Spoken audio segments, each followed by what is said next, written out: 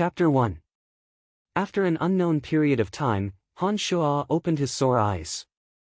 His whole body ached terribly, and his brain hurt even more. It was as if he had a severe migraine, and his brain seemed to be filled with a mess of things. He looked around. The surroundings were dusky. Piles of ghastly white bones were scattered messily in all directions. In the distance, there were some strange black substances that emitted a strong stench that made people want to vomit. Sigh, I'm really dead. This must be the underworld. Han Shuo's heart was like dead ashes. He thought to himself, I'm really unlucky to have died at such a young age. I was crippled in my previous life. I should quickly reincarnate and try to be different in my next life. Just as Han Shuo was thinking about this, his brain suddenly hurt terribly. After holding his headache and crying for a while, he felt as if he had learned a lot of things. Brian. Brian, who is Brian? Half an hour later, Han Shuo was dumbfounded. He thought to himself, how could such a bizarre thing as reincarnation happen to me? Moreover, I actually reincarnate into a foreigner's body. What kind of magic did that old lunatic Chu Kanglin do? Did he make a mistake? Han Shuo's eyes had slowly adapted to the darkness. He moved his limbs and brought his right arm in front of his eyes to take a look. The black mole on his wrist was gone. What was left were hideous scars that looked like earthworms wriggling on his arm. It made Han Shuo shudder with just a glance. This body wasn't his. Han Shuo was dumbfounded. Then, he realized that he had really reincarnated in another person's body. Although Brian was dead, Han Shuo didn't know why, but he actually knew about Brian's past. Then, Han Shuo knew that not only had he reincarnated in another person's body, but he hadn't reincarnated in America, England, or any other Western country. In a strange world called the Profound Continent, in a strange country called the Lancelot Empire. This was a bizarre continent where swords, magic, and alien races ran rampant. Brian's parents died when he was young, and when he was only 10, he was sold by his uncle to a slave trader. The slave trader then sold Brian to the Babylon Academy of Magic and Force. Brian's life was filled with darkness from then on. Brian had been 16 years old before his death. He'd been assigned to the weakest necromancy major in the Babylon Academy of Magic and Force, an errand boy. Over the past 6 years, his job had been to help necromancy students move the skeletons, zombies, and other waste products from failed necromancy magic experiments into this graveyard. In addition to this main job, he was also in charge of making tea, pouring water, sweeping the floor, and getting rid of insects. Also, the necromancy students would use him to test the combat abilities of skeletons or ghouls, or experiment with necromancy spells on him. The cowardly Brian had lived a life worse than death in these 6 years. His entire body was riddled with scars. Eating the disgusting bread and doing endless things, the necromancy students would always find Brian to practice their skills whenever they lost a magic competition with other majors. A 16-year-old youth, 6 years of torture. What kind of cruel treatment was this for a child? There were many times when Brian wanted to end his life by committing suicide, but his cowardly self didn't even have the courage to do so. Just like that, he endured the pain in silence for 6 years. Finally, the day before yesterday, his soul was invaded by a vengeful spirit summoned by the little witch of the necromancy major, Lisa, and he died. At the moment of his death, Brian didn't feel a trace of pain. He only felt the joy of being freed from the pain of his heart. Brian had been moving corpses and broken skeletons for 6 years. In the end, he was also thrown into a grave by another odd-job worker, the one that he often threw into the same place as trash. Han Shuo had already felt that his life had been dark enough, but when compared to Brian, Han Shuo suddenly felt a lump in his throat. For the first time, he thought that he'd been very happy all these years. After understanding Brian's past, Han Shuo felt a lump in his throat. His voice choked with emotion as he sighed, how can there be such a foolish and cowardly youth in this world? Brian, I've taken over your body. What should I do for you? Han Shuo suddenly felt a trace of something like liquid in his body. At this moment, Han Shuo felt a pain in his head as some memory fragments suddenly appeared. The trace of liquid slowly flowed around Han Shuo's body. At this moment, Han Shuo became a bit sluggish as his mind passively learned many things, from the inexplicable old psycho Chu Kanglin. There were 9 levels of demonic cultivation: solid, meridian opening, molded spirit, true demon, bloodlust, separate demon, carnal, 9 changes, and omen. Demonic practitioners were bloodthirsty and could do whatever they wanted. They didn't care about any morals or laws, and pursued absolute strength. Once they became demonic, they would possess the peerless ability to move mountains and drain seas. After sitting for who knew how long, Han Shuo learned many things that he'd never imagined in the past. Moreover, Han Shuo was sure that something must have gone wrong with Chu Kanglin's last magic trick. Chu Kanglin's own soul was gone, but he had left behind all the memories of that demonic cultivation technique. That trace of something flowing in his body should be the most basic and important demonic yuan, the foundation of all demonic cultivation techniques. According to Chu Zonglan's memories, it would take at least 3 to 5 years for a demonic cultivator to condense demonic yuan. However, Han Shuo didn't know anything about it and didn't do anything. However, there was a trace of demonic yuan in his body. Although it was pitifully weak, Han Shuo knew that it was indeed demonic yuan. Han Shuo thought to himself, Chu Kanglin, that old psycho, although he wanted me to be his scapegoat, he didn't expect that he would send me to such an unfamiliar time and space. The messy demonic cultivation techniques in his head must have been left behind by Chu Kanglin before he died. Although Han Shuo knew a little about this unfamiliar world through poor Brian, Brian was only a cowardly errand slave of the Babylon Academy of Magic and Force. His knowledge was very limited. Han Shuo began to let his imagination run wild for the rest of his life. Brian was dead, and Han Shuo had taken over his body.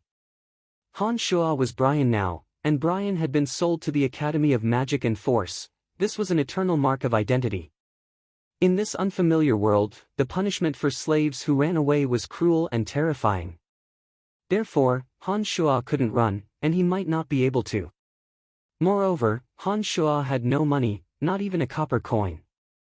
After careful consideration for a long time, Han Shuo finally decided to return to the Babylon Academy of Magic and Force. That was the only place where he could change his identity as a slave, and also do something for the poor dead Brian. Han Shuo's entire body was in excruciating pain. He was just about to stand up when he felt his entire body aching. He couldn't help but cry out loudly and sit down on his butt.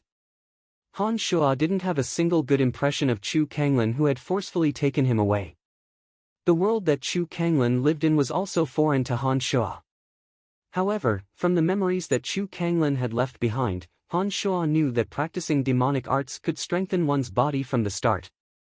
Towards the end, one could even fly in the sky and move mountains and drain the seas. There was nothing one couldn't do. Although Han Shuo felt that Chu Kanglin was a little crazy, just the fact that he could fly directly to the moon with Han Shuo was enough for Han Shuo to vaguely believe that the description of flying in the sky and earth in the demonic arts was true. There was a weak trace of magical yuan in Han Shuo's body. He held the thought of giving it a try in order to increase his chances of survival. Han Shuo recalled the difficult incantations of the demonic arts and began to focus his mental strength as hard as he could according to the first, solid, incantation. He wanted to control that weak trace of magical yuan. Han Shuo focused his mind and began to control that weak strand of magical yuan according to the solid incantation.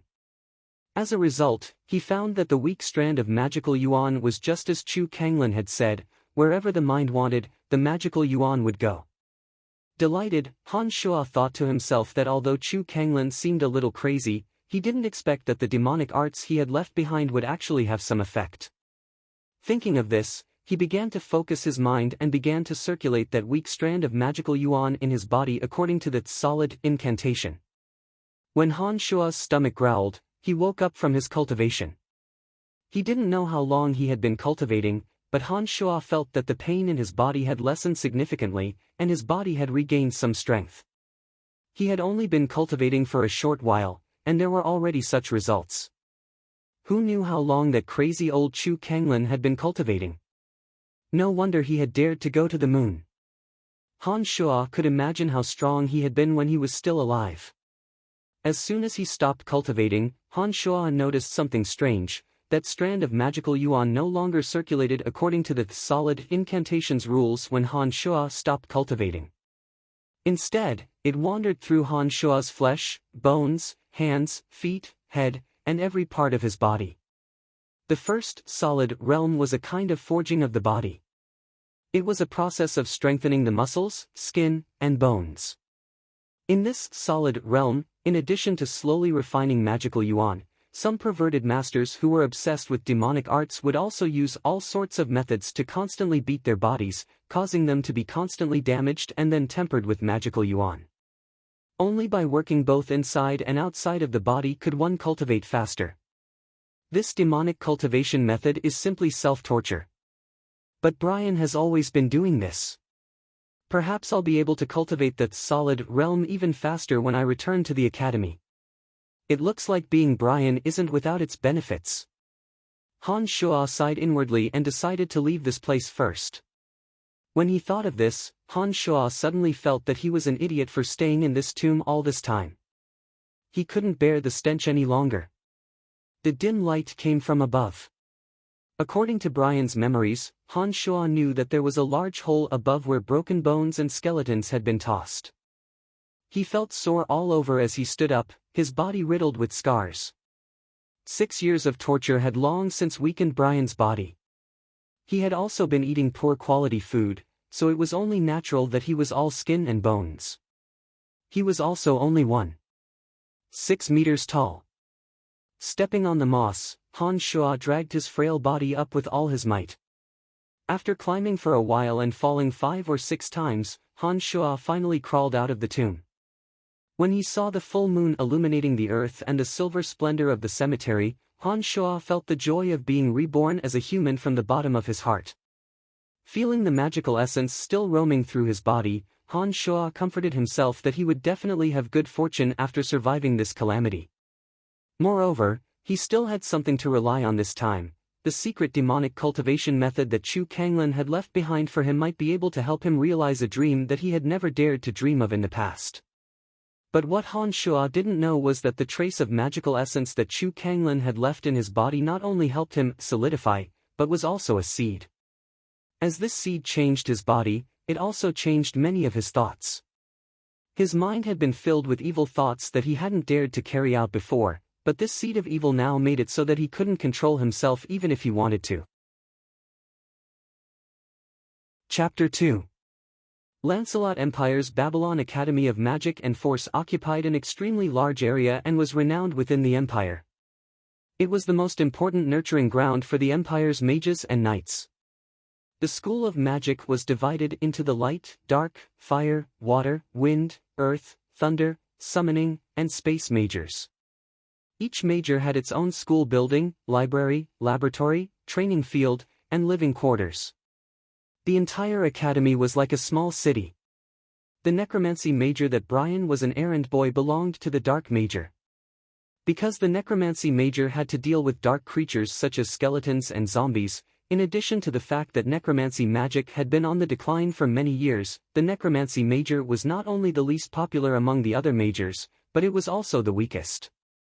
Even the other students of the dark major looked down on the necromancy major and disdained to be associated with the students of the necromancy major. During his 6 years as an errand boy in the Babylon Academy of Magic and Force, Brian was in the weakest and most unpopular major. Add to that his special job, and he had suffered endless disdain and humiliation. Not a single day went by that he didn't live in agony. Han Shuo followed Brian's memories and returned from the small path in the mountain behind the academy. It was a dark and windy night, and he returned from the small door used for errand boys. Because it was late at night, the students had all gone to bed early. Add to that the fact that the path Han Shuo took was quite remote. Han Shuo didn't run into anyone along the way. Han Shuo observed his surroundings along the way and discovered that the layout of the Babylon Academy of Magic and Force resembled the style of some Western European countries on Earth. After a while, Han Shuo finally returned to the necromancy major. Brian lived in a warehouse, this was completely in line with his errand boy status. The warehouse was filled with a messy assortment of items. Most of them were discarded junk or materials from experiments. Many of the items here were waiting to be disposed of, waiting for Brian to throw them away. The necromancy students would throw their unwanted items here through the windows, waiting for Brian to dispose of them. The hybrid library wasn't big to begin with. Other than some rubbish, there was only a small wooden bed. Even this small bed was filled with rubbish every day because the students didn't pay attention to it when they threw it. Brian worked until night every day. The first thing he did when he came back was to sort out the rubbish on his small bed. Early the next morning, he would throw away the rubbish that had to be dealt with before anyone woke up. When Han Shua arrived at the hut and saw the junkyard warehouse, he felt a lump in his throat. He deeply sympathized with the poor boy. How did he get through these 6 years? The air in the hut was extremely foul. Even if the windows were opened, it would not be of much use. This was because the foul smell was emitted from the abandoned things. There was still a lot of rubbish on the small bed. It looked like even though Brian had died, others continued to throw rubbish here out of habit. Dragging his tired feet, Han Shua found it difficult to take even a few steps. He finally arrived at the small bed and planned to clean it up like Brian and have a good sleep. However, Han Shua wasn't Brian after all. When he was halfway through cleaning, Han Shua's heart rippled with anger. This anger was only sporadic at first, but the trace of magical energy in his body circulated rapidly when Han Shua was angry, causing the anger in Han Shua's heart to burn like a spark. Finally, Han Shua abruptly stopped what he was doing and said fiercely, "I'm not Brian, I won't suffer like this. Brian, oh Brian, since I've taken over your body, let me help you punish that little witch Lisa." Han Shua didn't know that according to his original personality, although he would have the intention, he definitely wouldn't have acted so impulsively. In the past, he only had evil thoughts, but he didn't have the courage to turn them into reality. Walking out from the warehouse, Han Shua walked towards the dormitory where the female students lived. In the dead of night, Han Shua sneakily came to the dormitory. Brian often came here to clean and was very familiar with the place. He was very clear where Lisa lived. There were far fewer male and female students in the necromancy major than in the other majors. Therefore, every female student had their own individual room. It was spacious inside and had all the amenities one could wish for. Compared to the garbage warehouse that Brian lived in, this was heaven. Lisa lived on the second floor and Han Shua couldn't enter at night. But it was a good thing that there was a large tree behind Lisa's room. Han Shua shrunk his body and climbed up the tree like a skinny monkey. He was just able to tiptoe and approach Lisa's window. The window wasn't closed. Han Shua was secretly delighted. He stood on his tiptoes and moved his skinny body next to Lisa's window. Peering inside, he saw that the little witch Lisa's room was decorated in pink and looked very cute. There were some cute furry toys hanging on the table and walls inside. A faint fragrance flowed into Han Shua's nose and mouth. Han Shua wrinkled his nose. He hadn't thought that the ruthless and vicious Lisa would actually make her room so cute. Han Shua knew that he couldn't beat her. He moved closer to the window and took another look. He discovered that there was a hazy pink curtain in the corner. Lisa's bed was there. He took out a small bottle from his bag and smeared some of the blood used for the experiment on his eyes, nostrils, and the corners of his lips. He looked at a broken and abandoned mirror and messed up his brown hair a little. When he looked at the mirror again, he saw a horrifying and gloomy face with bloodstains all over it. "Heh, even if I can't beat you, I'll scare you to death." Han Shua was very satisfied with his current appearance. He nodded and laughed darkly in a low voice. After everything was in place, he stepped on the tree trunk and moved closer to Lisa's window. His body swayed along with the tree trunk as he extended his skinny right hand and knocked on Lisa's window. Knock knock, knock knock. Lisa seemed to be still dreaming. She was woken up by the knock knock on the window. She sleepily opened the pink curtain and walked out barefoot from inside. The carpet was also pink. Her jade-white feet landed on the carpet. Under the quiet moonlight, her 5 toes were pink and tender, appearing somewhat cute and moving. Lisa was a little younger than Brian and was a young lady of a noble family. Disregarding the way she treated Brian, Lisa was still an out-and-out little beauty. She had a head of soft golden hair, a height of 1.62 meters, and looked a little taller than Brian. She had slender eyebrows, a straight nose, and lovely red lips. Lisa, who was wearing pink pajamas, didn't seem to be completely awake. After walking out of the pink bed, she instinctively looked towards the source of the sound. A familiar face covered in blood. There were bloodstains on his eyes, nostrils, and the corners of his mouth. The long face looked sinister and terrifying. His thin and small body swayed left and right at the window as if he was weightless. His eyes were empty and lifeless as he stared at her. Wah! A startled cry rang through the entire female students' residential area. Han Shua laughed darkly in his heart. He thought to himself, "I'll scare you to death this time, or at least make you faint." As he thought this, Han Shua's expression became more and more terrifying. His empty eyes rolled back and his eyeballs rolled back and forth. His body swayed even more violently on the tree branches. Because his eyes were rolling back, Han Shua couldn't see Lisa anymore. After the frightened cry and Han Shua's expression became more and more terrifying, he suddenly didn't hear Lisa's voice anymore. She must have fainted from fright, Han Shua thought. Hearing the curses of the necromancy major female students coming from all around, Han Shua thought it was about time to retreat. Otherwise, he would be in deep trouble if he was caught. Just as he was about to restore his eyes to normal and flee, he suddenly felt a tremendous pain on the bridge of his nose, followed by another wave of pain on his head. His body involuntarily fell from the tree, his entire body aching and his head spinning.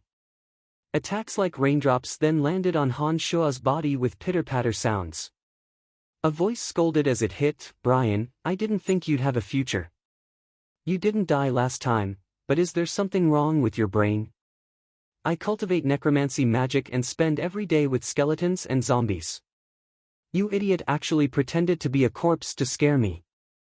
I really admire your idiotic behavior. Could it be that the future Grand Magus of the necromancy major, Lisa, can't even tell if a soul is in a body or not?" His body hurt greatly, but his heart hurt even more. This idiot Brian had stayed in the necromancy major as an errand boy for 6 years. How could he not know this bit of common sense? He had caused him to have the courage to do something bad for the first time, but he hadn't thought he would end up like this. Necromancy magic? This miraculous necromancy magic was actually able to tell even this kind of thing apart. It did have some skill. It looked like there were many things that he needed to learn in this foreign world. Otherwise, today's tragedy would have played out again. As the pain in his body intensified, Han Shua's thoughts ran wild as he cried out in pain. He inwardly thought that Chu Tsang Ming's demonic magic had the word demonic in it, and necromancy magic didn't sound like a good path just from the name. If he cultivated the two together, would there be a conflict? Or would it be stronger? Chapter 3. As Han Shua's thoughts ran wild, he felt pain all over his body. That little witch Lisa was still madly beating him up. Poor Han Shua's body was so weak that tears had flowed uncontrollably from his eyes when he'd been hit on the bridge of his nose. After falling down from the tree, the pain had made him dizzy and disoriented. He could only roll into a ball on the ground and expose the most fleshy parts for Lisa to hit, such as his buttocks. After a while, Han Shua suddenly discovered something miraculous. A trace of magical yuan in his body just happened to travel to his buttocks at this moment. When Lisa's foot landed on the area where the magical yuan had flowed through, his buttocks didn't feel as much pain anymore. After the magical yuan had passed through the originally burning area, the pain had greatly decreased, and there seemed to be a very comfortable feeling. Han Shua was baffled and thought to himself that the solid realm of magical yuan was truly a form of self-torture. As his thoughts ran wild, the trace of magical yuan had traveled to his right buttocks. Lisa's kick just so happened to land on Han Shua's right buttocks where the magical yuan was. Ah! Wah! Two cries, one high and one low, suddenly sounded from Han Shuo and Lisa's mouths. Lisa suddenly felt that Han Shuo's right buttocks were harder than iron and stone. Her little foot couldn't bear the immense pain and she immediately shrank her foot back and cried out. Han Shuo, on the other hand, felt that the place where Lisa had kicked not only didn't hurt at all, but instead felt very comfortable. His entire body was hurting, and this sudden comfortable feeling from that place made Han Shuo involuntarily cry out softly. This soft was also indescribably obscene, as if, "Brian, you idiot, why do you have rocks in your pants?" Lisa rubbed her jade-like little feet as she yelled angrily. Several female necromancy students also appeared around Han Shuo and Lisa at this time. All of them had sleepy eyes as they looked coldly at Han Shuo. His nose was no longer hurting, and his tears were no longer flowing uncontrollably. Han Shuo moved his body and sat up on the grass. He looked around and saw that Amy, Athena, and Bella, who was also a novice magic caster, were all glaring at him angrily. Killing intent, compared to Lisa, Amy, Athena, and Bella were a lot less good-looking. They were all 16 or 17 years old and weren't very pretty to begin with. Having their sleep disturbed would affect their beauty, so it was only natural that the three girls were in a very bad mood. "Idiot, what are you looking at? Tell me, why do you have rocks in your pants? You've kicked this lady's beautiful feet until they're purple. Ugh, it hurts." The little witch Lisa looked coldly at Han Shuo and put her hands on her hips as she spoke arrogantly. Her left foot was tiptoeing and looked a bit odd. "What an idiot." Han Shuo laughed coldly in his heart and then crawled up with some difficulty with a face full of bewilderment. He laughed dumbly and said, "No, I don't have any rocks in my pants." Turning around, Han Shuo faced the four necromancy girls with his buttocks. He undid his pants as he spoke, but before he could pull them down, for screams pierced through the air, followed by the sound of panicked footsteps. "Brian, you idiot, put your pants back on right now or I'll kill you." Lisa hurriedly yelled loudly, but there was an obvious sense of panic in her voice. "Oh." Han Shuo responded dumbly, but he was laughing sinisterly in his heart. "Do you think I can't handle a few tender little daisies?" When the man and four girls stood face to face again, Lisa looked closely at Han Shuo a few times and said indignantly, "I'll let you off the hook for hiding rocks in your pants. What were you planning to do by climbing up the tree by my window in the middle of the night?" "Ha ha." Laughing dumbly, Han Shuo pointed at a tattered bag on the tree and said matter-of-factly, "Take that tattered bag down." "What are you doing in the middle of the night, taking a trash bag?" Lisa felt like she was about to go mad with anger as she roared angrily. Beginner mage Bella sighed lightly at this moment and said to Lisa, Lisa, can't you see by now that this Brian has gone mad? It looks like your wraith didn't kill him, but made him mad. Why should we bicker with a madman?" She covered her mouth and yawned, saying, "Oh. I still have class tomorrow, so I'm going back to sleep." "Senior Lisa, do as you see fit." Amy seemed to sympathize with Han Shuo a bit and looked silently at Han Shuo. She shook her head lightly and sighed. She didn't say much and also turned to leave with Bella. If Han Shuo hadn't acted so crazily, apart from Lisa, he would likely have to suffer the wrath of the three girls. However, since he was a mentally unstable person, the three girls naturally wouldn't bicker with a madman. They let Han Shuo off just like that and went back to their sweet dreams. After the three girls left, only Lisa and Hu Shuo were left. Lisa glared fiercely at Han Shuo and said coldly, "Go do what you need to do, I'll deal with you in a couple of days. I'm tired today, if you dare disturb my sleep again, I won't just punch and kick you, I'll use magic to make you go crazy again." Lisa glared at Han Shuo again after she'd finished speaking and left with a bit of an unnatural gait. She even cried out softly as she walked through the door, "That hurts, that idiot had rocks in his pants. My wraith has indeed driven him mad."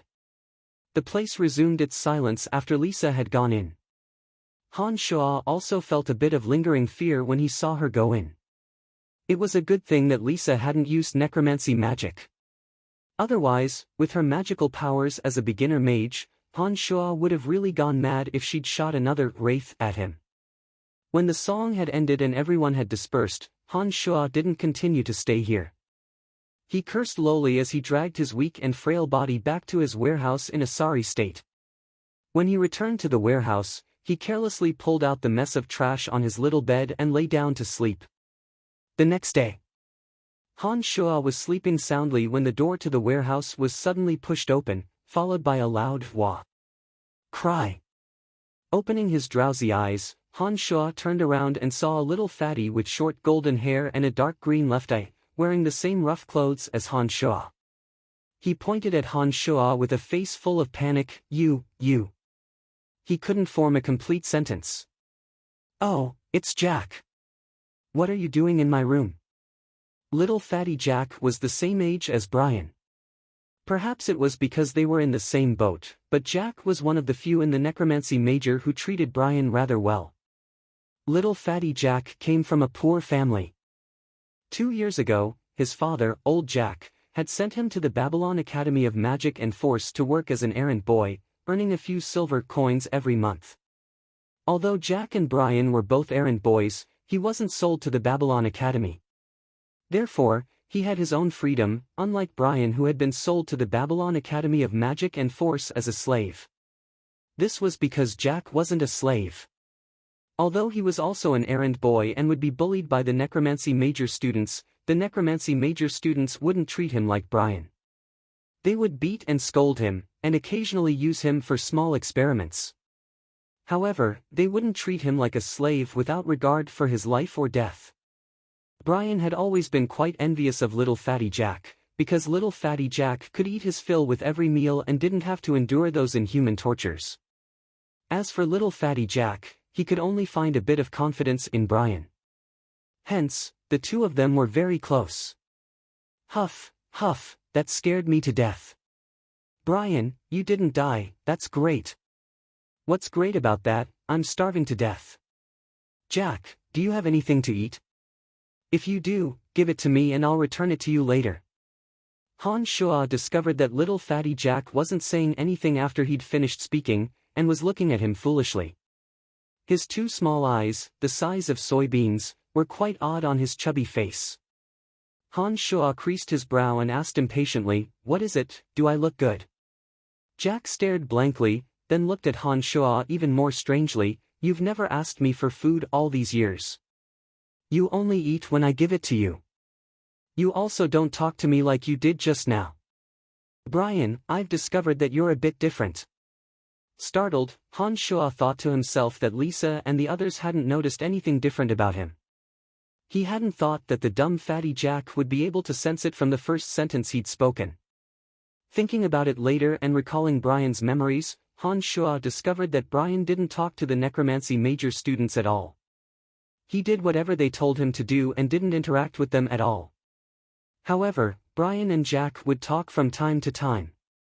Although it was Jack talking and Brian listening most of the time, the two had spent a lot of time together. It was no wonder that Jack could so quickly sense that he was different. Laughing out loud, Han Shua smiled faintly. "I was hit by Lisa's wraith and almost died. After this incident, I feel that I've been living the wrong way and want to change myself." Jack breathed a sigh of relief when he heard this and nodded. "So that's how it is. I thought you'd become stupid after being hit by the wraith." Han Shua didn't know what to say. "Here, this is the black bread I've hidden. Take it and eat it. It's great that you didn't die. Everyone thought you were dead and couldn't find a new errand boy, so they gave your job to me. I had to wake up early in the morning and run over to you. I was in a hurry and accidentally bumped into Bach and got beaten up by him. Even my left eye is black now." Little fatty Jack spoke happily as he handed a piece of black bread to Han Shua. It looked like Jack was quite happy that he didn't have to do Brian's job anymore. Han Shua fiercely bit into the black bread when he saw the black eye around Jack's left eye. He said furiously, "Bach hit you again. He's too arrogant. Come, let's go get revenge." Jack jumped up in fright and grabbed onto Han Shua, using his body weight to hold onto Han Shua. He said hastily with surprise, "Brian, are you crazy? Aren't we used to this a long time ago? Bach is a magic apprentice in the necromancy major, and it's not the first time we've been beaten up. We should be happy that he's not looking for trouble with us. What revenge do we need from him? Snorting coldly, Han Shuo said, "Don't worry, I naturally have a way. I'm crazy, and all the students in the necromancy major should know that I'm crazy by now. I'm fucking crazy, who am I afraid of?" Yelling, Han Shuo dragged Brian and walked out of the warehouse with his head held high. The magical yuan within Han Shuo's body seemed to be circulating even faster. Chapter 4. Early in the morning, the necromancy students all hastily got up and made their way to the dark major's school building. Jack was panic-stricken and had an unwilling expression on his face. But when he heard Han Shuo's plan and thought of how Han Shuo was taking revenge for him, how could he be less than Brian if he wasn't afraid of someone as weak and cowardly as him? Jack finally agreed. There were many stone statues of the past top students of the Babylon Academy of Magic and Force on a blue stone path. These stone statues were incomparably tall and lifelike. These stone figures were the pride of the Babylon Academy of Magic and Force. One of Brian's jobs was to clean the dust off these enormous stone statues. Brian had been doing this since he was 10 years old. Brian was even shorter at that time and had to carry a small ladder in order to complete his tasks with great difficulty. Otherwise, he wouldn't have any food to eat every day. Standing next to a stone statue of a bearded Grand Magus, Han Shuo wiped the dust off the chest of this Grand Magus named Claire. He said to Jack, "I say, Jack, when can our stone statues be placed here as well?" "Brian, don't let your imagination run wild. We're just errand slaves. As long as we can eat our fill and not be beaten up every day, how can we become mages?" "Oh. Brian, you're really a bit different now. You'd never let your imagination run wild before, and you definitely wouldn't come up with such a bad idea." "Why not? If you want to become a magician, not only do you need to have great talent, you also need to enter a magic academy. You need to pay a lot of gold coins to the academy and go through layers of training. Even the children of nobles need to have great talent to become a magician. Commoners like us shouldn't even think about it." "Oh, I forgot, you're still an errand slave without freedom. You're even worse off, there's no hope at all. We're in a magic academy right now, and we don't even need to pay any tuition fees. Haha, we're truly blessed by the heavens. If we don't learn some magic, how will we have the face to say that we're from the Babylon Academy of Magic and Force?" "Brian, you don't have to act so confident. We're not magic students, we're just servants." I can still leave the Academy of Magic in the future, but I'm afraid you won't be able to." Little fatty Jack saw that Han Shuo was absent-mindedly wiping Grand Magus Claire's statue. Jack didn't have his usual focus on work and only had a face full of ambition. He felt that Han Shuo was a bit strange and honestly spoke his mind. Let's not talk about this. Look at that little witch Lisa, she's finally here. Let's get down to business." Han Shuo saw the little witch Lisa from afar and stumbled over a bit. He thought to himself that Brian's 6 years as an errand boy at the Babylon Academy of Magic and Force had some use to him. At least he knew the routine of some people's lives. Lisa always woke up later than usual. Most of the time, she would walk slowly to the Magic Academy by herself. Today was no exception. The little witch Lisa was wearing a black mage robe this time. Her soft golden hair draped lazily over her shoulders. She didn't seem to have slept well last night and kept yawning as she walked. Lisa was very beautiful, but because she was only 16, her breasts didn't seem full enough, perhaps because she hadn't fully developed yet. It was said that Lisa was very dissatisfied with her flat breasts and had been thinking of ways to solve this problem recently. Han Shuo and Jack watched as Lisa walked over and continued wiping the dust off Grand Magus Claire's statue with a straight face. They seemed to be completely unaware that Lisa was walking in their direction as they murmured softly. "How is this possible? Did you hear wrong, Brian? Why would Bach say that about Lisa?" Suddenly, Jack, who had been mumbling in a low voice, suddenly raised his voice and shouted out in surprise. Lisa, who had been walking absent-mindedly, immediately focused all her attention when she heard someone mention her. She looked ahead vigilantly. Every girl wanted to know what others said about them behind their backs, and the little witch Lisa was naturally no exception. In addition, in order to prevent the two in front of her from seeing her and not daring to continue speaking, Lisa cleverly hid behind another statue and pricked up her ears with a face full of gossip, her eyes sneakily looking in that direction. So it was this half-crazy, half-stupid Brian. Lisa was infuriated and prepared to settle the score with him later. But before that, she wanted to hear what Bach had to say about her. Han Shuo had a silly smile on his face as he said dumbly, "I didn't hear wrong." Bach said to the other students on the way here that Lisa's breasts were as flat as a piece of bread that had been stepped on. Jack fiercely stifled his laughter as soon as these words left his mouth. His chubby face flushed red and his body trembled. On the other side, Lisa's ruddy face suddenly turned green as a fierce light flashed through her beautiful eyes. Her adorable lips slowly twitched as she ground her teeth so hard that they made crunching noises. She trembled behind the statue for a few seconds, and then walked quickly towards the school building with a murderous aura. She'd even forgotten that she'd originally planned to settle the score with Brian. Jack finally couldn't hold it in any longer as he watched the little witch Lisa leave the other way with a green face and a murderous aura. Waha! He exploded with laughter, feeling indescribably carefree in his heart. He said as he laughed, "Brian, you're just too evil. Even an errand boy like me knows that Bach likes Lisa. Lisa also hates it when people say that her breasts are small. Judging from her current appearance, Bach is sure to be in big trouble."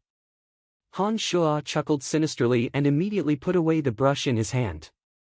He urged Jack, "Let's not brush this Claire anymore, let's go take a look first." Little fatty Jack was egged on by Han Shuo and also heroically put the brush into the cloth bag at his waist.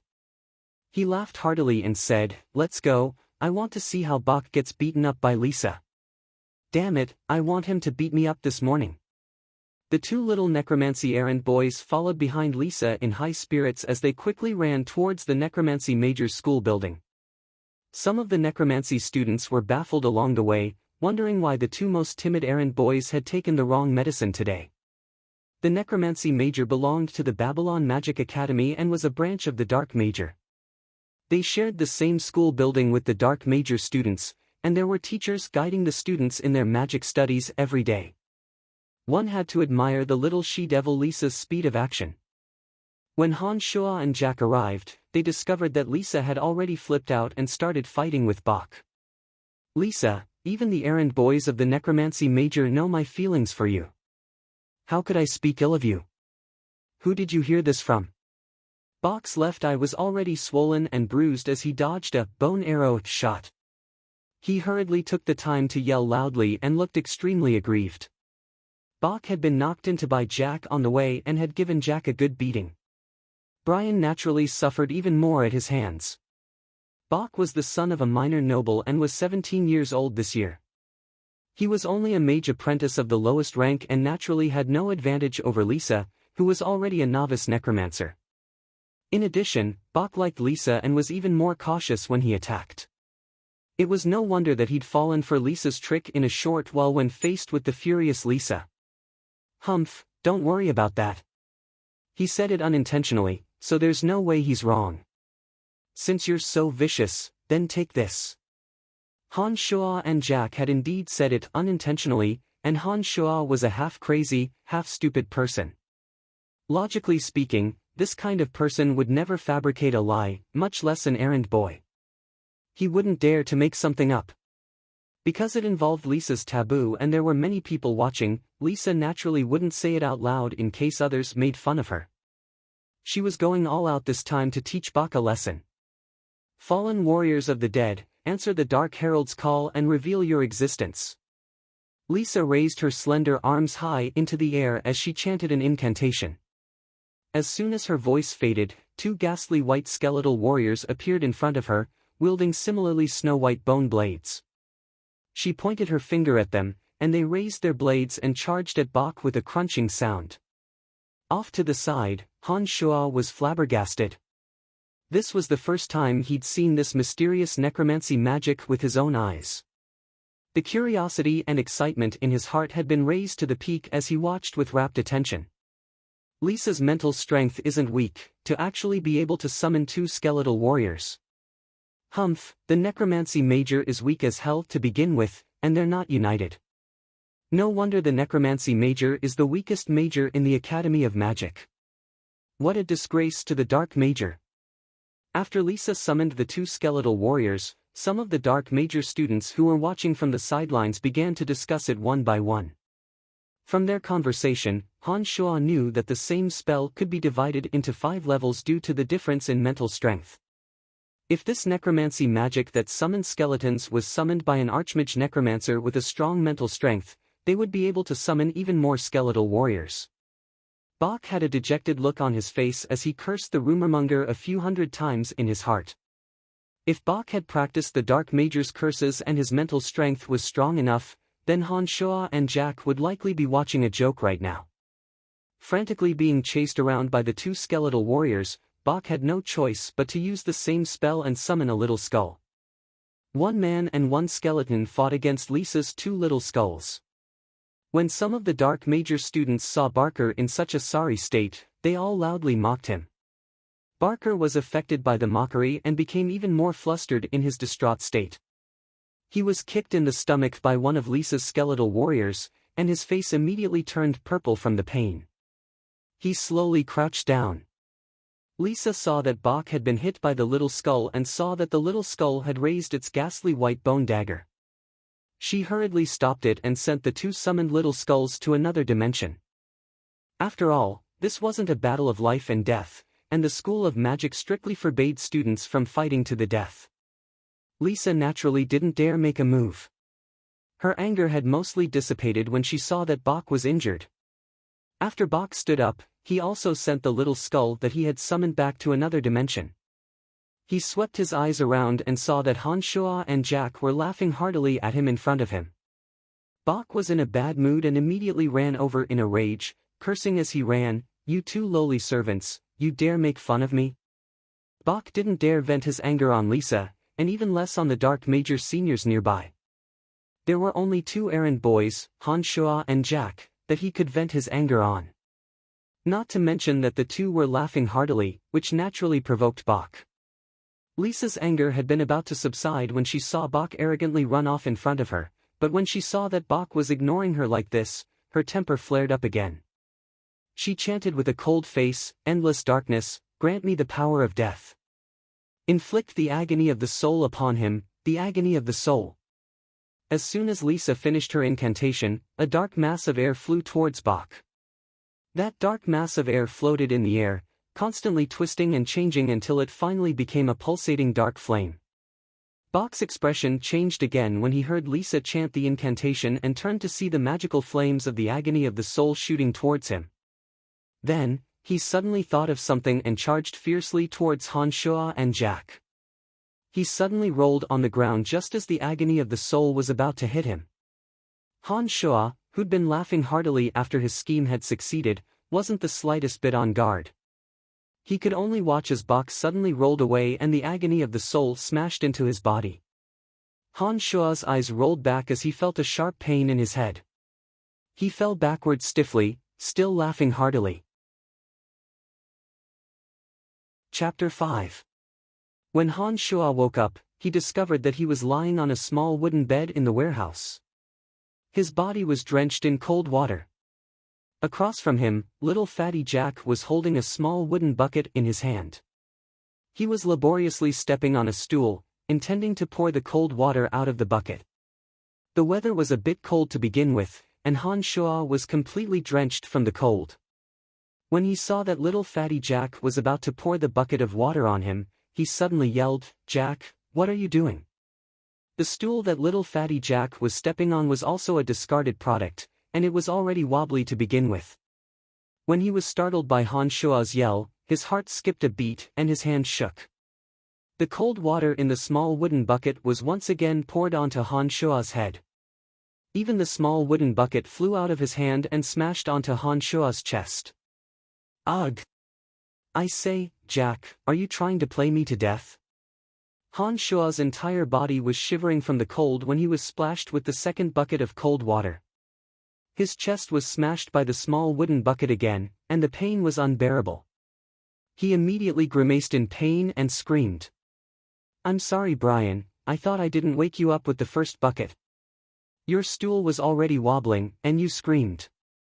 I was so frightened by you that my hand shook, and I poured the water in the wooden bucket on you. Little Fatty Jack's face was full of embarrassment as he picked up a piece of ragged cloth from the side and wiped it on Han Shua's body. He wanted to clean up the water on Han Shua's neck first. Who knew that Han Shua would squeal like a pig being slaughtered again, and stumbled away in a panic. He hurriedly said, Jack, there's bone powder on the ragged cloth in your hand that's gone bad from necromancy magic experiments. This stuff pricks people like little needles. You're not trying to stab me to death, are you? Ah! I'm sorry, Brian, I didn't do it on purpose, I really didn't do it on purpose. Jack was also a little panicked. He hurriedly threw the rag in his hand far away. He was glad that there was no bone powder on the side he was holding.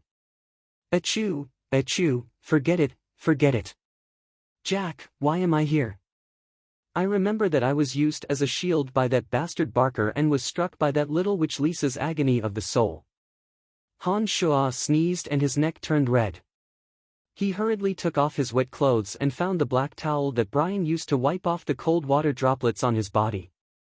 Brian, you have so many scars on your body. When he heard Jack's words, Han Shua couldn't help but take a serious look at his own body for the first time. There wasn't a single part of his body that didn't have scars. Han Shua sighed inwardly and once again felt sad for Brian's misfortune. Scars are a man's memories and medals. What do you know? Hurry up and tell me what happened after I fainted. Class just happened to start at the Dark Academy after you fainted from the agony of the soul. Lisa said a few words and hurried off to class. I called Uncle Sel and the two of us carried you back.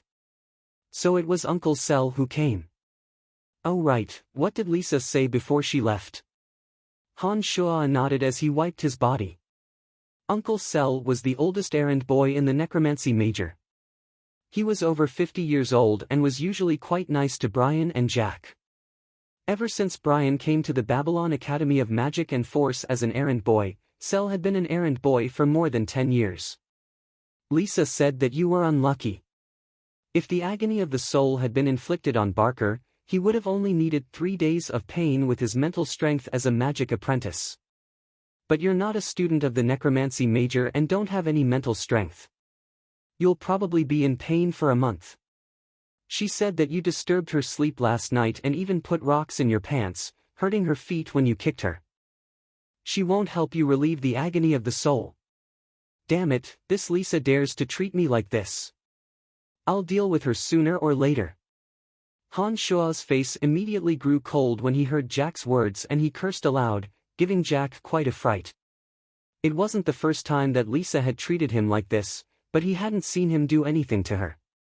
When Han Shua had finished cursing, he thought for a moment and said, Barker is a magic apprentice and can feel the pain for 3 days with mental strength, but I'll be in pain for a month. Heh, my potential is extraordinary. If I learn necromancy magic, maybe I'll be fine in 3 days. Brian, you're an errand boy, how can you learn magic? Then how do magic students learn magic? First meditate and sense the magical elements. When I have mental strength, then study the knowledge in the books and practice magic according to the incantations. If there's anything I don't understand, ask the magic teacher. Jack thought for a moment and said matter-of-factly. Then isn't that fine? I can meditate too. When I have mental strength, can't I learn the incantations from the books and practice magic? But you don't have any books. At this point in the conversation, Han Shua walked up to little fatty Jack in a very friendly manner and suddenly put his arm around Jack. He smiled merrily at Jack, don't I still have you? Aren't you cleaning the library? Jack jumped in fright and hurriedly moved away from Han Shua. He said with a face full of panic, Brian, you want me to steal books for you? Vulgar. How can this be called stealing? I'm only asking you to borrow books. You can just put them back when I'm done. Not many people read those books on the foundations of magic anyways. No one will know about this. Jack, I'm so unlucky today because I helped you. Shouldn't you help me too? Han Shuo stared at little fatty Jack and said righteously. Jack's face was full of hesitation when he heard Han Shuo's words, but under Han Shuo's emotional assault, he finally reluctantly agreed to borrow the books for Han Shuo. Jack stealthily found Han Shuo at night and pulled out the foundations of necromancy and a magical dictionary from his fat belly. He handed them to Han Shuo and exhorted him for a long time before sneaking away. With Brian's status as an errand slave, he didn't have the right to learn how to read. However, because he had to do everything, he did learn quite a bit over the past 6 years due to the demands of his work. He passed all of this knowledge to Han Shuo, so Han Shuo was able to understand the words on these 2 books. Han Shuo closed the little wooden door to the warehouse after Jack left and flipped open the first light yellow page of The Foundations of Necromancy, reading with great interest. Magic was a method of using the mental strength to communicate with the magical elements in this world. There were 4 ways to use magic: incantations, magic scrolls, hand gestures, and magic matrices. Necromancy magic had once been extremely prosperous. When necromancy magic was at its peak, all dark magic was classified as necromancy magic. It was a pity that necromancy magic had declined, and necromancy magic had become a branch of dark magic. In the beginning, necromancy magic was only used to control souls and bones.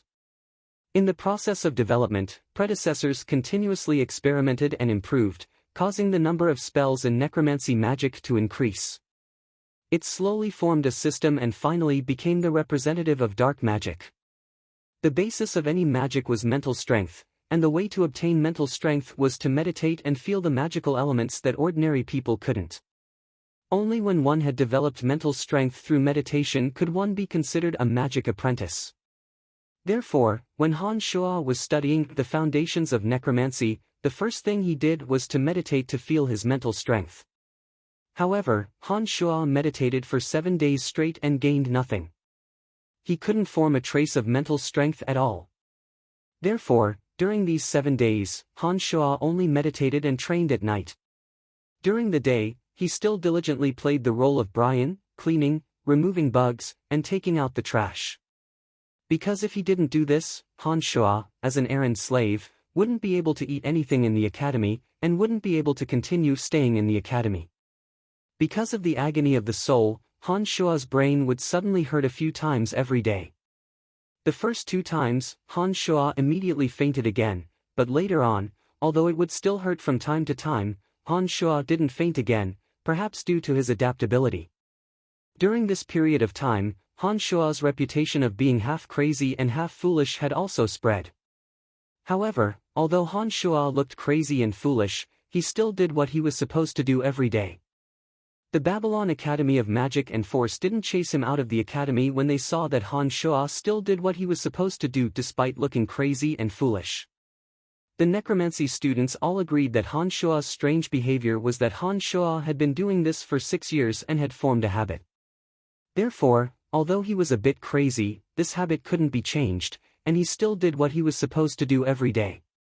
However, during these days, whenever the students who wanted to find Han Shuo to experiment with magic found him, Han Shuo would suddenly have a headache at the right time. When he had a headache, he would go even crazier. Sometimes, Han Shuo would mess up the experiment. The students all knew that Han Shuo had been hit by Lisa's agony of the soul, and that he was a bit crazy and foolish, so they couldn't do much to him. No one knew why Lisa had beaten Bach up, but Bach had been quite depressed during this time and would find excuses to beat Han Shuo up. Bach was a magic apprentice, and his body was stronger than Han Shuo's. Even when Han Shuo pretended to be crazy and fought with him, he was still beaten up quite a bit. When he returned to the warehouse at night, Han Shuo immediately cursed as soon as he walked in, "Bach, you scum, just you wait, I'll beat you up so badly that even your parents won't recognize you." Today, Han Shuo had been beaten up by Bach again. Bach and a little skull were fighting Han Shuo alone, so Han Shuo naturally couldn't beat them. He was covered in bruises all over his body. But these days, Han Shuo felt that his strength was increasing, and his appetite had also increased greatly. Every time he didn't have enough food to eat, he would have to ask Jack for more. And every time he was beaten up by Bok, although it was painful, Han Shuo only needed to practice the solid and method of magical yuan after returning to the warehouse. Not only would his body not hurt at all when he woke up the next day, he would even be in very good spirits. When he fought Bok again, he discovered that the pain on his body was getting lighter and lighter. Therefore, every time Han Shuo was beaten up, he would immediately return to the warehouse and start practicing magical yuan. That bit of magical yuan in his body had also unknowingly grown a little during this period of time. It seemed that every time Han Shuo was beaten up and returned to practice magical yuan, his body was slowly being forged, and his magical yuan had gradually grown from the size of a fingernail to the size of a thumb. This made Han Shuo both excited and afraid. He was excited that the magical yuan was growing stronger, and that his body and spirit were getting better and better. He was afraid that because the magical yuan was slowly growing, Han Shuo would sometimes find it harder and harder to control his temper, and would easily do things that he was afraid of and would regret later on. Han Shuo pulled out The Foundations of Necromancy from under the little wooden bed. After reading it for a while, Han Shuo once again started meditating out of habit. The magical yuan in his body also continued to roam around every part of his body irregularly. Han Shuo felt very comfortable after the magical yuan flowed past the areas that hurt. As Han Shuo meditated, that strand of magical yuan slowly flowed from his neck to Han Shuo's brain. It was at this moment that a familiar pain suddenly radiated from Han Shuo's brain. At this moment, Han Shuo knew that the agony of the soul that Lisa had released was acting up again. Suddenly, that strand of magical yuan seemed to have entered the center of Han Shuo's pain just as his brain was in pain. This was the first time that the agony of the soul had acted up, and the magical yuan had just so happened to enter his brain. Han Shuo felt as if a cannon had been set off in his brain, and then his head ached again as he fainted. Chapter 6. When Han Shuo woke up, he discovered that it was already late at night. The magical yuan in his body was still flowing irregularly, but there seemed to be something more in his mind. Everything around him seemed to be much clearer. A thought struck him as Han Shuo once again held his breath and focused his mind into meditation. Han Shuo carefully sensed his body according to the basics of necromancy, and finally confirmed that the magical yuan had flowed into his brain when the agony of the soul had flared up, and that he'd inexplicably cultivated mental strength. Waha, looks like I'm a genius, to be able to cultivate mental strength so quickly. Heh, maybe I should try out the lowest level of necromancy magic and see if I can summon a skeletal warrior. He hurriedly took out The Basics of Necromancy from his bed and flipped through it for a long time, but he couldn't find the incantation to summon a skeletal warrior. It was then that Han Shuo discovered that this book only recorded the basics of necromancy magic, and didn't contain any incantations or magic spells. Han Shuo frowned as he thought for a while, and remembered Lisa's summoning incantation from back then. He immediately raised his hands high and focused all of his mental strength, chanting the summoning incantation for necromancy magic. Fallen warrior of the dead, heed the dark emissary's call and reveal your existence. When Han Shuo finished reciting the incantation, he suddenly felt the weak mental strength in his brain rapidly drain away. It was all sucked away in an instant. He vaguely felt something, and then his head hurt. His body collapsed onto the bed, panting heavily. As Han Shuo sat down weakly, a black light flashed in his small warehouse, and a ghastly white little skull that was half the size of the one Lisa had summoned last time appeared. Han Shuo was wild with joy as he looked at this snow-white little skull that held a dagger-like bone knife in its hand, and its two empty eyes facing him. Although this little skull was a size smaller than the one Lisa had summoned, it was still a little skull. This also meant that his necromancy magic had succeeded. His body collapsed and his mind felt groggy. Han Shuo knew through The Basics of Necromancy that his mental strength was too weak. Even summoning this little skull had exhausted all of his mental strength. Looking at the little skull in front of him, Han Shuo felt that he had an inexplicable connection with it. However, Han Shua's mental strength was pitifully weak, and he couldn't even send a command with his mental strength, let alone send the little skull back to the other dimension. The man and skeleton looked at each other for a while. Han Shua thought to himself that no one would come to this warehouse anyway. This little skull wouldn't run around without Han Shua's orders, so it didn't matter. It was already the middle of the night. Han Shua had been tossing and turning for so long and was exhausted. After the surprise just now, Han Shua felt a little tired and fell asleep in a daze. The next day, before the sky was completely bright, Han Shua had already woken up. During this period of time, Han Shua had gotten used to disposing of the garbage piled up in the warehouse before anyone else woke up.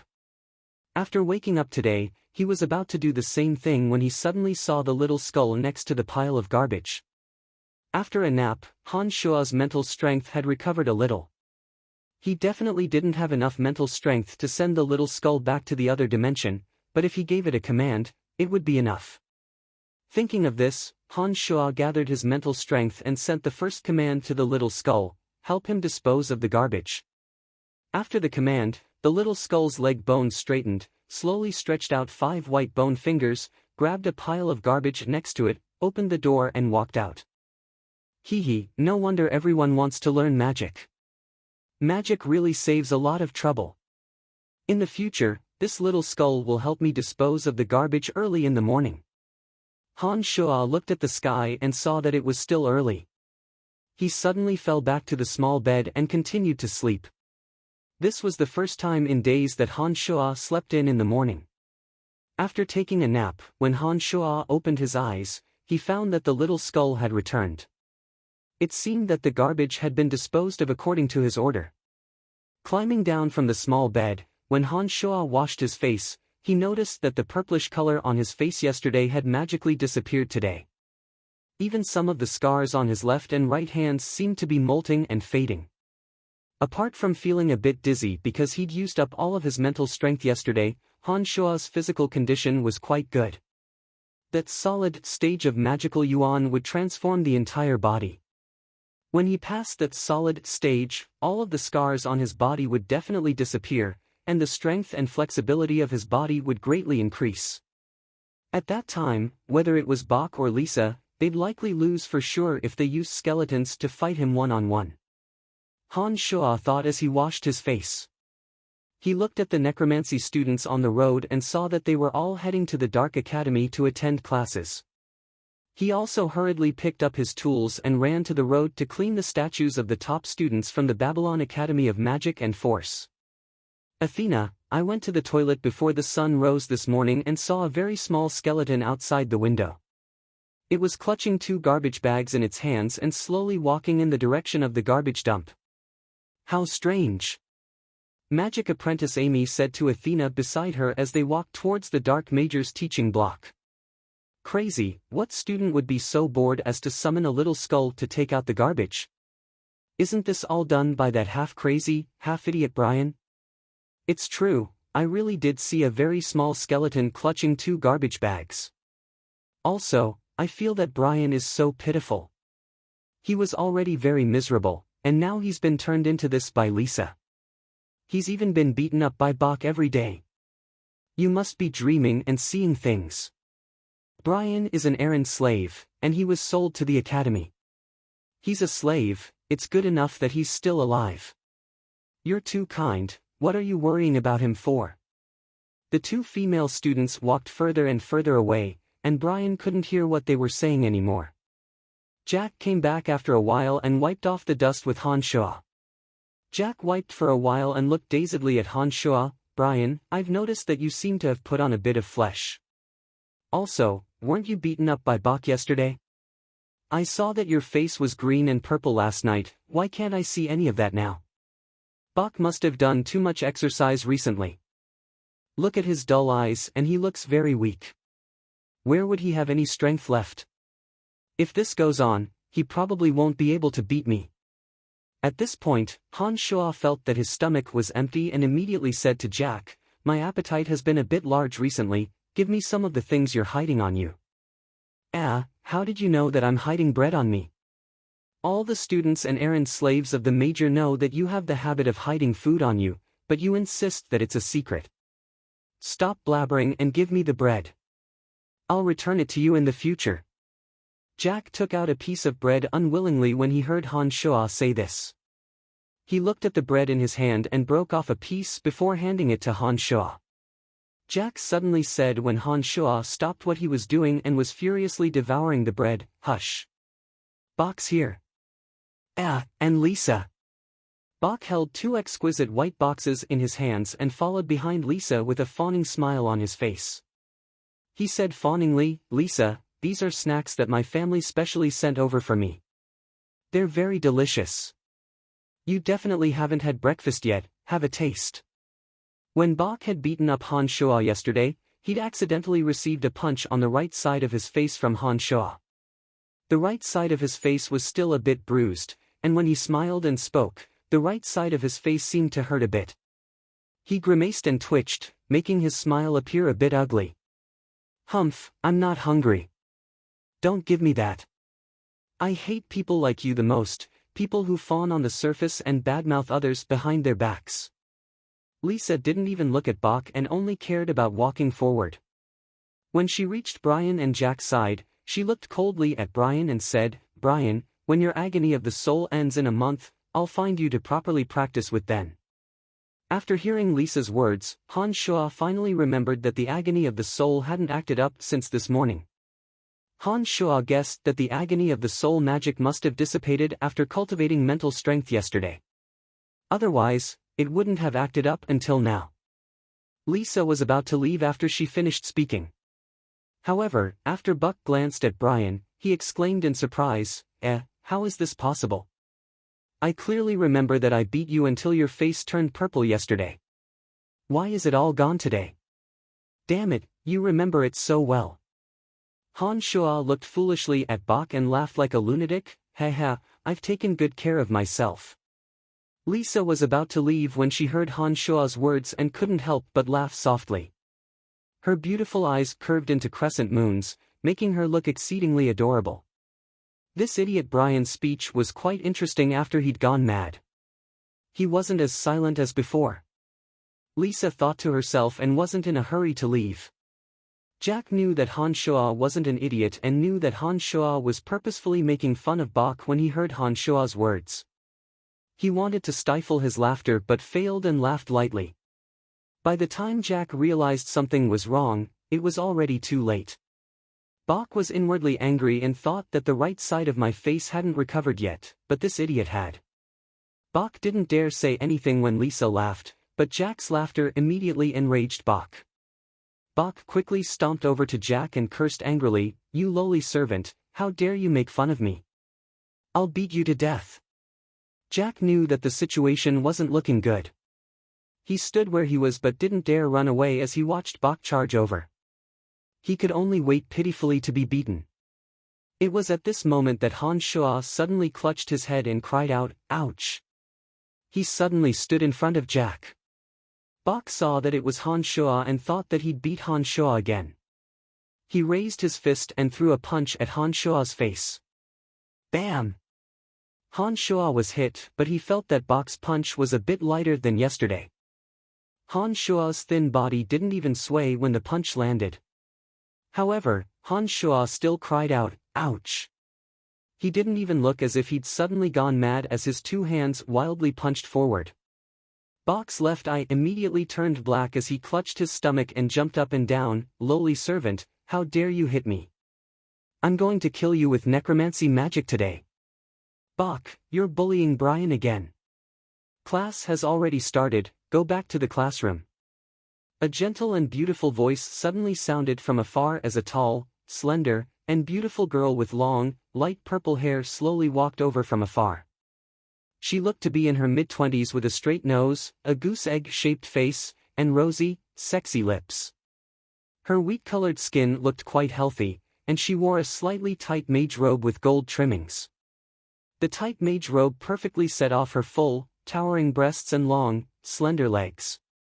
She held a few magic books in her left hand and an emerald-embedded magic staff in her right as she spoke to Brian. Master Fanny, you're not wearing your glasses today.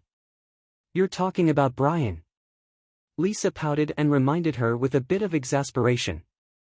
Glasses are a fatal blow to a beauty's beauty. I don't want to wear that every day. Fanny smiled faintly and finally found Bach. She made a knocking motion with the magic staff in her right hand and said fiercely, "Go back to class immediately or you'll know the consequences." Fanny revealed a gentle smile again after speaking to Bach fiercely. She smiled at Lisa and said, "Lisa, you need to hurry to class as well. You're not a good student if you're always late. I still need to prepare for today's lesson, so I'll be leaving first." Fanny turned back to glare at Bach after she'd finished speaking. Her two long, slender, and beautiful legs lifted as she walked forward gracefully. Her two round, perky buttocks appeared indescribably captivating as she walked. Master Fanny, that's not the classroom building. You're going in the wrong direction. Oh my God, you'd better wear your glasses. Lisa exclaimed softly and was about to leave when she thought of something. She paused and swept a cold glance over Bach. She said disdainfully, "Useless fellow, you can't even beat an errand boy." Lisa then looked at Han Shua and quickly chased after Fanny. Bach was seething with anger and pointed viciously at Han Shua and Jack. "You two lowly servants, just you wait. I'll get even with you." He then hurried off to class as well. It looked like Fanny's threat was quite effective. Han Shua looked in the direction that Fanny had disappeared with a dazed expression and watched Fanny leave. He didn't take Bach's threat to heart and murmured when Fanny had completely disappeared, "Master Fanny is quite interesting. No wonder that idiot Brian has a crush on her. To think that Brian's taste is about the same as mine. Brian, stop looking. I know that you've liked Master Fanny for a long time. Master Fanny has also told some students not to bully you. However, you're just an errand boy, and she's an adept mage of the academy. Do you know how strong adept mages are? Although Master Fanny is a bit short-sighted, there are too many people in the academy who have a crush on her. You should wake up soon." Jack's plump hands waved repeatedly in front of Han Shua's face, reminding Han Shua to face reality and wake up soon. "I'm already drunk and can't wake up," Han Shua said lecherously. He paused and added, "I'll get her sooner or later." Chapter 7. Of course, these weren't things that Han Shua could do at the moment. Han Shua found the simplest way to refine it, and found 7 white bone spurs from an unknown magical beast in the warehouse. He then stuck them into the barrel according to the magical Yin concentration matrix. Han Shua's heart suddenly relaxed when he saw the 7 whirlpools appear. He knew that his messy messing around had actually succeeded. Although he didn't know what would become of the little skull in the end, Han Shua was already at ease. He meditated for a while and slowly fell into a deep sleep. At this moment, Han Shua suddenly stood up with a loud "ugh," and Carrie's right foot came flying over, kicking Han Shua in the chest. Han Shua cried out in pain and grabbed Carrie's right leg with both hands, lifting it up. Carrie cried out and fell to the side, his body crashing into another stone statue. He grimaced in pain. When Carrie and Borg came over, Han Shua cried out in pain and flailed his arms and legs wildly. Although his body had taken a few punches and kicks, Carrie and Borg didn't have it easy either. They were also hit by Han Shua's random attacks. "Ah, my head hurts." Han Shua hugged his head and squatted on the ground, his body shaking with a pained expression.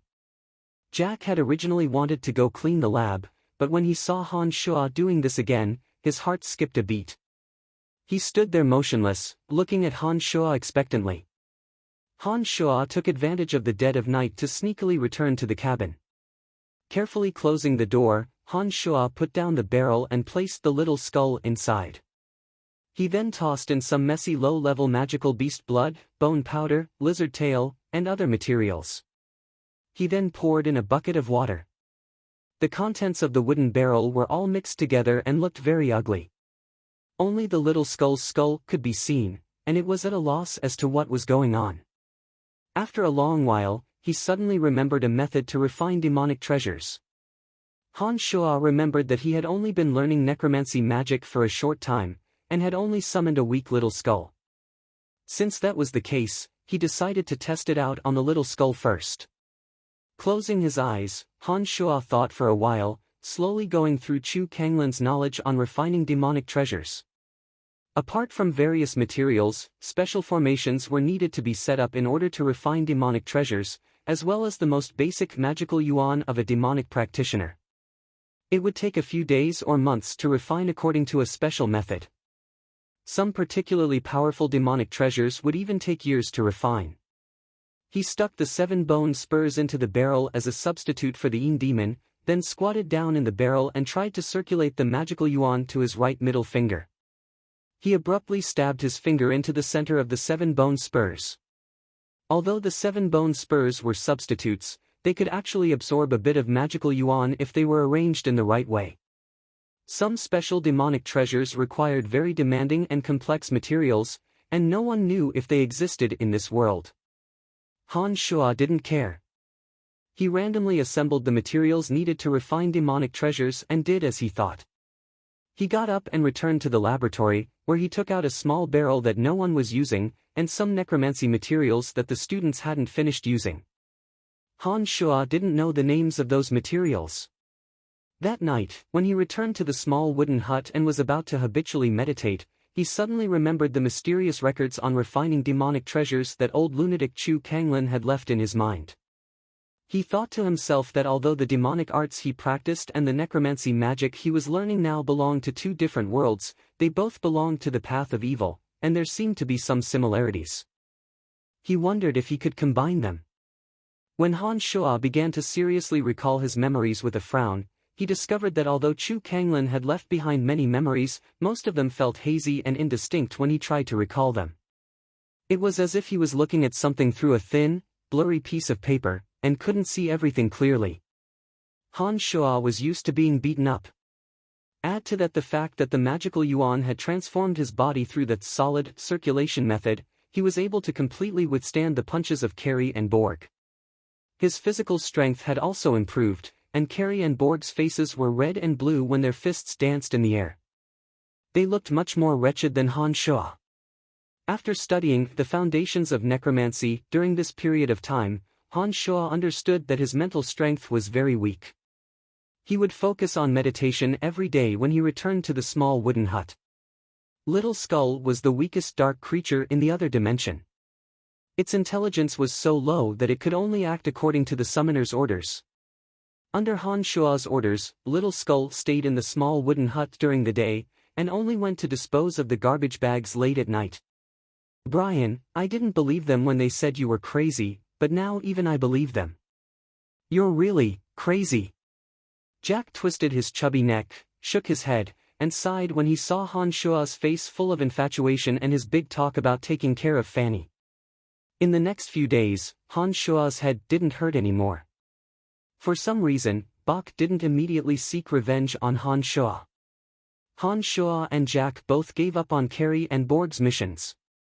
Last time, they couldn't beat Han Shuo alone, so they didn't have anything to say now.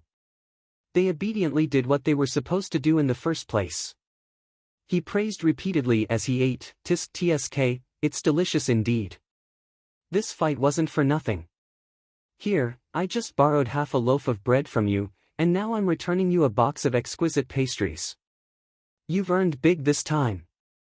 I even dared to beat up Bach, not to mention you 2 idiots."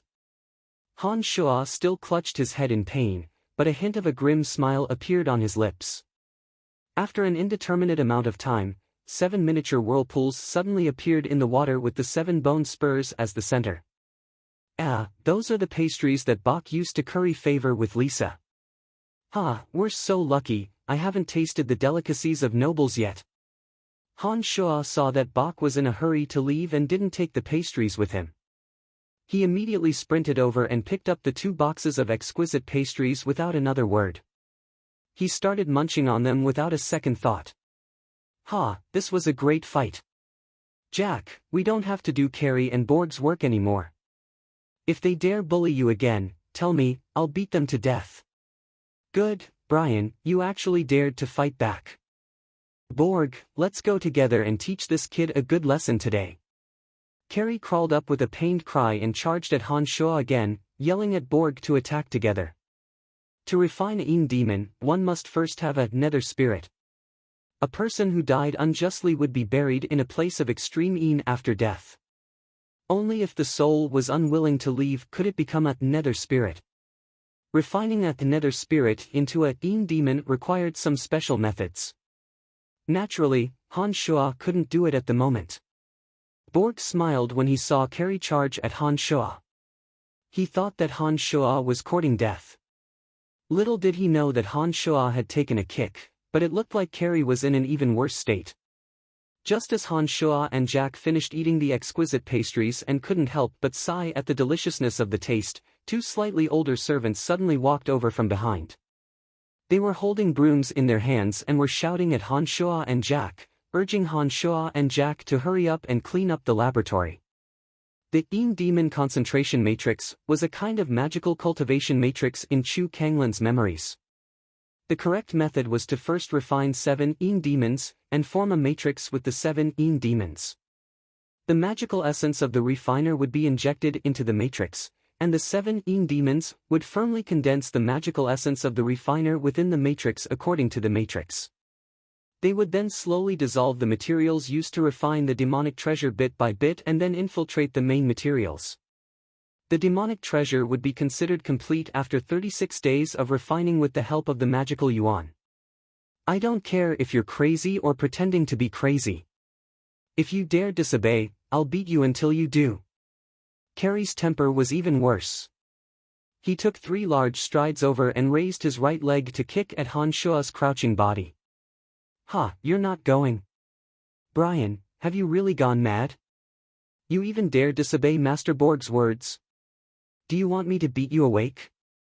Borg clenched his right hand into a fist and sneered at Han Shuo. I'm not going. Han Shuo ignored him. He'd long since wanted to give up. Now that his body felt sturdy and he hadn't suffered any losses in the fight with Bok just now, his confidence was greatly boosted. He inwardly thought that he'd just eaten and his stomach just so happened to be a bit bloated. If they didn't know what was good for them, another fight would help with digestion. At this moment, Han Shuo also felt a bit strange. He felt that after coming to the profound continent, his appetite had increased due to his training in demonic yuan. His personality seemed to have become a bit bolder. Not only did he dare to do things that he clearly didn't dare to do in the past, he even had more and more desires for them.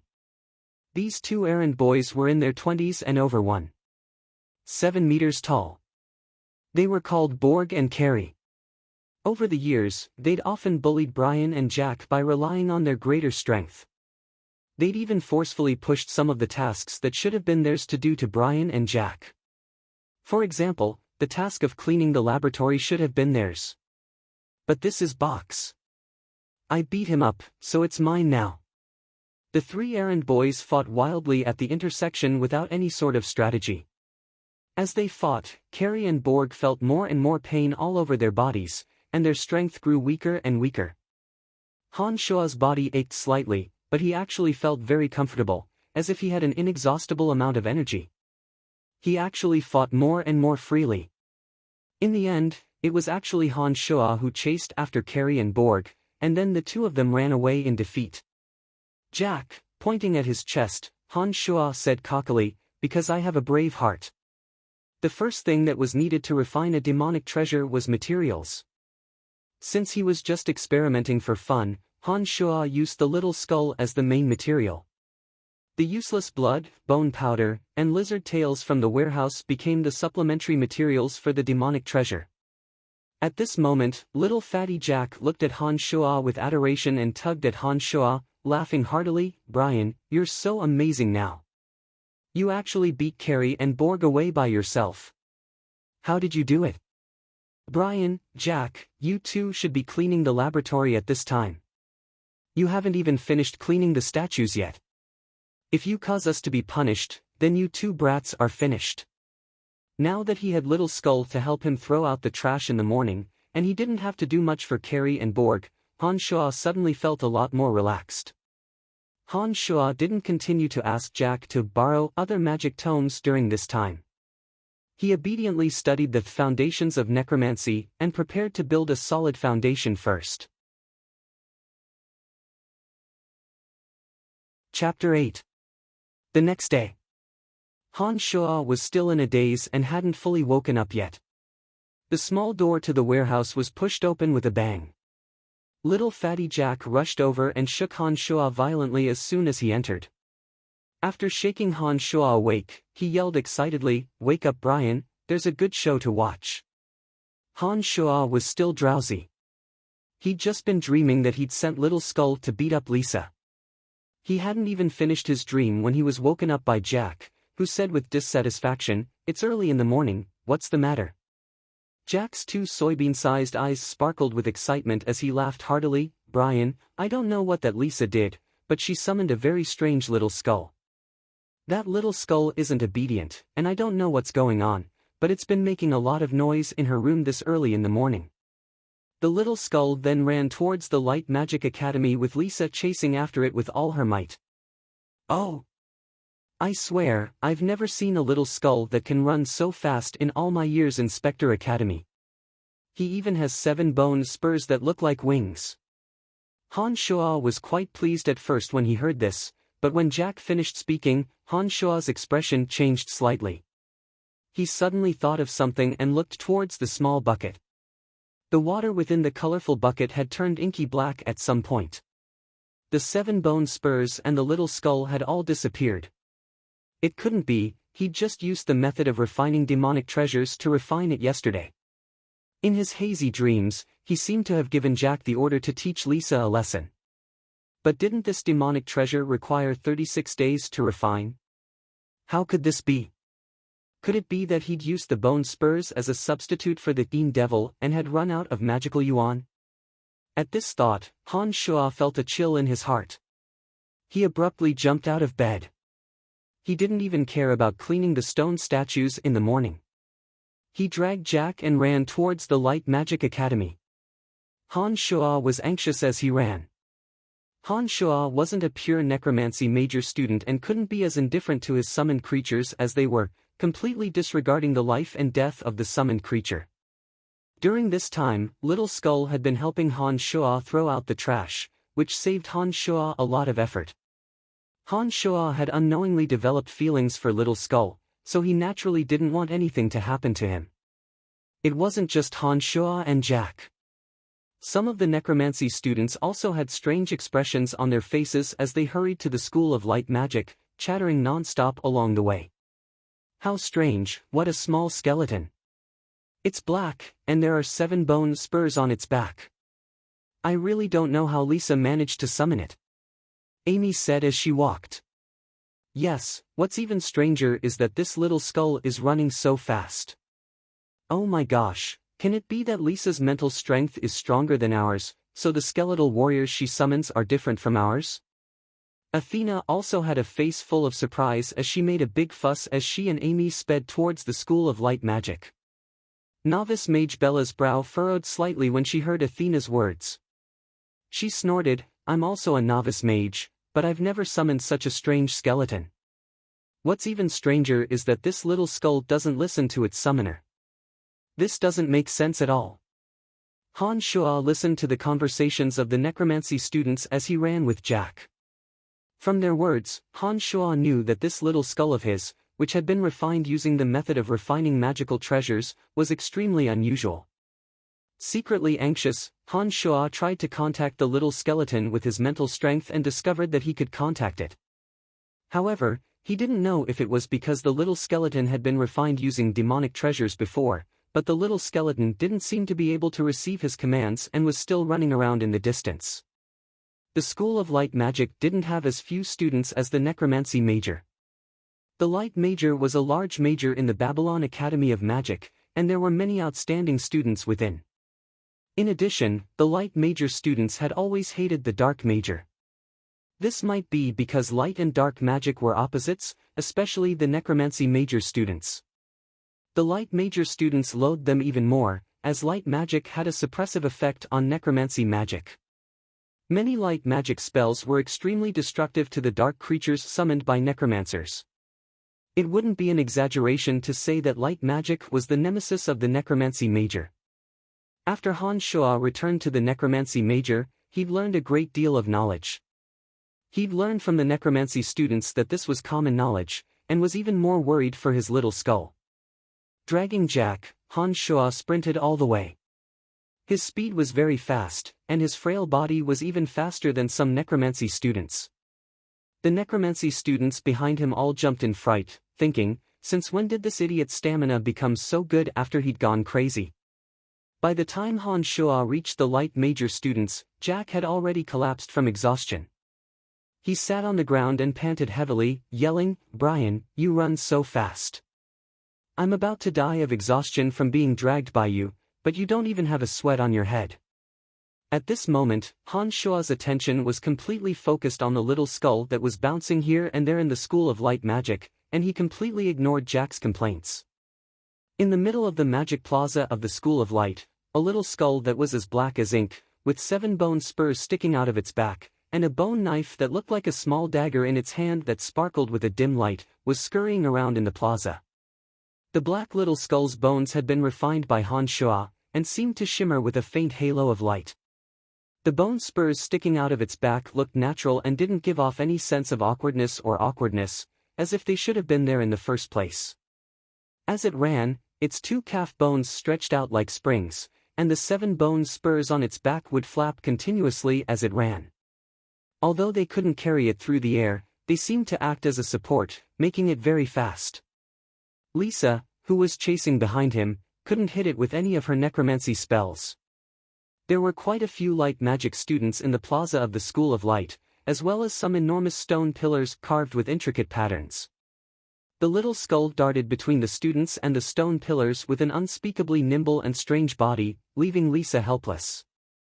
Han Shuo was a bit taken aback when he saw the little skull suddenly become so nimble. He hastily gathered his mental strength and wanted to order the little skull to return to the warehouse, but the little skull didn't seem to receive Han Shuo's mental commands at all. It continued to dart between the stone pillars and the light magic students, causing the light magic students to yell and run in all directions. The plaza was a scene of chaos. "Lisa, your necromancy major has really become more and more unbridled lately. You've actually brought these filthy dark creatures into our School of Light. Are you still not convinced of your loss to me last time and want to take this opportunity to show off the power of your skeletal warriors?" Novice Light Mage Irene looked provocatively at Lisa and said coldly. Irene was 17 years old, with short, light green hair and a beautiful fringe on her forehead. Her sky-blue eyes were like 2 resplendent sapphires, and she wore a sacred light magic robe with a diamond-shaped sapphire embedded in the chest area. The sapphire sparkled with a misty blue light and contrasted with her eyes, making her look even more beautiful. She was also a little beauty. Han Shuo stared at Irene and secretly compared her to Lisa. He discovered that Irene wasn't the slightest bit inferior to Lisa, and her chest was beginning to show signs of plumpness, much more than Lisa's. "Irene, I don't need you to meddle in my affairs. Don't think that I'll be afraid of you just because you're from the Camplin family." Lisa temporarily stopped chasing Little Skull and snorted coldly at Irene. "Humph, filthy dark creatures must not be allowed to appear in the sacred School of Light. Since you can't take him away, then I'll help you." Irene raised her 2 hands with a saintly expression and slowly chanted, "O sharp blade of light, transform into a long sword that purifies evil and cleave apart this lowly life, light sword slash." A long sword made of pure, blinding light appeared after Irene finished her incantation. Under Irene's command, it swiftly charged towards the little skeleton. Han Shuo's little skull had been hiding all this time. When Lisa had stopped just now, Little Skull had also foolishly stopped as well. He didn't seem to be able to react until Irene's light sword slashed at him, and the light sword pierced directly into the skeleton in front of his chest. The dark, ink-colored skeleton seemed to suddenly light up with a faint eerie light the moment the light sword pierced into it. The light sword then disappeared, and a faint puff of black smoke rose from the little skull's chest. Little Skull wobbled a bit after being hit, but steadied himself again. He held the little dagger that shone with a cold light and looked around, as if trying to see who had hit him. Phew, this dark creature didn't immediately fall apart after being hit by the holy light of light magic. Yes, this is really strange. Light magic is the bane of dark creatures. His skeleton should have turned to dust under the holy light. What's going on? Could it be that the necromancy major has already researched a way for dark creatures to not be afraid of the holy light of light magic? How is this possible?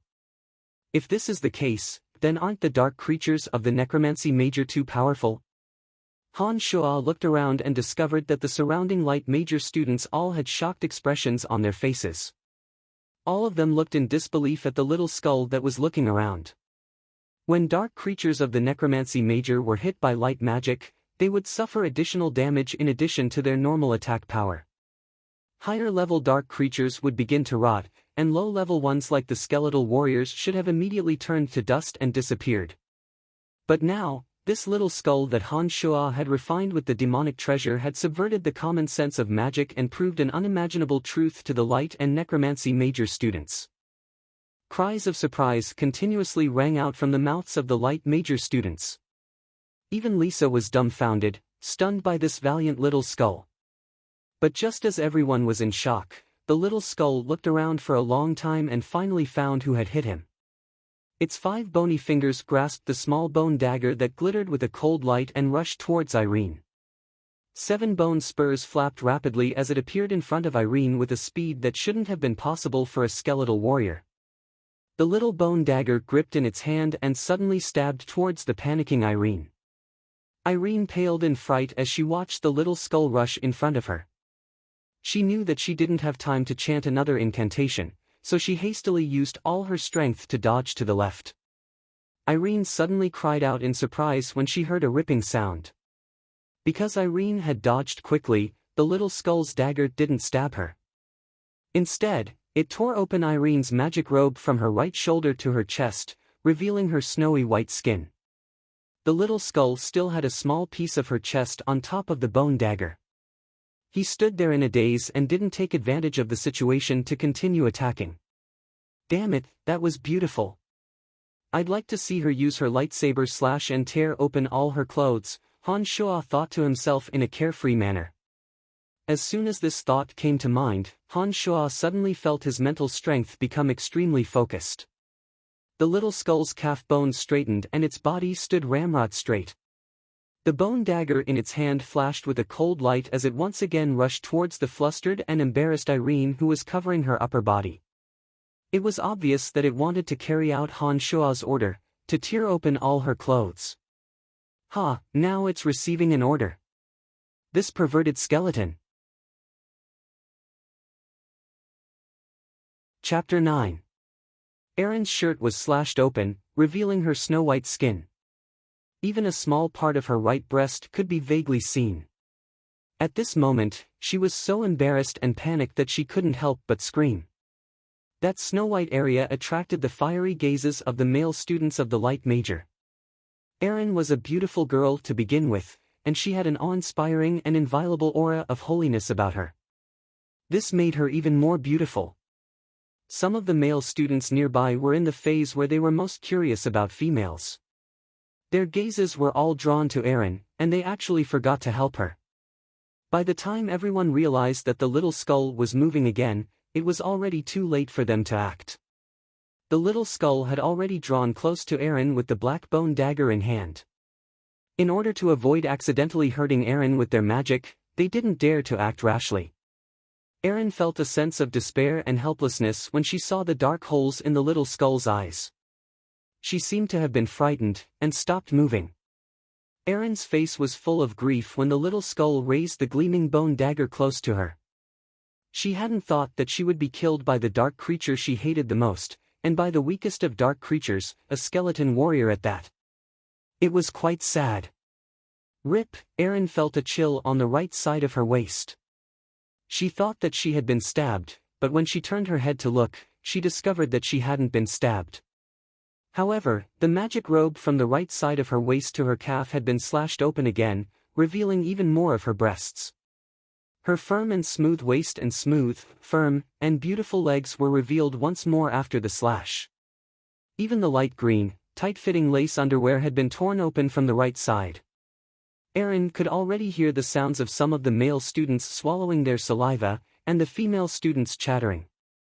To her, it was indeed terrifying to be killed by the little skeleton with a single slash, but to be stripped naked in front of everyone's eyes was worse than death. An ear-piercing shriek came out of Erin's mouth. She covered her lower body with one hand and her upper body with the other as she ran in an extremely disorientated manner. What's with this little skull? Why would it cut Erin's clothes? Don't just stand there, quickly eliminate him. Amidst the heated discussion, the students of the School of Light Magic finally reacted. One by one, they raised their arms, as if they were going to chant an incantation to attack the little skull. After the attack, the little skull stood there in a daze, as if he needed Han Shua's continuous command before he knew what to do. Seeing the little skull's dumbfounded look, Han Shua became anxious and did not know what to do. Lisa seemed to be about to say something, but when she saw that Erin's magic robe was torn, she hesitated for a moment and didn't say anything in the end. Damned dark creatures, how dare you attack the beautiful Miss Irene? Accept the punishment of Claude, a mid-ranked knight. At this moment, a figure sprinted over from the distance.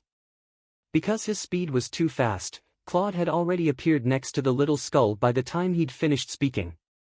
Claude's figure dashed agilely towards the little skull as soon as he appeared.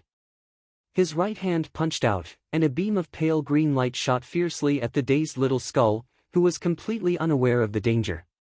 The little skull was flung into the air involuntarily after receiving the blow, landing with a thud on the ground.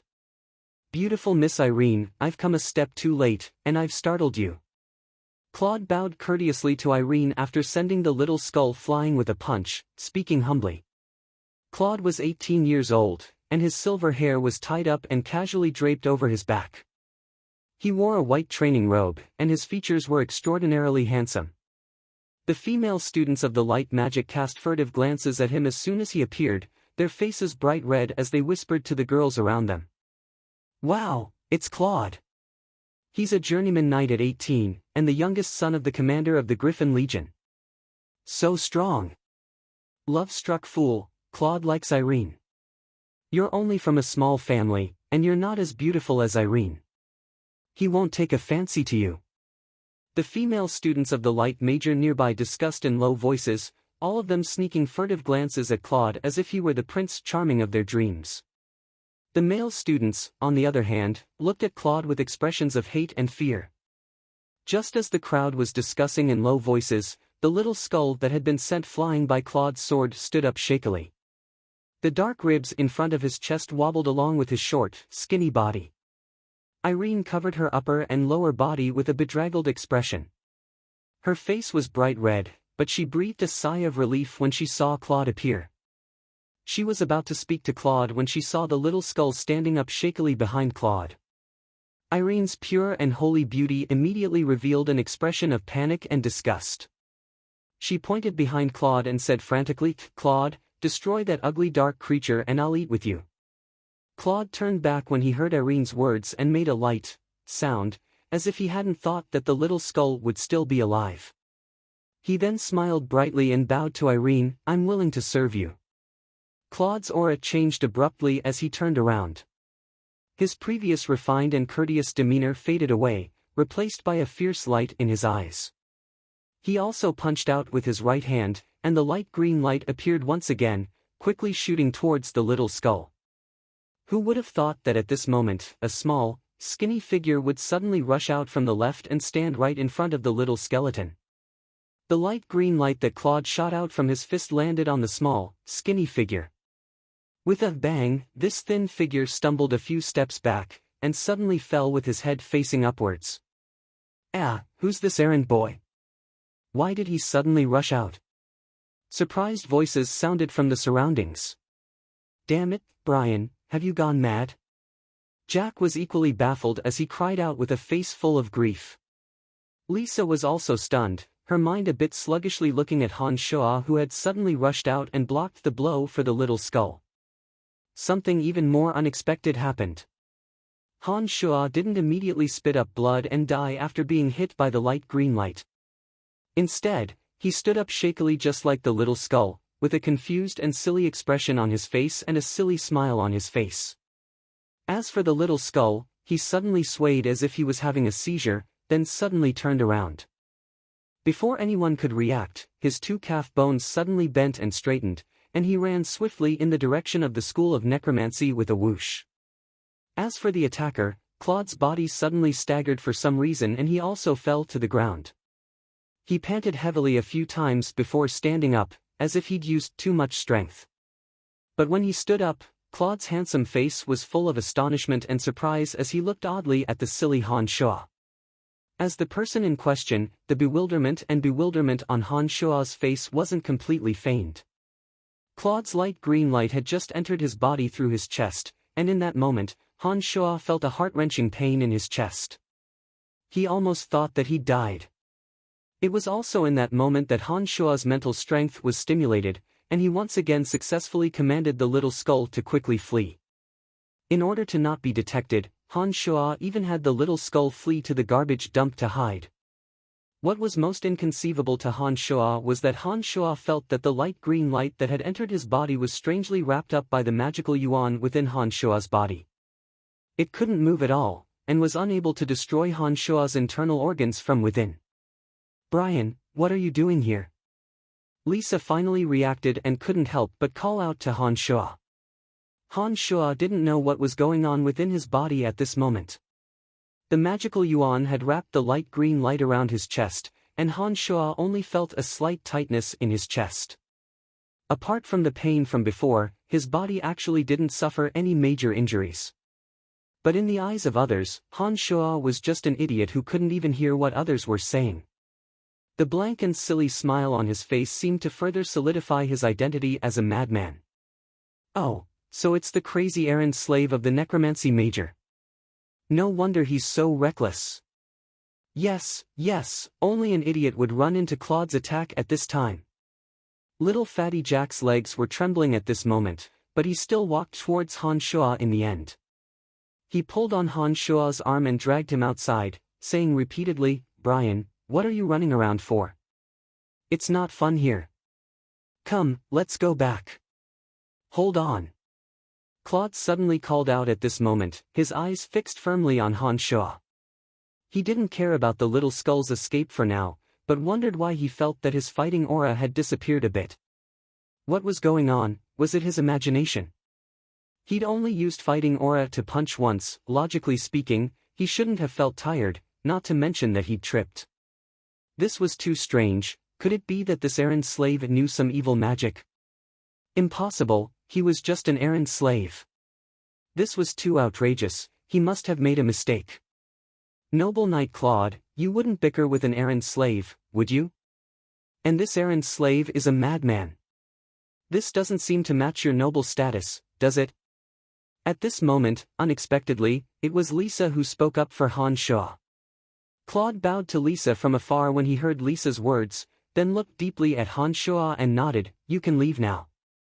These two errand slaves can leave, but you Lisa, you must give me an explanation for summoning such a dirty skeletal warrior and tearing my clothes." Erin had draped a loose white robe over her body at some unknown time. She'd recovered from her panic at this moment and looked coldly at Erin as she spoke. "What does this have to do with me? I didn't summon that strange black little skull at all, otherwise how could I have lost control of him? He snuck into my room in the middle of the night and kicked me twice. I'm also a victim." Lisa snorted lightly and responded coldly as well.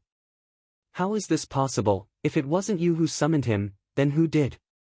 It must have been someone from your necromancy major who summoned him. No matter who it is, I'll make him pay," Erin said furiously. Hugh, Bach, when I was throwing the trash, I saw him run out of Bach's room." Han Shua had a silly smile on his face as he stammered as if he couldn't express himself clearly, but everyone understood what he meant. "All right, it was him all right. He's definitely trying to get revenge for me beating him up last time." Lisa's face darkened as she said coldly. On the other side, Erin's face was also ashen as she ground her teeth so hard that crunching sounds could be heard. Just as the two of them were about to settle scores with Bach, the school bell suddenly rang. Everyone froze when they heard the bell, and the light majors ran off to the light majors, while the necromancy majors ran off to the dark majors. Only Han Shuo and Jack stood there dumbly. Han Shuo laughed dumbly again and said to Jack, "Bach's done for." Jack nodded heavily and said in complete agreement, "Yes, he's really done for this time." Chapter 10. The students had already gone to class, but Han Shuo and Jack's work for the day had yet to begin. After everyone had left, Han Shuo and Jack also went their separate ways to attend to their own matters. Han Shuo completed his task of cleaning the stone statues and felt the heavy feeling in his chest gradually disappear. Arriving at a secluded area with no one around, Han Shuo unbuttoned the coarse cloth around his chest and saw that there was actually a faint green light leaking out from his chest. It seemed that under the magical Yuan's wrapping, Claude's green fighting aura was gradually leaking out from his chest through this method. Letting out a light breath, Han Shuo's heart began to relax. He thought to himself that the magical Yuan used to train in magical Yuan was indeed miraculous. From the knowledge that Han Shuo had recently obtained, knights were also divided into strict ranks. Every knight had a different rank, and the color of their fighting aura was also different. They were, Apprentice Knight, Light Blue, Novice Knight, Dark Blue, Journeyman Knight, Light Green, Advanced Knight, Dark Green, Earth Knight, Milky White, Sky Knight, Silver, and Holy Knight, Golden Yellow. Since Claude's fighting aura was light green, this meant that he truly had the strength of a Journeyman Knight. When a Journeyman Knight used his fighting aura to strike a normal person, it would certainly be a fatal blow. There was absolutely no luck involved. The reason why Claude was able to survive without any serious injuries was obviously because he had trained in magical Yuan. Feeling the magical Yuan tightly wrapping around the light green fighting aura, Han Shuo let out a sigh of relief, but he didn't dare to train in magical Yuan anymore. He was afraid that the magical Yuan would follow his will and flow to other parts of his body. Without the restraint, the light green fighting aura would suddenly explode and damage his internal organs. It was a good thing that as time passed, the magical Yuan gradually dissipated in the form of specks of light. This made Han Shuo feel less worried. Because class had already started, no one had come to search for the little skull when he was hiding in the garbage dump. This storm wouldn't end so quickly, and it was broad daylight right now. Han Shuo didn't dare to order the little skull to return to the warehouse, lest he be discovered on the way back. In the afternoon, in the Dark Major training field, the facilities of the Babylon Academy of Magic and Force were very complete. Every department had their own training field, and the training field was for the students to use to test their magic. There were all kinds of testing equipment inside, such as the Divine Testing Stone for testing mental strength, and magic refining equipment for testing the power of magic. The Necromancy Major also had a few spacious rooms for students to conduct magic tests. Han Shuo was holding a mop and mopping a few practice fields belonging to the Necromancy Major when he suddenly saw some Necromancy students walking over. Among them was Bach, who hadn't come looking for trouble for a long time. Bach's face was swollen, and he looked miserable. It seemed that Irene and Lisa had already taught him a lesson. Barker's face suddenly turned ashen when he saw Han Shuo mopping the floor. His face, which was already ugly to begin with, became even more distorted. It was almost impossible to make out his original appearance. Han Shuo was secretly pleased with himself as he wore a silly and honest smile on his face. He was even humming some light, indescribable ballad as he gripped the mop in his hand and pulled it here and there in a variety of ways. "Damned Brian, when did you see that black little skull run out from my room?" Barker's face was distorted, and he roared angrily at Han Shuo. With a blank expression, Han Shuo lifted his head to look at Barker and gave him a silly smile. He didn't respond at all as he pulled the mop and quickly walked away. "Don't run, I won't let you go today." "Buck, how many times have I told you not to bully Brian? Don't tell me that you dare to disobey me." Fanny walked in from the door and immediately put her hands on her hips when she saw that Barker was about to chase after Han Shuo. Master Fanny, look at my face. It's all because of Brian's lies that I was beaten up by Lisa and Irene. It's Brian who is bullying me. Oh, I've heard about what happened this morning. Maybe Brian saw things in his days. He's already like this, why are you still bickering with him? Humph, with your level of magic, you really can't summon the powerful and strange little skull. At this point, Fanny murmured to herself, just who summoned it? Master is also very curious. There's a rumor going around that our necromancy major has made a great breakthrough, and that we've discovered a spell that makes dark creatures unafraid of light magic attacks. Han Shuo walked to the corner of the room and looked at the beautiful Fanny from afar. Fanny's long, pale purple hair was coiled into a purple bun today, with only a few strands of messy purple hair left on her forehead. It added a few hints of charm and beauty, and made Han Shuo sigh with admiration in his heart. Brian, your agony of the soul should be over. You can practice zombies with me today. Come, let's go to training field number 3. The little witch Lisa swept a glance at Han Shuo in the corner and said haughtily. Lisa, practice is practice, but you can't use the wraith to attack like last time. Fanny was worried that something would happen to Han Shuo when she heard Lisa's words and spoke up to remind her. Got it, Master Fanny. Lisa responded carelessly and walked towards training field number 3. Helping students practice magic was one of the duties of an errand boy. On the other hand, Han Shuo also wanted to wait for an opportunity for revenge, so he obediently put down the mop and walked towards training field number 3.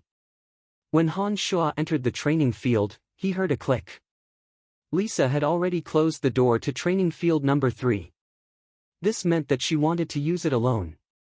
Lisa stood behind the door proudly and stared at Han Shuo. Let's see where you can run off to today. Lisa immediately raised her hands after saying this and started chanting a magical incantation. Fallen zombie warrior, answer the call of the Dark Herald and reveal your existence.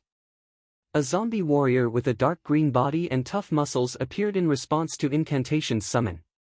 It held a thick wooden stick in its hand. Zombie warriors were a level higher than skeletal warriors. Zombie warriors weren't zombies. Their bodies were tough and sturdy, and their movements were faster and stronger than skeletal warriors. Only novice magicians could summon them. A magician's apprentice like Barker couldn't do anything. These dark creatures could attack the enemy according to the summoner's mental commands. However, these low-level dark creatures were often very unintelligent and could only carry out the simplest attacks. If the summoner wanted to bring out the greatest attack power of the dark creatures, they had to constantly control them with mental strength and make them carry out all sorts of complex attacks according to the summoner's will. However, if one wanted to use mental strength to control the dark creatures to attack the enemy, they had to go through repeated practice before they could find the knack. Therefore, the errand boys of the necromancy major had become the targets of this training. All this time, Lisa and the others had only used the errand boys to practice the techniques of controlling skeletal warriors. However, it was obvious that Lisa was up to no good this time that she had summoned a zombie warrior. When Han Shuo saw that Lisa hadn't summoned a skeletal warrior, but an even stronger and higher-level zombie warrior, he couldn't help but be dumbfounded. He'd already cursed Lisa dozens of times in his heart and immediately retreated a few steps with full concentration. Brian, I've seen that you've been running faster recently and that your strength has increased quite a bit. Using a skeletal warrior to practice with you is looking down on you too much. Today, accompany the future Grand Magus Necromancy and practice how to better control zombie warriors. Lisa's beautiful face was flushed red and her bright eyes carried a devilish smile that harbored evil intentions. As she spoke, she had already directed the zombie warrior to rush towards Han Shuo. This zombie warrior held a thick wooden club and ran towards Han Shuo under Lisa's control. Its speed was quite fast and it arrived in front of Han Shuo in an instant. The thick club in its hand smashed down towards Han Shuo's head. This thick club was thicker than Han Shuo's arm and the zombie warrior was extremely strong. If this hit landed, even if Han Shuo didn't die, he would still be half dead. For some reason, when he saw the thick club descending on his head, not only did Han Shuo not feel any fear in his heart, he actually felt a faint bloodthirsty excitement. This kind of feeling was very strange to Han Shuo, as if his body and mind were both thirsting for battle. Suddenly, Han Shuo's eyes narrowed slightly and the stupidity on his face disappeared. Instead, a hint of fierceness appeared in his eyes as he abruptly straightened his left leg and moved a meter to the right. Bam! The zombie warrior's thick club smashed fiercely onto the hard ground where Han Shuo had just stood, emitting a muffled sound. Eh! Lisa, who was controlling the zombie warrior, suddenly cried out in surprise. In that instant, Han Shuo's temperament seemed to have changed greatly, causing Lisa's heart to tremble. Lisa had never seen his expression and eyes like this before, and she immediately let out a soft in that moment of surprise. Lisa then forgot to continue giving orders to the zombie warrior and instead rubbed her eyes somewhat nervously, staring closely at Han Shuo once more. At this moment, Han Shuo's expression was one of stupidity, but he seemed to have an instinctive fear of the zombie warrior as he cowered backwards, dodging to the side. He looked like an idiot no matter how one looked at him. I must have been seeing things just now. This damned Brian, how could he have that kind of aura, that kind of gaze? Lisa thought to herself, then snorted coldly and continued to focus her mental strength, commanding the zombie warrior to chase after Han Shuo. Han Shuo was still being chased back and forth by the zombie warrior, but although he no longer revealed the temperament and eyes that had surprised Lisa, he could always escape from the zombie warrior's club at the most critical moments.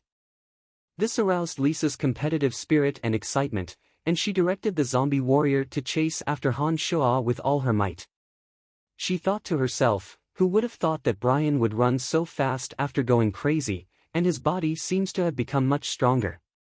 As the one being chased, Han Shuo didn't know when he'd suddenly developed a strong desire for revenge against Lisa. When this desire for revenge arose, Han Shuo rationally told himself that he shouldn't and that he couldn't. He wanted to firmly suppress it, but for some reason, he just couldn't. Moreover, as the zombie warrior became more and more agile, the speed at which it chased after him also increased. The desire for revenge in Han Shuo's heart also grew stronger and stronger. A demonic practitioner can do as he pleases, a demonic practitioner can do as he pleases. A memory suddenly surged into Han Shuo's mind. In that instant, Han Shuo seemed to understand the true essence of cultivating demonic arts. Then, a demonic practitioner can do as he pleases seemed to become a voice, constantly floating in Han Shuo's mind. Finally, with a low growl, Han Shuo bent his body and lowered his head. The direction in which he had been dodging suddenly changed, and he swiftly charged in Lisa's direction. Chapter 11. At this moment, Lisa was still putting all of her attention on manipulating the zombie warriors. Han Shuo suddenly changed directions and charged straight at her. Lisa was a bit stunned and then panicked. She hurriedly controlled the zombie warrior to follow Han Shuo, while she gave a soft cry and dodged to the side. Han Shuo was hunched over with his head down, so Lisa couldn't see the expression on his face. However, Han Shuo's frail body had an aura that was as sharp as the edge of a sword as he ran. This aura was completely different from Han Shuo's usual behavior, and was the source of Lisa's panic. Because the zombie warrior was a beat slower, its speed couldn't catch up to Han Shuo. It looked like it wouldn't be able to help Lisa in the short term. Lisa could no longer maintain her previous composure at this moment and ran around with a face full of panic. In this way, a strange scene appeared in the training field. The zombie warrior held a wooden club and chased after Han Shuo, huffing and puffing. Han Shuo didn't say a word and only chased after Lisa with his head down. Lisa was dodging left and right around the training field, even forgetting to join forces with the zombie warrior to deal with Han Shuo alone. "Brian, are you crazy? How dare you chase after me?" Lisa yelled as she ran, her voice a bit frantic. As the pursuer, Han Shuo's mind was muddled at this moment. Only the voice of a demon cultivator can do as he pleases seemed to be repeating in his mind. Han Shuo himself knew that he couldn't get into a big conflict with Lisa at this moment. Otherwise, not only would he be punished by the academy, but he would also be retaliated against by Lisa's family. With Han Shua's identity as an errand boy, either side would make him suffer. However, logic was logic and thoughts were thoughts. Even though he knew he shouldn't, Han Shua seemed to have taken the wrong medicine and chased after Lisa with a death grip. This was truly in line with the saying, "A demon cultivator can do as he pleases." Suddenly, Lisa gave a soft, "ah," and slipped in the middle of running, falling head over heels. At this moment, Han Shua was about to catch up to Lisa and took advantage of this opportunity to appear next to Lisa with a slight push. "Ah, Brian, what are you doing? If you dare bully me, I'll kill you for sure." Lisa hadn't gotten up yet when she saw that Han Shua was already standing next to her, raising his left foot and kicking towards her. She couldn't help but threaten him in her panic. Han Shua had a very strange expression on his face at this moment. His eyebrows were tightly knit together, as if he was hesitating and struggling. Logic didn't allow him to kick Lisa, but when Lisa said, "I'll kill you for sure," a trace of violence suddenly flashed across his face. His left foot didn't stop and kicked towards Lisa's round and perky butt. With a bam, the kick landed squarely on its target. Han Shua felt as if his left foot had kicked a smooth rubber ball, with a soft bounce to it. "Ah," Lisa, who'd been kicked, unsurprisingly let out a cry of pain like a pig being slaughtered, and cursed Han Shua incessantly. At the same time, the magical yuan on Han Shua's chest that had been enveloping Claude's light green fighting aura suddenly began to rapidly circulate like a whirlpool. Han Shua could clearly feel that as the magical yuan rapidly circulated, Claude's light green fighting aura gradually turned into strands of strange energy that dissolved into the whirlpool. In just a moment, the light green fighting aura that had remained in Han Shua's body for a day disappeared without a trace within the circulation of the magical yuan. The magical yuan in Han Shua's body grew noticeably stronger, making Han Shua feel that the light green fighting aura seemed to have been digested by the magical yuan. At this moment, the magical yuan in Han Shua's chest once again flowed aimlessly within Han Shua's body. Han Shua felt that the physical strength he'd just expended was suddenly restored, and even his mind was at its peak, as if he'd eaten some extremely nourishing elixir. At this moment, Han Shua seemed to understand the true meaning of the phrase, "A demon can do as he pleases." It seemed that as long as he acted according to his heart's desires, the magical yuan would circulate faster, and he would be able to absorb and transform the fighting aura that remained in his body into nourishment for the magical yuan within his body. A demon can do as he pleases, and a demon can harm others to benefit himself. So even cultivation has to be like this. Han Shua thought to himself with a strange expression on his face.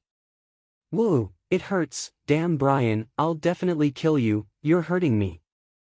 At Han Shua's feet, the little sorceress Lisa was still yelling threats at Han Shua, clutching her perky little butt. There were faint glimmers of tears in her eyes. It seemed that Han Shua's kick just now had not been light. His contemplation was interrupted by the loud yelling. Han Shua saw Lisa's current appearance and immediately knew that he was in trouble. Han Shua was well aware of Lisa's temper. She was famous for seeking revenge for the smallest grievance. She would definitely not let this matter rest after kicking her this time. Especially since Lisa was already crying. Looking at her appearance, her butt seemed to have suffered quite a bit of damage. If the school found out about this, Han Shua would definitely be finished. At this moment, the zombie warrior finally arrived in front of Han Shua with the wooden club in hand. Under Lisa's control, the club smashed towards Han Shua's head. Looking back, Han Shua was startled to see the wooden club descending towards his head. However, he suddenly felt that the speed of the club's fall seemed to have slowed down. Han Shua's feet moved and he actually easily dodged the attack this time. Han Shua was a bit surprised. He watched as the club fell again, and he also easily dodged to the side. Then, Han Shua understood that it wasn't that the zombie warrior's movements had slowed down, but rather that his speed and eyesight had improved. Still missed. With a strange laugh, Han Shua set aside his thoughts and continued to dodge the zombie warrior's attacks. Every time he ran, Han Shua could feel that his body was becoming more and more nimble. He actually had the leisure to tease Lisa. The little demoness Lisa had originally controlled the zombie warrior to take revenge for herself, but who would have thought that the despicable Han Shua would suddenly become as nimble as a little monkey, jumping left and right to avoid the zombie warrior's attacks.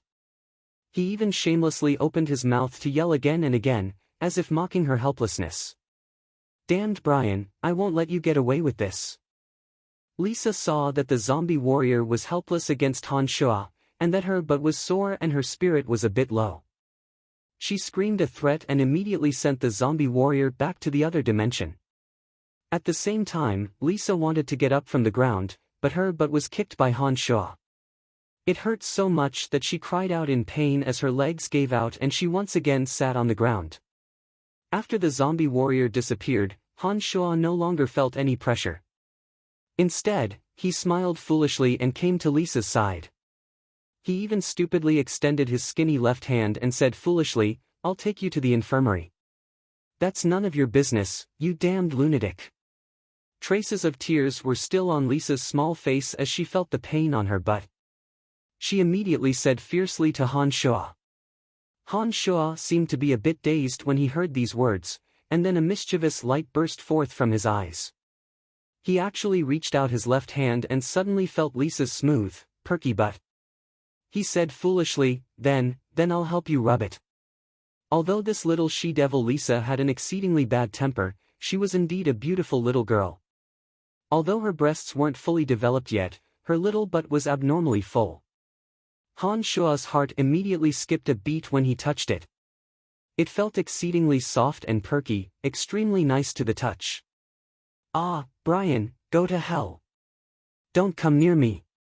There were still traces of tears on Lisa's face when she felt her buttocks being rubbed by Han Shua. She immediately screamed like a madwoman and used all her strength to hit Han Shua's body with all her might. In particular, Lisa's kick landed squarely on Han Shua's ankle.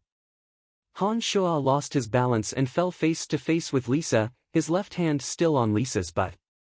A delicate fragrance seeped into Han Shua's nose. This fragrance came from Lisa, and Han Shua's heart skipped a beat when he smelled it. Lisa's body was soft beneath him, and his left hand was still supported by Lisa's butt. Han Shua could clearly feel Lisa's softness. In that instant, it was as if Lisa had suffered a heavy blow. She stood there dumbly, staring blankly at Han Shua. However, Lisa only stared blankly for a moment before she stopped making a fuss. She suddenly raised her two hands high and chanted an incantation with a frosty expression, "Endless darkness, transform into annihilating bone arrows, destroy with my will." Han Shua was horrified as he knew that this was the starting incantation for the necromancy spell, Bone Arrow. At such a close distance, Han Shua wouldn't even be able to dodge if the bone arrow were to shoot at him. Who knew if some part of his body would be pierced through by the bone arrow? That wouldn't be a laughing matter. Moreover, Lisa's expression was frosty, and it was obvious that she wasn't joking. She seemed to really want to kill Han Shua. Lightning flashed through his mind. Without waiting for Lisa to finish chanting the incantation, Han Shua immediately stretched out his two hands and abruptly pressed down on Lisa's jade-like arms, hugging her tightly. He then abruptly moved his face closer to Lisa and hurriedly opened his mouth to kiss Lisa's rosy little lips. "Destroy in front of, woo-woo." Lisa's incantation stopped there, and she finally didn't finish chanting. The two kisses met and a soft, wet feeling drifted into Han Shua's heart. Han Shua's entire body was muddled, and he felt as if he had fallen into the clouds. His entire body was floating, and he didn't know what was going on. Even before he attached himself to Brian, Han Shua had never kissed a woman before. The feeling of kissing only existed in his theoretical imagination. Now that he'd actually done it, he was dazed for the first time. He only felt that this feeling seemed to be even more wonderful than he'd imagined. Lisa's face was crimson red, and her breathing was ragged.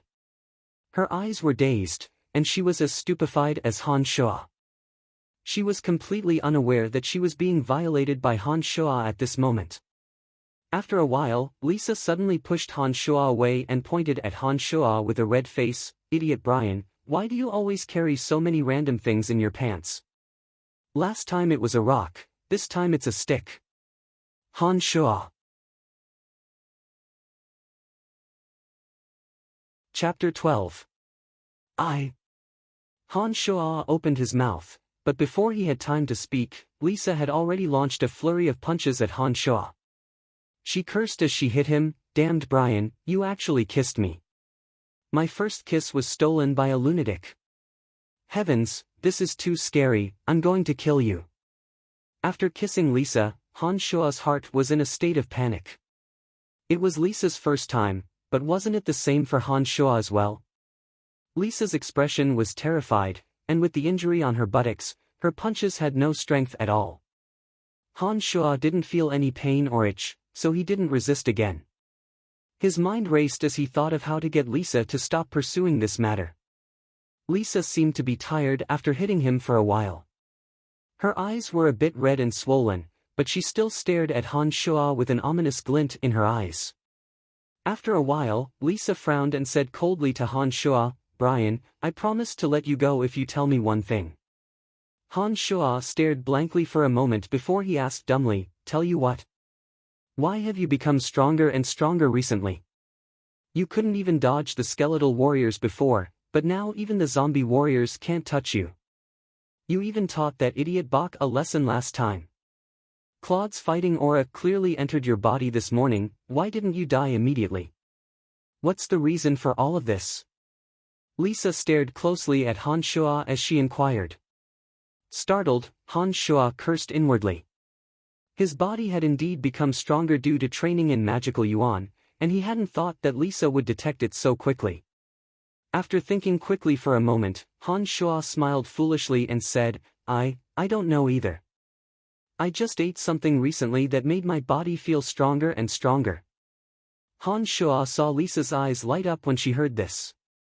Lisa then approached Han Shuo in high spirits, her eyes focused on Han Shuo as she said, "What did you eat? If you tell me, I won't pursue this matter any further. Mix the lizard-tailed aardwolf tooth with the magic reagent. Soak it in warm water for a day and drink it all together. You'll get better and better stamina." Han Shuo frowned and thought for a while before telling Lisa with a silly smile. Lisa's face was solemn as she listened attentively to Han Shuo. She repeated Han Shuo's words and then muttered to herself, Can it be that these disgusting things have this kind of effect when mixed together?" Han Shuo didn't answer and just looked at Lisa with a silly smile. "Humph, I'll let you go today. I'll find you to practice my magic next time." Lisa thought for a bit and got up from the ground to leave. Then, she let out an ouch, and cursed, "Damned Brian, how can you kick me so hard? Why am I so unlucky every time I run into you lately?" Lisa cursed as she rubbed her butt and walked out of the training field. As soon as Lisa opened the door and left the training field, Han Shuo immediately followed and left when no one was paying attention. When night fell and no one was around, Han Shuo snuck to the junkyard and tried to use his mental strength to command Little Skull to come out. Who knew that Little Skull wouldn't receive the command? With no other choice, Han Shuo could only endure the stench and rummage through the junkyard. In the end, he found Little Skull underneath the garbage. Little Skull was paralyzed under the garbage and didn't seem to be breathing, as if he'd fallen asleep. The ribs in his chest seemed to have fallen apart, and he looked like he'd suffered heavy injuries. Based on his connection with Little Skull, Han Shuo knew that Little Skull hadn't been crippled. When he thought about how Little Skull had received his orders to take revenge on Lisa and then looked at Little Skull's pitiful state, he felt a pang of sorrow in his heart. "Claude, oh Claude, just you wait, I'll settle this with you sooner or later." Picking up Little Skull, Han Shuo took advantage of the dark and windy night to sneak back to the junkyard. The broken ribs in front of Little Skull's chest still made clanging sounds as Han Shuo ran. This caused a bout of heartache for Han Shuo. After returning to the junkyard and carefully closing the door, Han Shuo thought for a moment and once again placed Little Skull into the wooden barrel. He then rummaged around and found 7 broken bones, sticking them into the barrel and continuing to infuse magical yuan into it. He once again deployed the magical concentration matrix and attempted to use the method of repairing demonic treasures to repair Little Skull's body. This time, after Han Shuo infused magical yuan into the small wooden barrel, he discovered that his body seemed to feel much better compared to the previous time when he'd been completely drained. It was as if his magical yuan had increased after enveloping and melting Claude's fighting aura in the morning. This caused Han Shuo to have another thought in his mind. After placing Little Skull in place, Han Shuo took out the foundations of necromancy magic from under the small wooden bed and continued to study it. These days, Han Shuo would read the foundations of necromancy magic every time he returned home. Although this book was only a book on the basics of magic and didn't record any powerful necromancy magic, it was still too profound for a novice like Han Shuo who knew nothing about magic. Today, as he flipped through the pages of the Magic Dictionary and compared it with the foundations of necromancy magic, Han Shuo had unwittingly sunk into infatuation. However, even with the Magic Dictionary in hand, he still couldn't understand some of the terms within. Sighing deeply, Han Shuo put down the two books in his hands. He thought to himself that he had only understood magic for 10 days after all. If he could understand everything in the books, then there would be no need for the Babylon Academy of Magic and Force to exist. After some thought, Han Shuo decided to take advantage of the convenience of his position and eavesdrop in the Necromancy Major's classroom. After calming his mind and focusing his mind, Han Shuo once again sank into meditation, making use of all the time to increase his mental strength. He unwittingly meditated until late at night and then fell asleep peacefully. When he woke up early the next morning, Han Shuo was full of energy again, as if there was an inexhaustible amount of energy in his body. The little skull in the small wooden tub next to his bed was silent and lifeless. There were 7 small whirlpools around the 7 broken bones in the tub, faintly flowing with a dark light. Upon closer inspection, the few broken ribs in front of the little skull's chest had actually been rearranged without him noticing. In addition, there seemed to be a dark light shining in the 2 empty eye sockets of the little skull, appearing quite strange. Han Shuo used his mental strength to contact the little skull and immediately felt that the little skull seemed to be overjoyed at being reborn. Feeling the same, Han Shuo smiled faintly and said to himself, "Little skull, oh little skull, you're lucky to have followed me, Han Shuo. As long as my magical yuan is strong enough, I can continuously refine you and make you stronger and stronger. Sooner or later, that brat Claude will be in big trouble." Because the little skull was still being refined in the wooden tub, Han Shuo could only get out of bed himself and throw away yesterday's trash. After washing his face with clear cold water, Han Shuo energetically wiped the stone statues on the road clean. He then completed the tasks that he had to do, received a piece of black bread, grabbed a broom, and ran excitedly to the necromancy classroom. If magic is to be released perfectly, incantations and hand gestures are interconnected. If the incantation is not correct or the hand gesture is not correct, then the magic will not be released. Magic is a mysterious power. Through mental strength and some profound incantations, one can borrow power from the elemental energy of the sky and earth, and then find the target of the magic according to the hand gesture. The necromancy students were either lazily or attentively listening to Teacher Jean's lecture. Separated by a few windows, Han Shuo listened attentively, the broom in his hand moving unconsciously. Jean was the same as Fanny. He was an adept necromancy mage and also a necromancy magic teacher. Jean mainly explained the general outlines and foundations of magic, and was also responsible for helping the students explain some difficult points in their studies. Fanny taught the students how to use some auxiliary necromancy magic, and was also responsible for leading the students to practice necromancy magic. In the entire Babylon Academy of Magic and Martial Arts, there were not only adept mages as teachers in other majors, but also archmages who were more knowledgeable and more powerful. However, because there were too few necromancy students, there were also only 2 of them as teachers, and both of them were only adept mages. On one hand, there was no need to invest too many teachers in a small necromancy major. On the other hand, because the necromancy major had declined, there were too few archmages. In the Babylon Academy of Magic and Martial Arts, as long as the students passed through the various trials and became adept mages, they could graduate. Of course, if the students wanted to continue their studies in the academy, they could still stay and study. Because there were more students in many majors, they were divided into classes of magic apprentices, beginner mages, and intermediate mages. However, there were too few necromancy students, so all the students were in the same class. At this moment, Han Shuo was incomparably focused.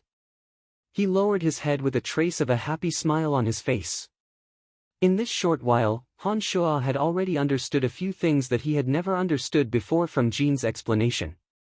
In this moment, Jin's dull, old-fashioned voice was like the sound of nature in Han Shuo's ears. Han Shuo was completely intoxicated by it. With a plop, a student wearing a magic robe suddenly fell down in front of Han Shuo. He stuck his butt up, his face making intimate contact with the white jade floor. He then crawled up from the ground, grimacing, and turned to look at Han Shuo. He said angrily, "Brian, how dare you use a broom to rub my feet?" "Ah, I was only sweeping the floor." When Han Shuo saw that it was Fitch who had stood up, he immediately spoke in a panicked voice. Fitch was 176 meters tall. He had light blue hair, a bony body, and a loose magic robe that made him look like a covered stick. He was a journeyman mage in the necromancy major and had always wanted to pass the trial to advance to adept mage. It was a pity that he hadn't passed the trial time and time again. He'd heard that he'd gone to another trial a few days ago and had only just returned. Han Shuo had been so enthralled by Jin's lecture on the foundations of magic that the broom in his hand had swayed unconsciously. It wasn't strange that Fitch had been caught in it. "Ah, it's Fitch who's back. Heh, did you fail the trial again? It looks like you still need to work hard if you want to become an adept mage. Teacher welcomes you back very much. Brian must have done it unintentionally, don't take it to heart." Jin laughed lightly in the classroom and spoke lightly with a mocking tone. However, Han Shuo didn't feel the slightest bit of gratitude when he heard Jin speak up for him. Instead, he cursed Jin in his heart for meddling in other people's business. Fitch's temper wasn't too good to begin with, but it wasn't too bad either. Even though he'd repeatedly failed the adept mage trials, he still had an infatuated love for necromancy magic and had been diligently and tirelessly practicing. Fitch was the boss of Bach and the others, but he normally wouldn't bully the errand boys like Brian. However, both Fitch and Jin were unrequited in love with Fanny. A large part of the reason why Fitch was working hard to advance to adept mage was because of one sentence from Fanny, "I'll only consider it when you become an adept mage." It was precisely because of this that the teacher and student had always disliked each other. If it wasn't for Jin's pleading, Han Shuo might have been able to avoid this calamity. But now that Jin had spoken, it was certain that he'd become a hindrance. Chapter 13. Indeed, Fitch's face darkened as if someone had stepped on it with a dirty shoe as soon as Jin's voice fell. He glared fiercely at the naive Han Shuo and said to Jin, "Master Jin, this audacious errand slave dared trip me, how can I not teach him a lesson?" Fitch rolled up his sleeves as he spoke and took out his gray magic staff, swinging it towards Han Shuo's forehead. Han Shuo breathed a sigh of relief when he saw that Fitch hadn't used magic and was only using the magic staff to hit him. Although Fitch was tall, he didn't have much strength. Han Shuo saw that the blow didn't have much force behind it and directly ignored it. He stood where he was and didn't dodge, only smiling foolishly. Slap! When the magic staff hit Han Shuo's forehead, Han Shuo suddenly felt pain and immediately cried out in agony. He grimaced in pain as he looked at the magic staff in Fitch's hand. He hadn't thought that the seemingly wooden magic staff would be as hard and heavy as iron and stone. Han Shuo only felt his head buzz in that instant as a large, round bump appeared on his forehead. Damn it, why is this magic staff so hard and heavy? I've miscalculated. Han Shuo thought to himself as his head buzzed, and before he could react, he was hit on the forehead again. His head immediately sank and he fainted on the ground. When Han Shuo woke up, he found himself lying on a large, soft bed. The faint smell of medicine permeated the air. He reached out to touch his forehead and found that the two large bumps on his head had already subsided. Some kind of medicine seemed to have been applied on them, and they felt cool and comfortable. You're awake. A pretty face suddenly moved closer. She had long, lavender, wavy hair, bright eyes, and white teeth. Her sexy red lips breathed a faint fragrance onto Han Shuo's face. Ah, master. Fanny! Han Shua's heart skipped a beat as he exclaimed softly when he saw the pretty face in front of him. He then straightened his body and sat up on the soft bed, looking around. The room was 20 square meters in size and was surrounded by large cabinets that held all sorts of medicine bottles. There were also some skeletons of magical creatures to the side. The walls were covered in magical patterns and words, and there was a round black stone table in the middle that formed a simple magical matrix. With just a glance, Han Shua knew that this was Fanny's lab. While Han Shua was looking around, Fanny was also looking at Han Shua in surprise. It was only when Han Shua's head turned around and looked at her that Fanny stretched out her slender finger and lightly touched Han Shua's forehead. She then exclaimed softly and said in surprise, "The swelling has subsided so quickly. There's not even a drop of blood after being hit by such a heavy magic staff. How is this possible?" Han Shua's heart skipped a beat when he was touched by Fanny's finger. His nose even greedily inhaled deeply, and a trace of a satisfied smile blossomed at the corner of his mouth as he smelled the delicate fragrance that came along with her finger. Han Shua's behavior gave Fanny quite a fright. Han Shua's actions just now had a few hints of teasing and wanton, completely different from Brian's usual timid and cowardly behavior. This caused Fanny to be a bit taken aback for a moment, and then sighed in realization. She murmured softly, "I didn't believe them before, but now it looks like Brian is indeed a bit crazy. Who would have thought that an agony of the soul would make him like this?" Sigh. Although Fanny's murmur was exceedingly quiet, Han Shua just happened to hear it loud and clear. He laughed wryly in his heart, thinking that yet another person had really believed that he was crazy. Suddenly, an expression full of interest appeared on Fanny's pretty face. She said in high spirits, "Brian, the bruise on your forehead healed so quickly and you're completely fine now. Could it be because of the agony of the soul last time? This is too incredible. I have another topic to research. Necromancy magic is incredible indeed." Han Shua could only smile wryly at her self-righteousness when he saw Fanny's face full of excitement as she frantically rummaged through the items. Right now, the impression that Han Shua gave her was that of a crazy person. He naturally couldn't explain that his body's abnormalities were entirely due to practicing magical yuan. Fanny hadn't brought her glasses with her again today. Her slender, supple hands quickly rummaged through the magical items around her. After a while, she held a pale green ball the size of a palm in her hand and walked quickly towards Han Shua, swaying her hips as she suddenly chanted an incantation. The pale green ball abruptly lit up with a gentle green halo and was pressed against Han Shua's forehead by her jade hand. Strong magical pulses emanated from within the ball, and the pale green ball imprinted on Han Shua's forehead was like a magnet, drawing out a trace of mental strength from Han Shua's brain. The pale green ball suddenly flashed like a broken green light bulb. "Oh, this is incredible. Brian, you actually have mental strength in your brain. My goodness, what's going on? Could it be that the agony of the soul magic also has the effect of baptizing ordinary people with mental strength? This is too amazing." Fanny suddenly cried out, shock and astonishment written all over her face. It looked like Han Shua had mental strength in his brain, and the impact on Fanny wasn't small.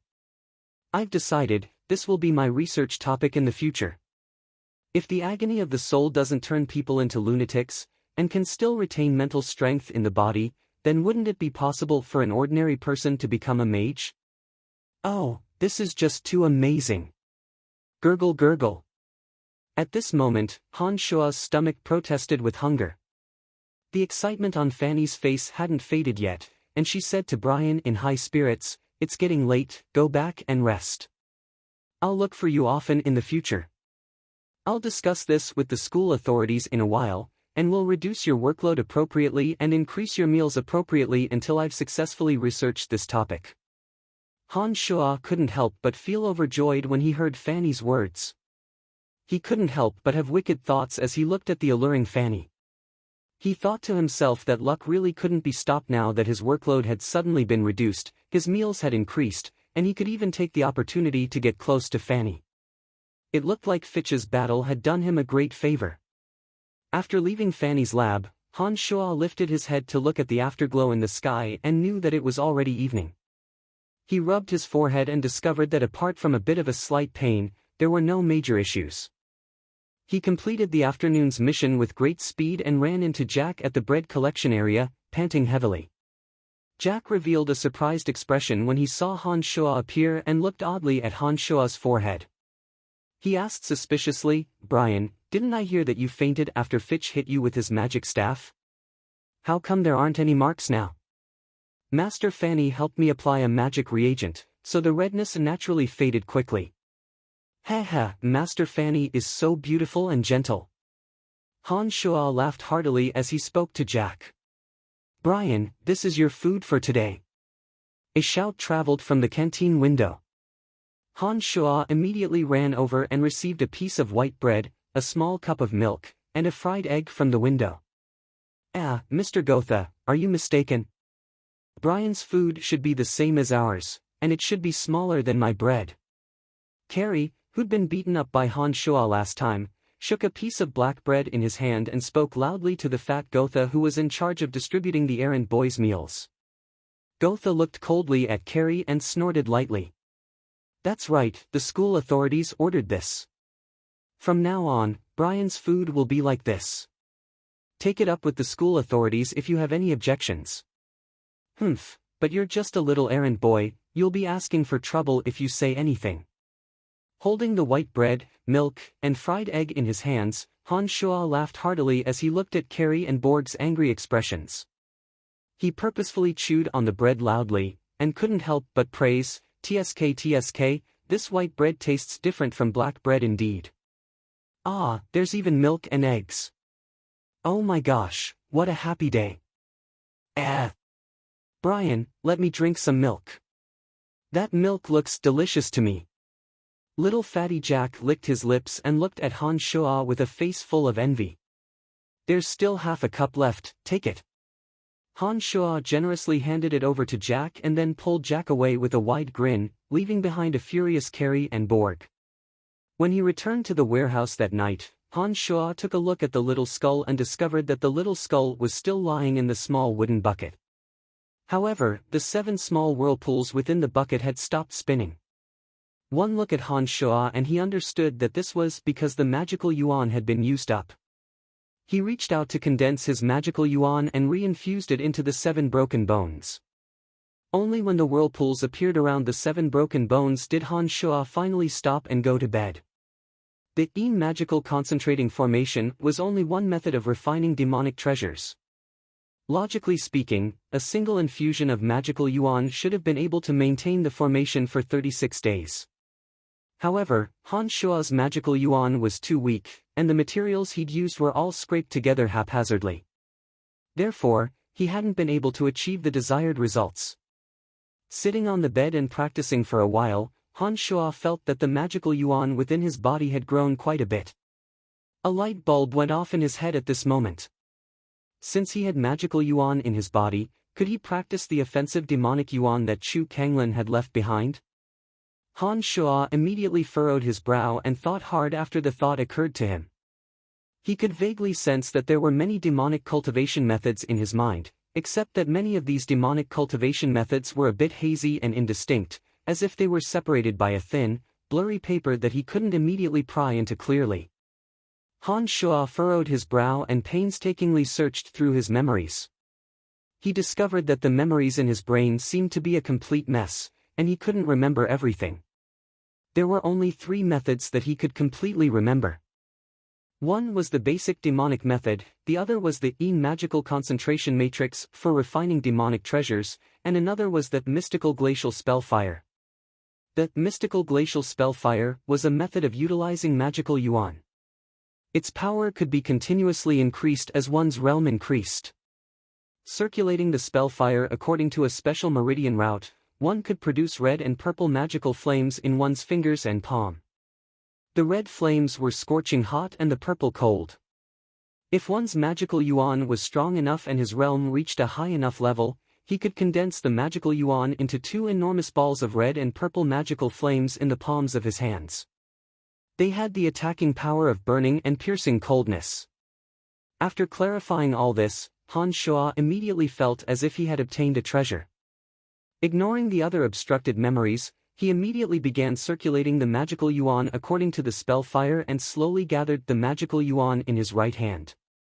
As the magical yuan flowed through the meridians of Han Shuo's right hand, he felt a burning pain. His entire right hand was numb and stiff, and the thin and weak meridians felt as if they had been electrocuted. If he didn't circulate the spell fire according to the spell fire's route, the magical yuan would reach his palm in an instant. However, once the magical yuan circulated according to the spell fire's spell fire, it seemed to encounter layers upon layers of obstacles.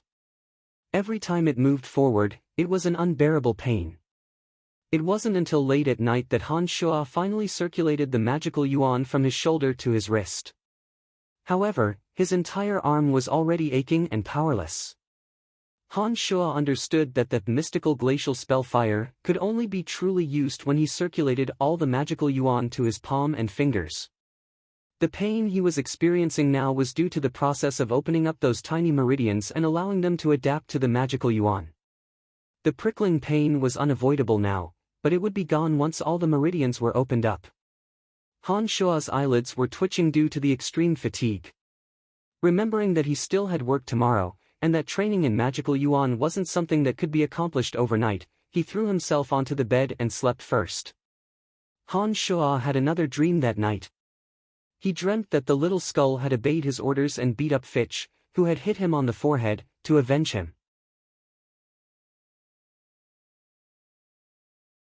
Chapter 14. The next day, Han Shuo was woken up by the impact of a heavy garbage bag. Han Shuo, who had been in the midst of a beautiful dream, felt a heavy mountain pressing down on him. He hastily scrambled out of bed and rubbed his eyes to see that there was an extra heavy garbage bag on his bed. He immediately understood that it must have been someone who had thrown the garbage through the small window of the warehouse. As he cursed, he kicked the trash bag off the bed. With a plop sound, the trash bag rolled toward the door. Han Shuo was just about to bury his head and go back to sleep when he thought that someone had thrown a garbage bag at him. This meant that it was definitely getting late. He pushed open the window and looked outside, discovering that the sun was indeed high up in the sky.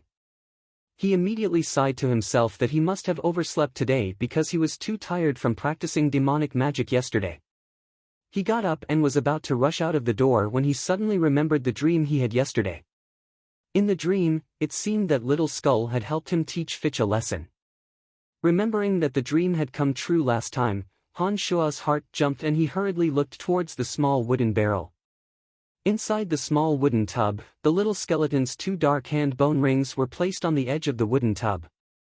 Its left leg bone was placed on top of its right leg bone, swinging back and forth, as if it was enjoying a sauna.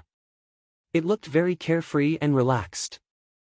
Han Shuo couldn't help but let out a sigh of relief when he saw that Little Skull was still in the barrel. He muttered to himself for a moment, then got up and pushed the barrel under his bed. He used a garbage bag to block the bottom of the bed before opening the door and preparing for a new day of work. "Hey, Brian, why are you only here today?" Jack was wiping the stone statues on the road and greeted Brian with a smile from afar. Han Shuo looked around and saw that there weren't any students passing by on this road. He knew that class must have already started by now. He had woken up late today. "Oh, I was hit twice on the head by Fitch yesterday. My head was groggy, that's why I overslept." Hee hee. Jack suddenly chuckled lightly, taking pleasure in others' misfortune. He then sneakily moved closer to Han Shuo and said in a low voice, "Brian, don't be angry. I heard from the students on the road this morning that Fitch was beaten up by that little skull with 7 wings who appeared last time. His face is swollen now." Han Shuo, it turned out that yesterday's dream was real, but it was different from what he had imagined. This time, the little skull was much faster, and he had already finished his task. No wonder when he saw the little skull in the morning, the little skull's posture was obviously different from last night. "Hey, Brian, why aren't you saying anything? Are you too happy?" I think so too. That black little skull is really powerful." After Fitch woke up, I heard that he only saw 7 little wings flapping before he jumped out of the window and escaped without a trace. Oh! Fitch lives on the 4th floor, it's incredible that he didn't break into pieces. Han Shuo laughed dryly and felt a wave of satisfaction in his heart. He laughed it off and said, "Well done, I wonder who summoned that little skull to help me vent my frustrations. I've been so lucky recently." Nothing unlucky happened to Han Shuo in the following days, and no one came looking for Han Shuo to practice their magic. During these rare days of peace, Han Shuo would arrive outside the necromancy class early in the morning and eavesdrop on Jean's lessons with a broom in hand. Fitch didn't know if it was because he'd been viciously beaten up by the little skull, but he didn't come to class these days. Instead, he eavesdropped on Jean's explanations of magic every day. Han Shuo was suddenly enlightened about many things that he hadn't understood in the past after a few days of eavesdropping. When night fell, Han Shuo first practiced the mystical glacial spell fire and circulated the magical yuan bit by bit to the 5 fingers of his right hand through the mystical glacial spell fire. He felt a burning pain every time, but Han Shuo could already circulate the magical yuan until it was almost near his wrist these days. Han Shuo continued to study the foundations of necromancy as usual and committed some of the parts that he didn't understand to heart. He waited to eavesdrop on Jean's lessons in the morning to see if he'd mentioned it. Now that Han Shuo's meals and treatment had improved, the nutrients in his body had been replenished. Add to that the fact that he was training in magical yuan, Han Shuo's originally frail body had unwittingly started to solidify some of his muscles. His short stature seemed to have grown a bit taller, and his entire demeanor seemed to have changed. The necromancy students took note of Han Shuo's changes and categorized it as a sign that he'd gone mad. No one paid too much attention to Han Shuo, and Han Shuo was happy and at ease. He continued to work and secretly practice magic as usual, happily feeling the changes in his body. Oh, endless darkness, transform into the bone arrow of destruction. With my will, destroy everything before me, bone arrow. As the incantation was completed, a sharp bone arrow suddenly formed in the air and flew towards a straw doll in front of Han Shuo under his fingers. However, the bone arrow suddenly changed direction midway. Paw! The bone arrow abruptly exploded midway, and from the looks of it, the arrow had deviated by a large margin. It hadn't shot towards the straw doll at all. Shaking his head, Han Shuo sighed lowly. Understanding was one thing, and using it was another. Han Shuo had been practicing this lowest level of bone arrow magic near this tomb during this period of time, but he'd never been able to successfully cast it. Either he couldn't summon it, or the direction was too far off, or the bone arrow would explode midway. Han Shuo understood that repeated practice was necessary in order to successfully cast necromancy magic. Only through repeated practice would one be able to grasp the knack and successfully cast the magic without any mistakes or loopholes. Every night these past few days, Han Shuo would first practice for a period of time, and then take advantage of the dead of night to come to this tomb that had once been abandoned to secretly practice necromancy magic here.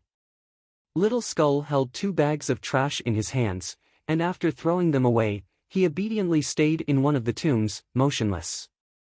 Just as Han Shuo was thinking about his incantation and hand gestures, as well as what went wrong with the use of his mental strength, he suddenly heard the sound of hurried footsteps coming from afar.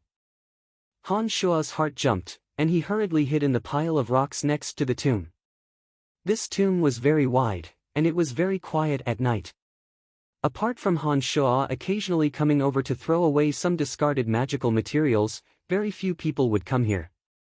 Of course, Han Shuo didn't want others to discover that he was secretly practicing magic here. Now that he heard the sound of footsteps, he naturally hid immediately. After a while, a tall, blue-haired, middle-aged man suddenly appeared in Han Shuo's line of sight. His clothes were dyed crimson with blood, and he was foaming at the corner of his mouth. He held a broadsword in his hand. His footsteps were unsteady, and his expression was anxious. He stumbled over without a sense of direction, and kept peeking behind him. When he arrived at the place where Han Shuo had been practicing his necromancy magic, his body suddenly trembled, and his footsteps swayed as he fell to the ground. At this moment, he swiftly fished out a gray handbag from his chest, and carelessly poked at the soft ground a few times. He stuffed the handbag into the soil, wiped it flat with his hands, and crawled back up to run forward. "Dylan, where else can you run to?" A kind voice traveled in from the distance as a black light flashed by. A kind, emaciated old man appeared behind the middle-aged man. He wore a kind smile on his face, and wore a gilded magic robe. He held a magic staff embedded with 3 red, yellow, and blue gems in his left hand. One could tell with a glance that it was a very valuable magic staff. A ball of dark green light quickly flew over from the distance after the emaciated, benevolent old mage appeared. When it stopped here, the dark green light suddenly disappeared, and a sturdy, muscular swordsman with a long sword appeared. "Mr. Duke, what should we do with Dylan?" The swordsman stood respectfully next to the mage and asked humbly.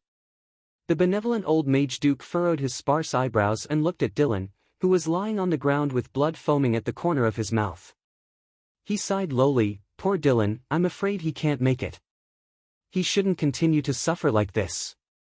Eric, help him. Mr. is truly merciful."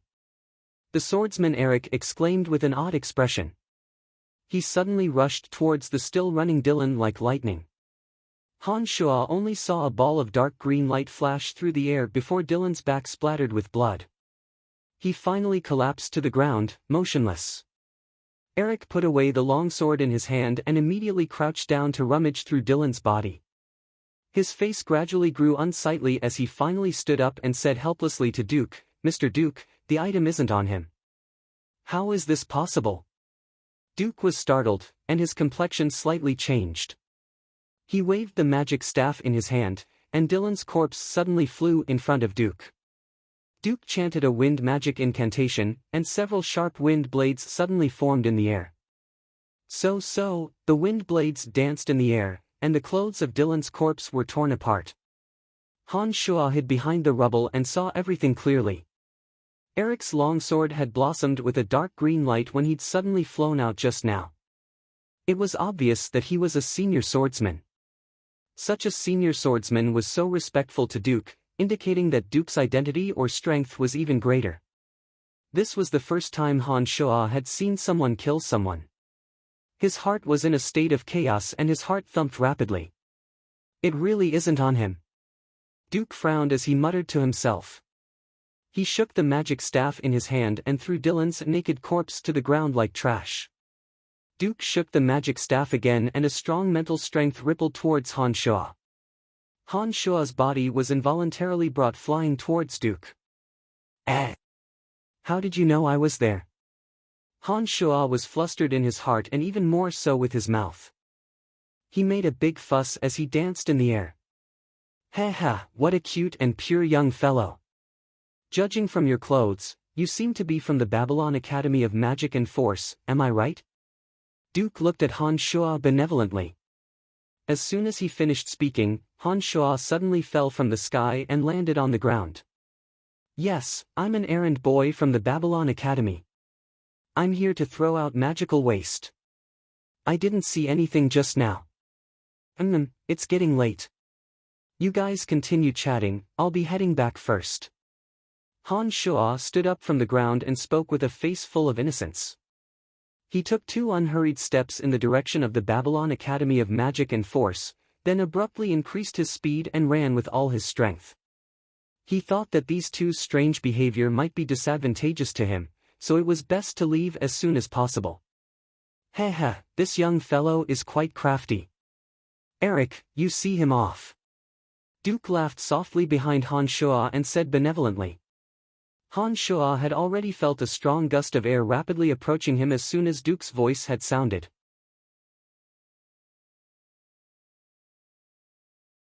Chapter 15. Han Shua understood in his heart that Eric must be rapidly approaching him with his sword in hand, wanting to kill him just like how he killed Dylan. This was because Han Shua could feel the killing intent faintly approaching from behind. At this moment, Han Shua focused his attention for the first time in his life. He didn't know if it was because of the magical yuan he was training in, but the current Han Shua was not only extremely nimble, even his courage had grown. Otherwise, if it was according to his previous personality, there would only be fear left in his heart and no other thoughts. At this moment, the magical yuan within Han Shua's body circulated at a much faster speed than usual. As he ran, he felt that his entire body was filled with inexhaustible strength. Add to that the fact that Han Shua was extremely familiar with the terrain, he turned left and right as he ran, and actually managed to shake off Eric by a distance. Eric was startled. He didn't seem to have anticipated that Han Shua would run so fast. Seeing that not only was Han Shua running fast, but he was also running in a tricky direction and was gradually disappearing from his line of sight, Eric's face couldn't help but turn cold. The long sword in his hand glowed with a dark green light, and he abruptly picked up a few large rocks along the way. Han Shua ran further and further away, feeling that this run was very carefree. When he sensed that Eric's aura was getting further and further away, a sense of joy involuntarily arose in his heart. It was at this moment that the sound of something piercing through the air suddenly rang out. Han Shua only felt his legs being struck heavily a few times. His knees immediately weakened, and he fell flat on his face in the midst of his rapid running. His face intimately came into contact with the soil, and he fell flat on his face. "Young man, my apologies." Eric softly called out apologetically. He raised the long sword in his hand, and a ball of dark green light abruptly lit up in the air, violently stirring towards Han Shua. His mind was unprecedentedly clear. The magical yuan within Han Shua's body circulated wildly, and his previously sore and powerless legs no longer hurt. Facing this fatal blow, Han Shua pressed both his hands and feet to the ground at the same time, and with a ferocious push, he abruptly rolled to the left. Clang! Eric's long sword brought with it a dark green ball of light as it landed on the ground where Han Shua had been lying, carving out a dozen or so well-proportioned cracks in the hard ground. It was like a chessboard, and each crack was a dozen centimeters deep. If Han Shua had been there just now, he'd likely have been dismembered. "I really didn't see anything. Don't kill me." Han Shua dodged the attack and looked at the strange condition of the ground he was lying on earlier. He was immediately frightened out of his wits. He spoke with a bitter face as he hurriedly climbed up, looking like he was going to run away again. "Young man, I didn't expect you to be so agile. But you saw something you shouldn't have seen today. I'm very sorry, but I have to kill you." Eric shrugged and smiled helplessly. He then raised his long sword, and a few head-sized rocks suddenly flew up and fiercely smashed towards Han Shua. Han Shua was startled and dodged left and right with trepidation. While Han Shua was dodging, Eric suddenly appeared behind Han Shua without a sound and pointed his long sword slightly. A ball of dark green light suddenly fell into Han Shua's body. In an instant, Han Shua flew out and once again fell flat on his face.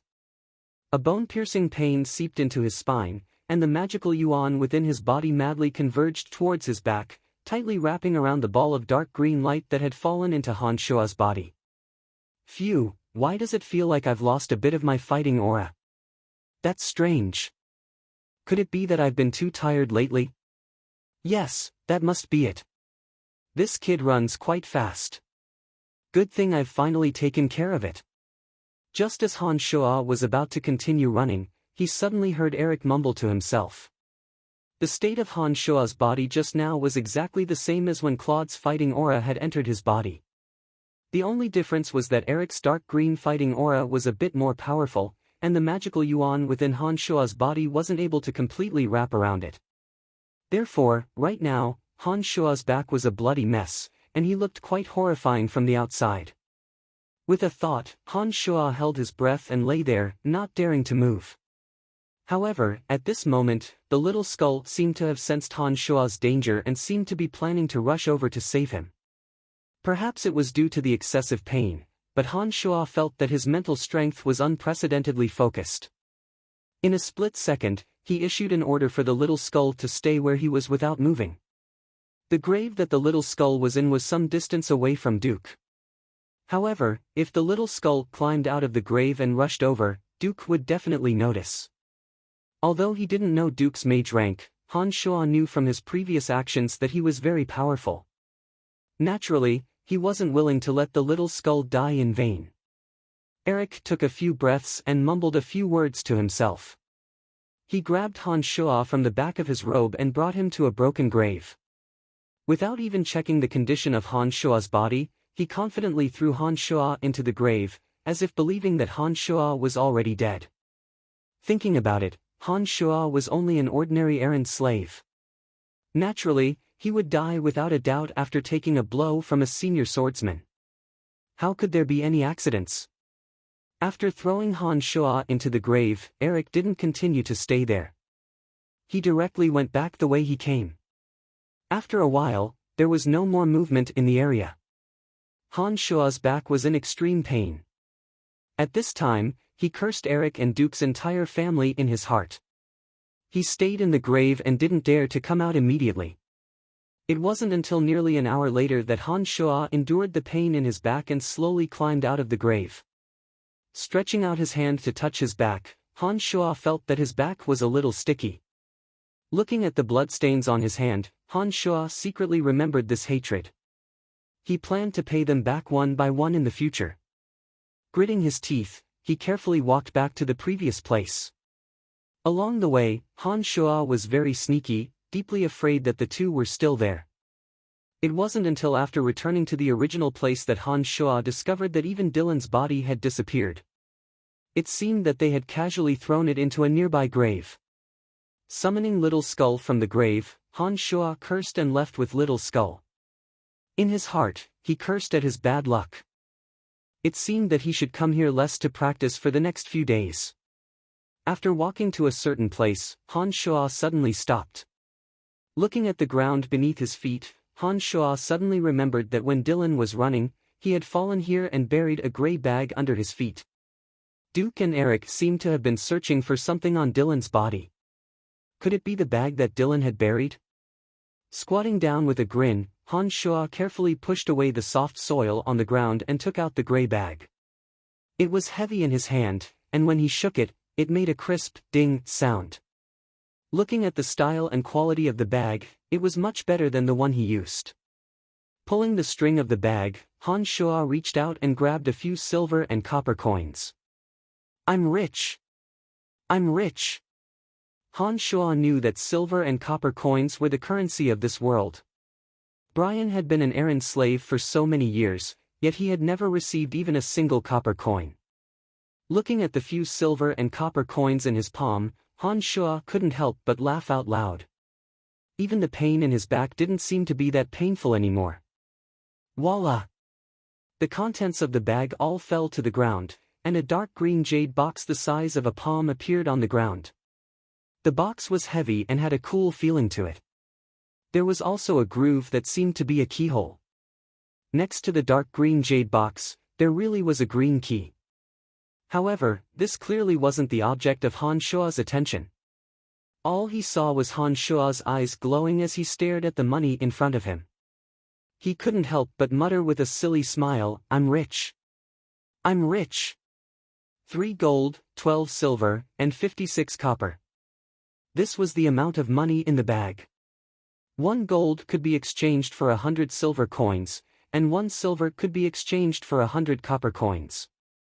Even though Han Shua's diet had improved, the bread, milk, and eggs he ate a day didn't even add up to 10 copper coins. If this money was exchanged for food, it would be enough for Han Shua to eat for a year or two. When Brian was sold to the Babylon Magic Academy by the slave traders, it was only 5 gold coins. This sum of money was equivalent to half of Brian's life.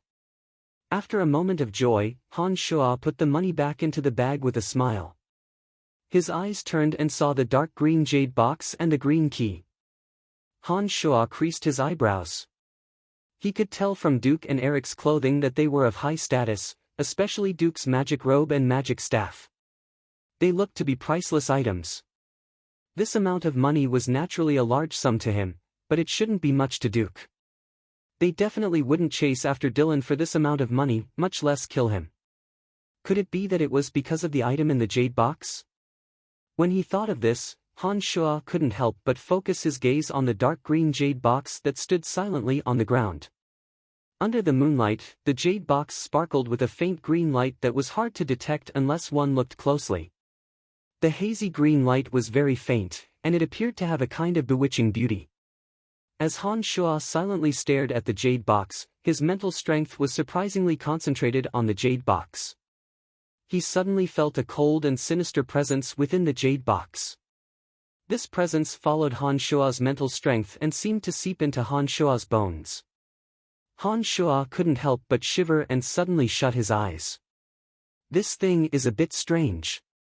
Taking a deep breath and calming his mind, Han Shuo nervously looked left and right. He suddenly put the jade box and the key back into the gray handbag and staggered back to the warehouse. After returning to the warehouse, Han Shuo didn't continue to study the jade box. He didn't touch the money inside either. He hid the handbag under his bed and let Little Skull clean and bandage his back before falling into a deep sleep.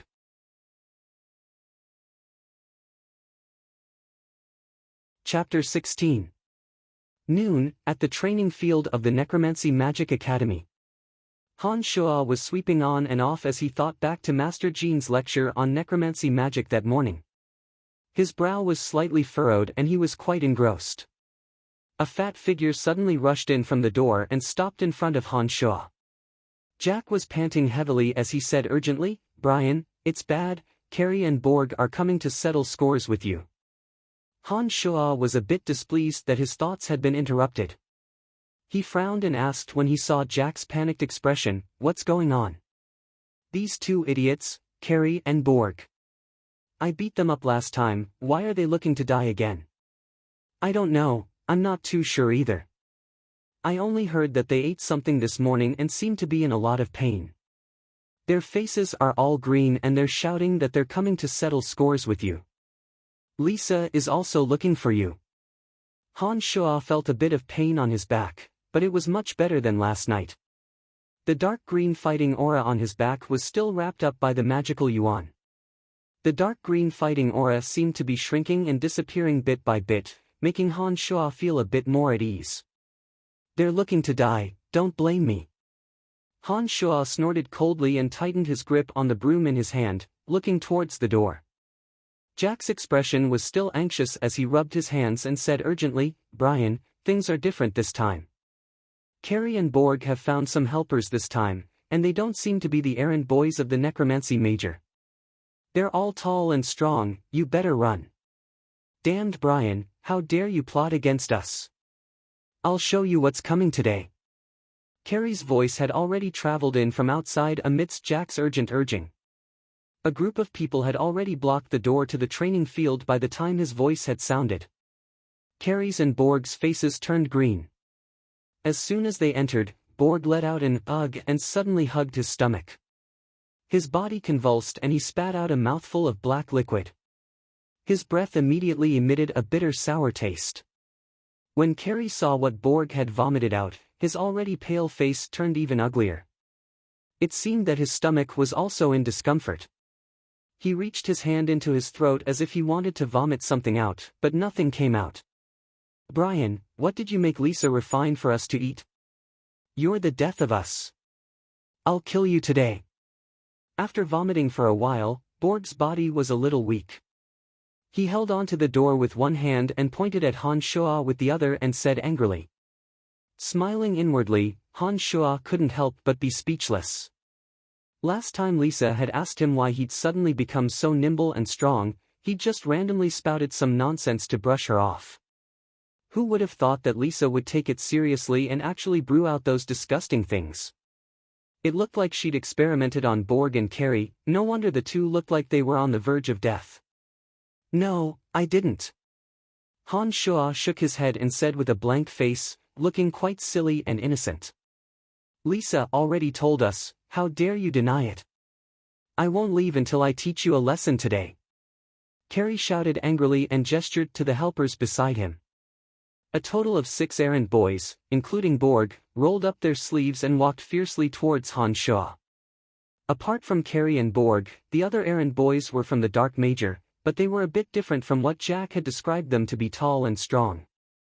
There were indeed tall ones among the 4, but the tall ones were all skin and bones. There were also some strong ones, but they weren't as tall as Han Shuo. On the whole, the tall ones weren't strong enough, and the strong ones weren't tall enough. Judging from their fighting strength, they probably weren't all that impressive. Clenching his fists, Han Shua's expression was still naive. There was an irrepressible desire to vent in his heart, and it seemed that he needed to beat all of these people to the ground in order to quell this desire. This desire came abruptly and instantly flooded Han Shua's mind, urging Han Shua to act like a spell. Han Shua's personality had always been rather passive, and he rarely took the initiative to offend anyone. He also didn't dare stir up trouble with too much arrogance.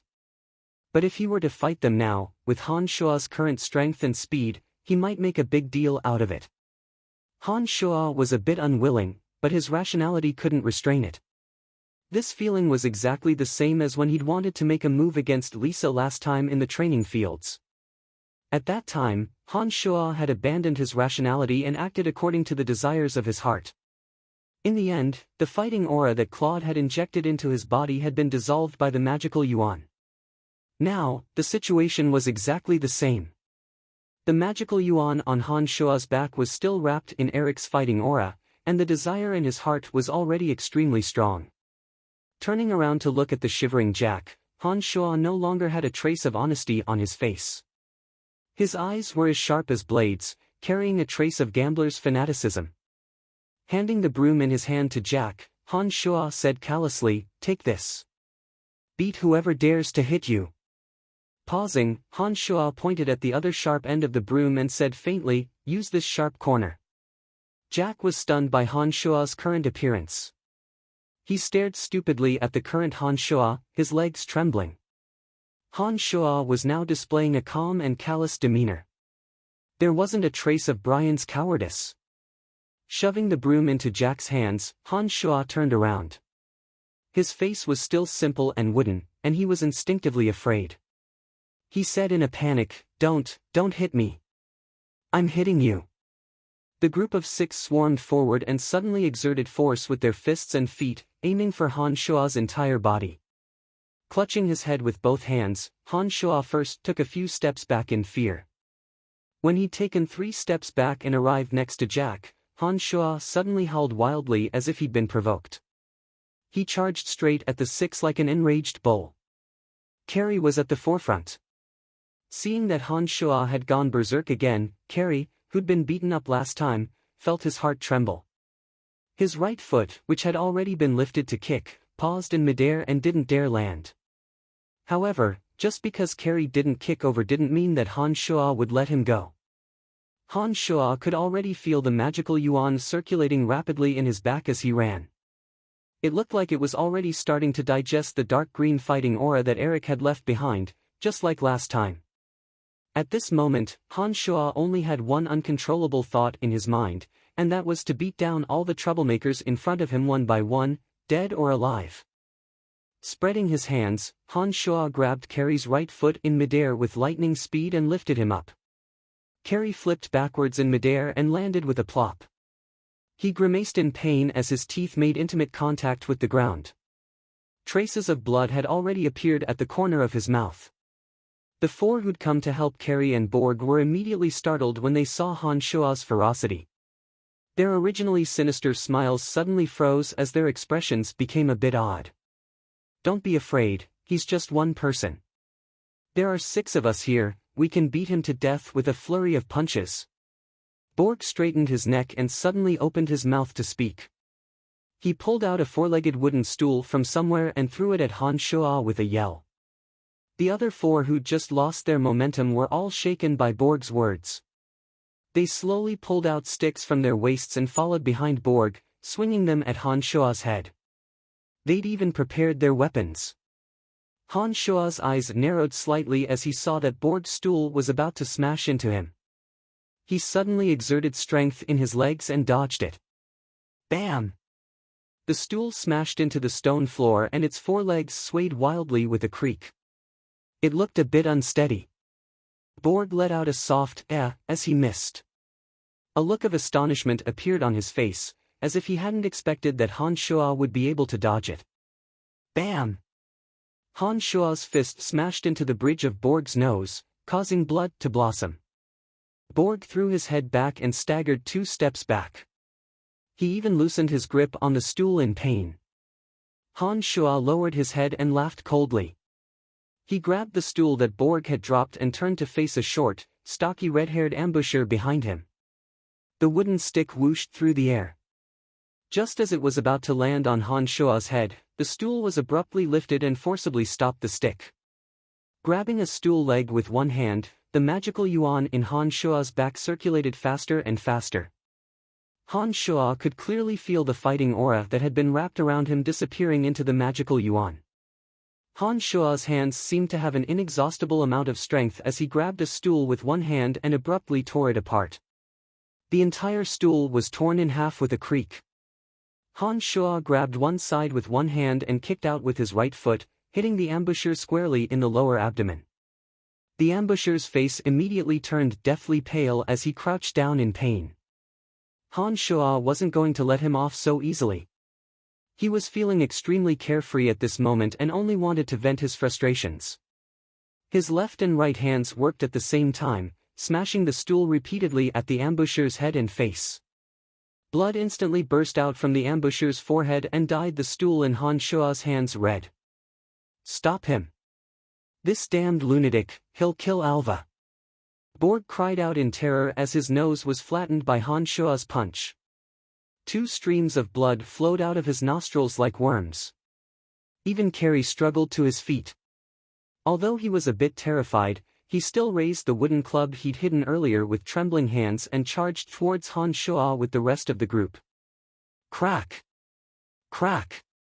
The sounds of intense collisions rang out incessantly. Jack, who was watching the battle from the sidelines, had his legs bent and trembling as he looked at Han Shua in disbelief. Han Shua was holding onto half of the stool with one hand, completely unfazed by the combined attacks of several people. A bone-piercing chill seeped out of his eyes on his crazed and barbaric face. Han Shua's body kept shifting and dodging, but the stool never stopped. It continued to smash at the noses and faces of those who were surrounding him. In just a short while, all 6 of them had blood bursting out of their faces. At this moment, Jack was completely dumbfounded by Han Shua's callous methods. He never dared to imagine that the cowardly and meek Han Shua would one day have such a ruthless side to him. Just as Jack was in a daze, the fighting aura that Eric had left behind on Han Shua's back was finally being slowly refined by the magical yuan as he fought as he pleased. It was only at this moment that Han Shua was startled. He suddenly realized what he was doing and couldn't help but feel some lingering fear. There are sounds of fighting. What's going on? Let's go to the training field and take a look. Suddenly, Han Shua heard Fanny's voice from afar, followed by the sound of footsteps rapidly approaching. On the other hand, Carrie, Borg, and the others were still completely unaware. Each and every one of them was trembling with fear as they looked at Han Shua with faces full of fear and shock. They all held clubs in their hands, but no one actually dared to take another step closer. Han Shua knew that this was not a small matter. His mind quickly churned with ideas, and he suddenly ran towards the entrance of the training field. As he ran, Han Shua carelessly wiped the fresh blood on the stool on his face and forehead, then casually threw away the 2 blood-stained halves of the stool. He grabbed at the wound on his back where Eric had stabbed him yesterday and tore it forcefully. With a pained howl, the wound that hadn't completely scarred split open in an instant, and fresh blood flowed out and dyed his back red. When he reached the entrance, Han Shua's sprinting speed came to an abrupt halt. He abruptly lay on the ground and struggled to crawl towards the entrance. When he saw Fanny and the others appear, Han Shua extended his blood-stained hands.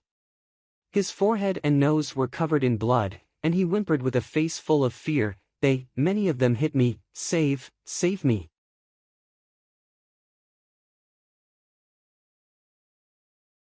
Chapter 17. Fanny panicked when she saw Han Shua's pitiful appearance. Her long, slender, and beautiful legs moved quickly as she ran towards Han Shua. "Ah!" Han Shua screamed and looked at Fanny with a deathly pale face. He stammered in pain, "Master Fanny, you stepped on my hand." Fanny was nearsighted to begin with and ran too fast in her panic.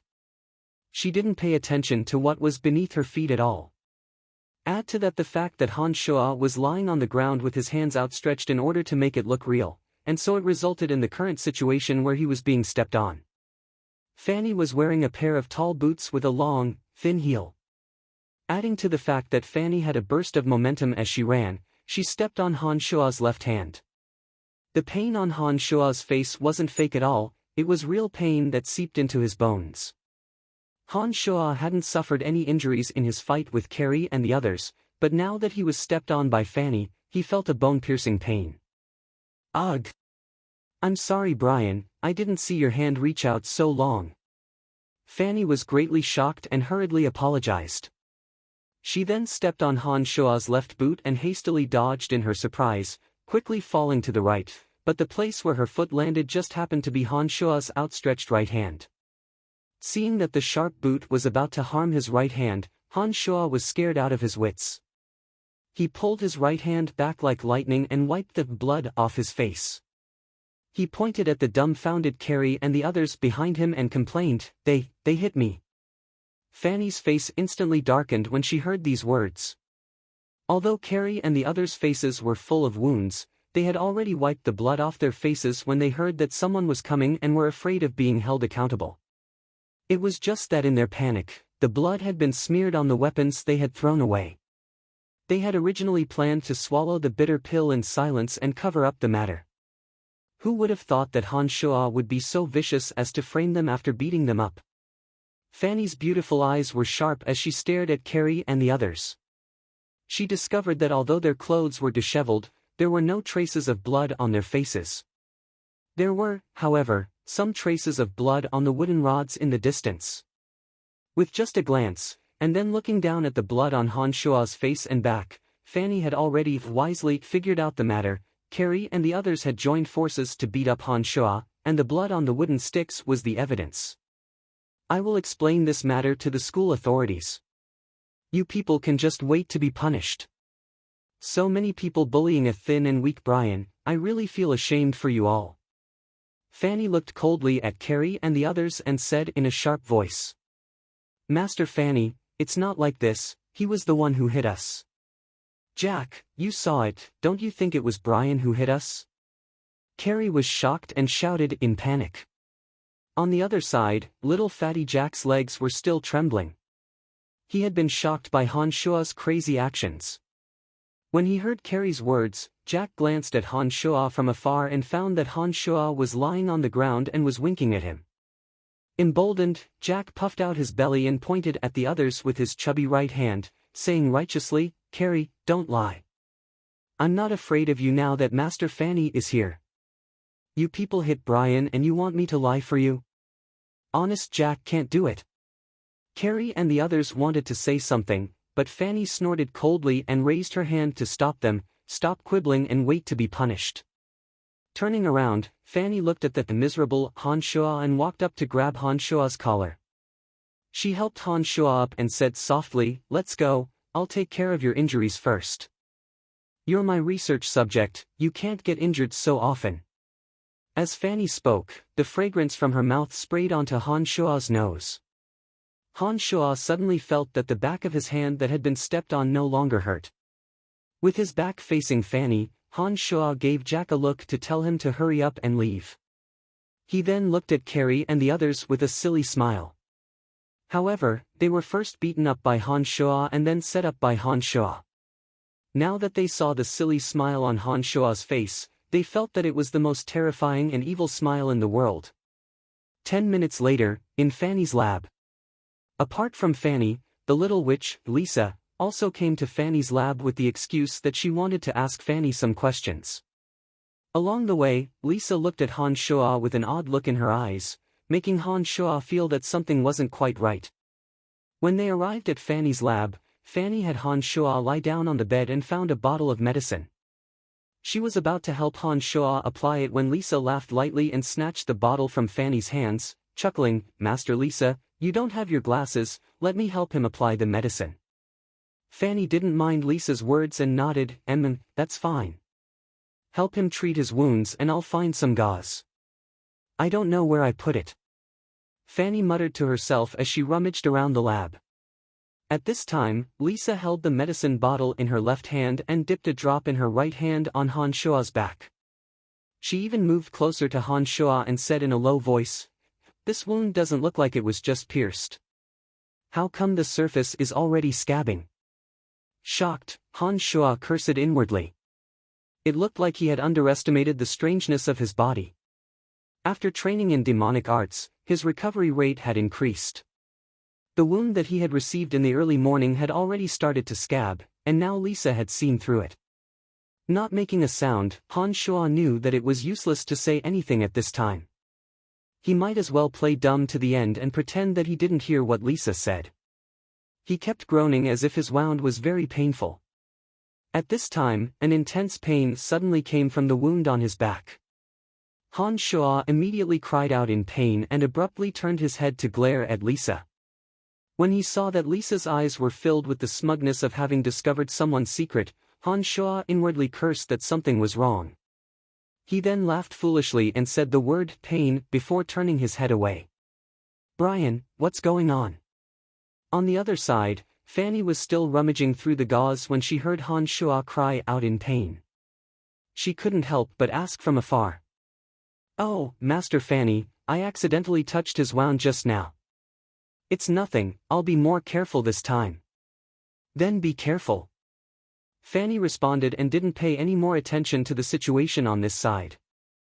A delicate fragrance seeped into his nostrils, followed by hot breaths by his ears. Lisa said lowly, "Damned Brian, do you think I don't know that you're pretending to be crazy?" "Humph, you scared me by pretending to be dead and then gave me the wrong method of refining medicine. If I hadn't been smart enough to experiment on Carrie and Borg, I would have died because of you. I'll tell you the truth, I arrived at the lab before Carrie and the others. I saw your conversation with Jack through an evil spirit, including the beating up of Carrie afterwards. You've grown up now, you've even learned how to frame people. Hee, not bad, not bad." Lisa continued to apply the medicine on Han Shua as she spoke. However, it was obvious that Lisa was purposefully messing with Han Shua and often applied force to Han Shua's wound.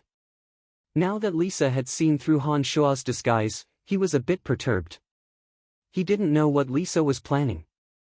Although his wound was in great pain, he didn't dare cry out loudly and could only grit his teeth and cry out in a low voice.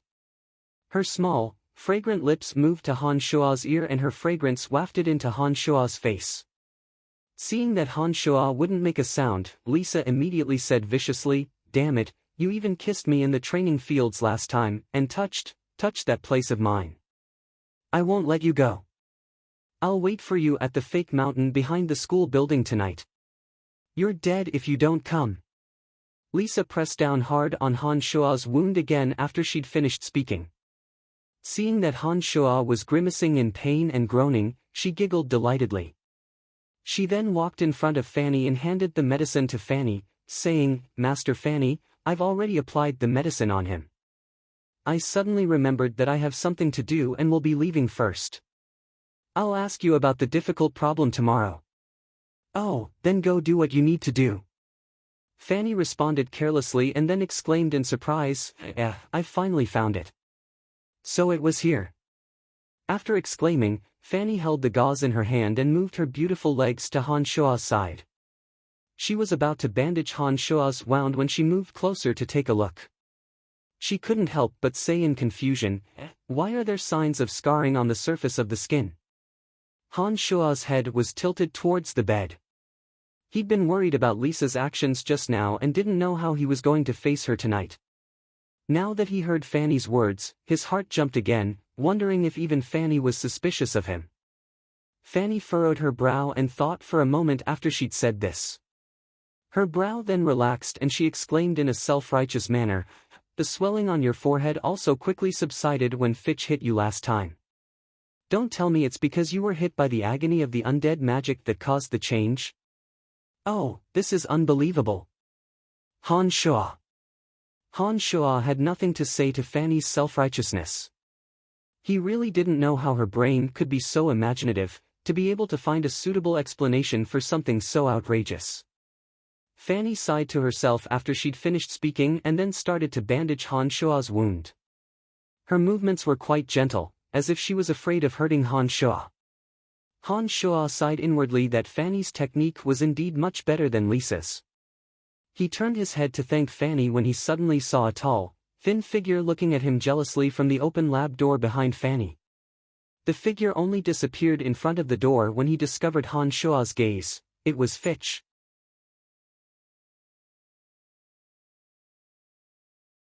Chapter 18. Because Han Shua was injured, Fanny didn't plan on tormenting Han Shua any further today. She let Han Shua go after bandaging his wounds and seeing that he was fine. Han Shua felt a bit vaguely vexed along the way. He hadn't thought that Lisa would see through his act so quickly. He'd caused her quite a bit of trouble recently, but she'd thought that he was a bit crazy and hadn't taken it to heart. Now that she knew that he'd been playing tricks on her, she was definitely looking for trouble.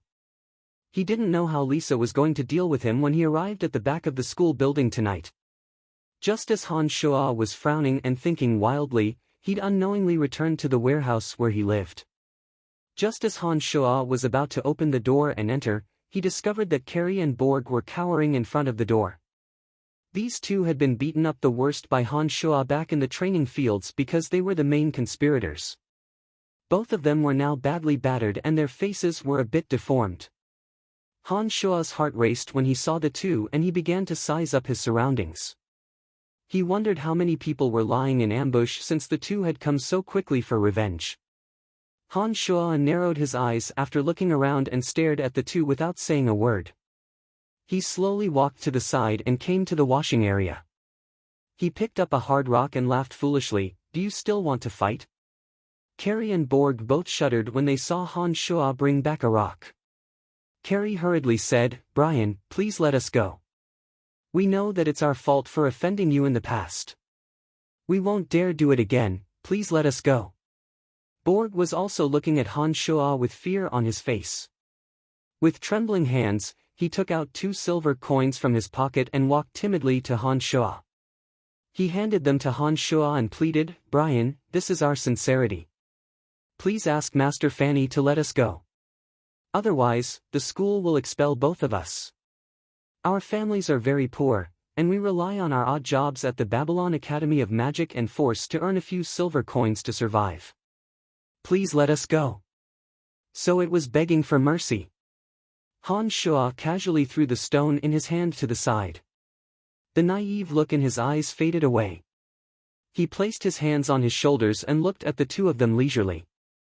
After a while, Han Shua smiled and said, "I don't want these 2 silver coins." Borg and Carrie glanced at each other and then looked at the calm and unruffled Han Shua. They both knelt down on one knee and begged, "Brian, please let us go. We won't dare do it again. Get up and talk, get up and talk." Han Shua hurriedly moved closer to the two and helped them up from the ground with a smile. He then said, "I don't want the silver coins, but I'll ask Master Fanny to let you go if you agree to one condition. I won't make trouble for you in the future." At this point, how could Borg and Carrie not know that Han Shua had been playing the fool all along? Han Shua's cruel methods in the training fields had intimidated them to the point that they no longer dared to harbor any thoughts of revenge. The current Han Shua had completely exceeded their imaginations. "No matter what condition it is, we'll agree to it," Borg said hurriedly and looked fervently at Han Shua. Nodding his head, Han Shua looked at the two unruffled in the midst of chaos and said lightly, "In the future, the two of you will be more diligent in helping me with Aaron's missions. As long as you agree, I'll go plead for mercy on Fanny's side." "No problem, Brian, don't worry. We know what to do and will definitely complete your missions well." Carrie hurriedly agreed, as if afraid that Han Shua would go back on his word. There were only 4 Aaron's students in the necromancy major. If Carrie and Borg were really kicked out by the school authorities and no replacements could be found in a short period of time, then the missions that had originally belonged to the two would inevitably fall to Han Shua and Jack. In this way, Han Shua would no longer have any free time. This was naturally something that he didn't want to see. Now that Carrie and Borg had agreed to finish Han Shua's tasks, Han Shua would have more energy to do other things. What goes around comes around. Brian had always helped the two with a lot of extra work back then. Now that the tables had been turned, it could be said that he was indirectly helping the unlucky Brian take revenge. Seeing that the sky had already darkened, Han Shua thought that it was almost time for his appointment with Lisa. He couldn't help but say a bit impatiently, all right, I still have to make a trip to the back of the school building. You guys can go back if there's nothing else. Be careful in the future and don't think that I'm crazy and stupid. If you dare reveal what happened today, I'll beat you up until you can't even recognize each other. When Carrie and Borg heard Han Shua's chilling threat, they both hurriedly agreed. Han Shua's merciless and ruthless methods had already left a deep mark in their hearts last time in the training fields, making it so that they didn't dare harbor any thoughts of revenge.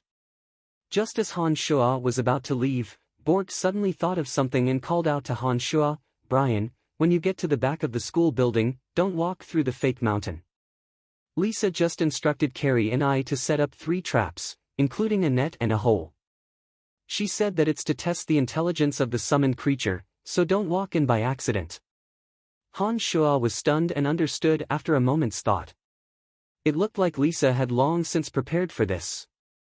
She wasn't testing the summoned creature's intelligence, she'd prepared it specifically for him.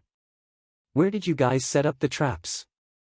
Tell me in detail so that I don't really walk in when it's dark. Han Shua frowned as he spoke to Borg and Carrie. How would the two know that Lisa had set up the traps specifically to deal with Han Shua? Add to that the fact that they had a favor to ask of Han Shua on one hand and they were truly afraid of Han Shua on the other. They hurriedly explained the locations of the 3 traps to Han Shua in great detail. See you tomorrow.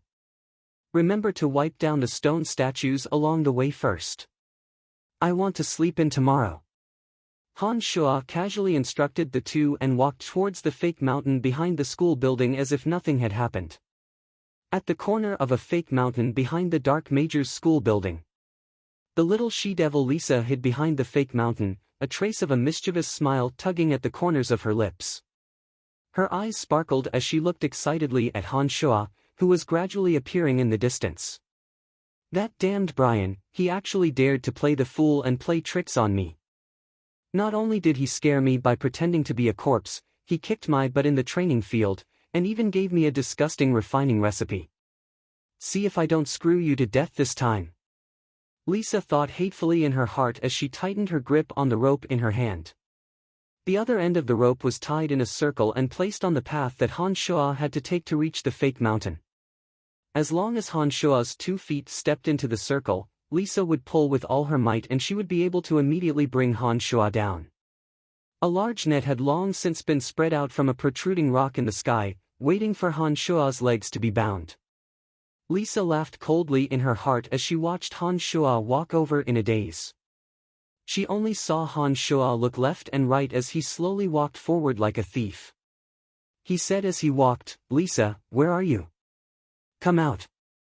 I'm here. Come over, I have something to say to you. If you don't come, you're dead. Lisa snorted softly from behind the fake mountain. Han Shua looked left and right as if he didn't know anything and walked towards the trap with the rope. Lisa's heart leapt with joy and she tightened her grip on the rope in her hand with some excitement, waiting attentively for Han Shua's 2 feet to fall into the trap. Just as one of Han Shua's 2 feet was about to fall into the trap, he suddenly stopped and yelled out again, Lisa, where are you hiding? The trap was just a few inches in front of Han Shua's feet. Lisa almost couldn't control herself and was about to make a move as she watched Han Shua about to step into it.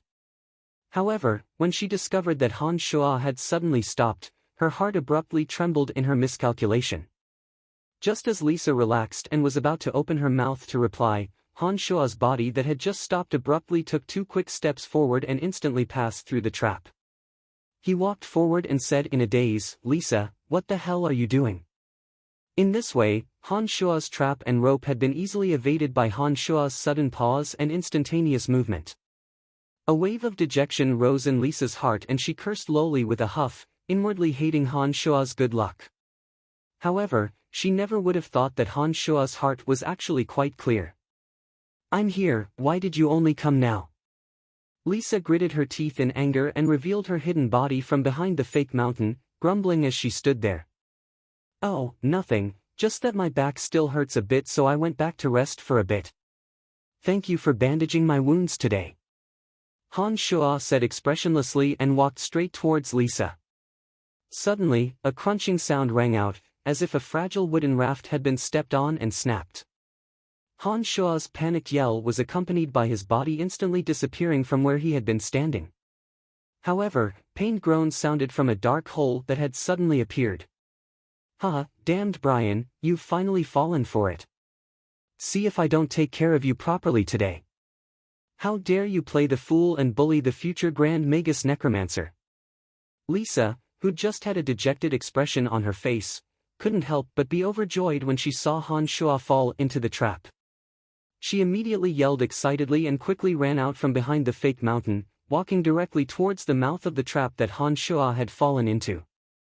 Lisa walked to the mouth of the trap with a proud smile, loudly cursing Han Shuo as she took out a rock. She planned on using the rock to smash Han Shuo, who had fallen into the trap, and take revenge for Han Shuo's recent bullying. Suddenly, Lisa's right ankle was tightly grabbed by a hand. She was frightened out of her wits and looked down, only to discover that Han Shuo's left hand was grabbing the mouth of the trap and his right hand was grabbing her ankle. He hadn't fallen into the trap at all and was currently looking at her with a naughty smile. Come down. Han Shuo laughed evilly and took advantage of Lisa's moment of panic to pull with his right hand. Lisa, who had spent so much effort to set up the trap, staggered and suddenly fell into the trap as she screamed and flailed her arms and legs with a face full of panic.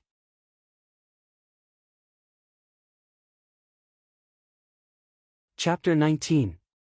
In her panic, Lisa's hands clawed wildly and coincidentally caught the bottom of Han Shuo's trousers in midair. She gave it a sudden tug and Han Shuo's body swayed violently, falling down to the bottom of the trap along with Lisa. Han Shuo had taken the time to take a look at the bottom of the trap just now. Using the moonlight, he could see that there weren't any sharp spikes placed at the bottom of the trap, only a few protruding rocks. But even a few protruding rocks would cause one's body great discomfort if one were to fall into it. Han Shuo's heart was surprisingly calm as he listened to Lisa's screams. He didn't know if it was because of his training in magical yuan, but Han Shuo wasn't the first to feel panic whenever danger loomed over him. Instead, he would rapidly think of how to resolve the crisis. This time was no exception. The trap had been hastily set up and was only 3 meters deep, but Han Shuo still had the energy to think of other things in the time it took for a spark to fly. Hearing Lisa's screams, Han Shuo's magical yuan, which had just dissolved the fighting aura, suddenly flowed several times faster than usual.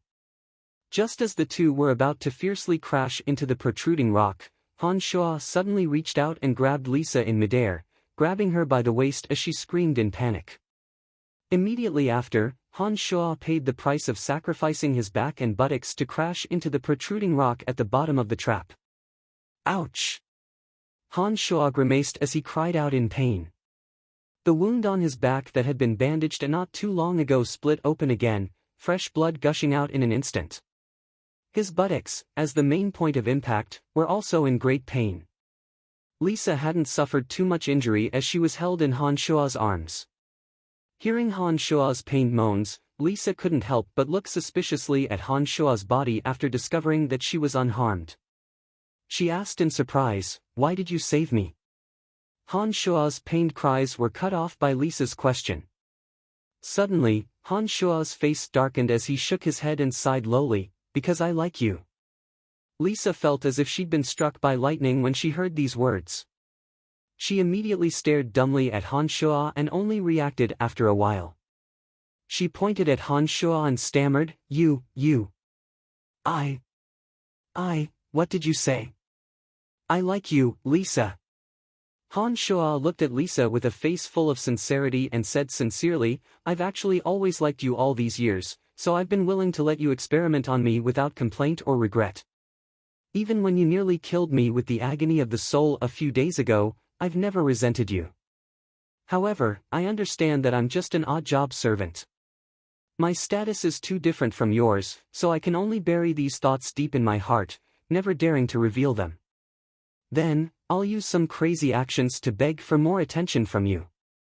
Lisa, am I stupid for doing this? I'm too despicable, I'm too shameless. Han Shuo lied with a face full of sincerity as he sighed inwardly. He didn't know if it was because he trained in demonic arts, or because he was evil to begin with, but had slowly revealed himself in this world without too many restrictions. Lisa was completely dumbfounded by Han Shuo and stared dumbly at Han Shuo, forgetting to speak. It wasn't until Lisa's hands moved blindly and touched a bare thigh that she abruptly came to her senses and stood up in a panic. She glanced at Han Shuo and actually blushed for the first time, seeming a bit embarrassed. Han Shuo started and immediately looked down, discovering that his trousers had been torn by Lisa when he'd fallen just now. Apart from his underwear, the lower half of his thigh was completely exposed. Lisa had been sitting on his bare thigh just now. Frantically turning her head away, Lisa's voice was a bit rushed as she shouted, "I don't care if you're telling the truth or not, I won't like you anyways. You're just an errand boy in the necromancy major, I'll never have anything to do with you." "I understand, Lisa. I just want to stay in the necromancy major and watch over you from afar. I don't have any other extravagant hopes." Now that I've said the words I've held back for so many years, my heart suddenly feels much more relaxed. Han Shuo's voice was low as he spoke with a face full of sorrow and sincerity. I'm leaving. I'll let bygones be bygones, but don't be delusional. You're just an errand boy, it's impossible for us to be together.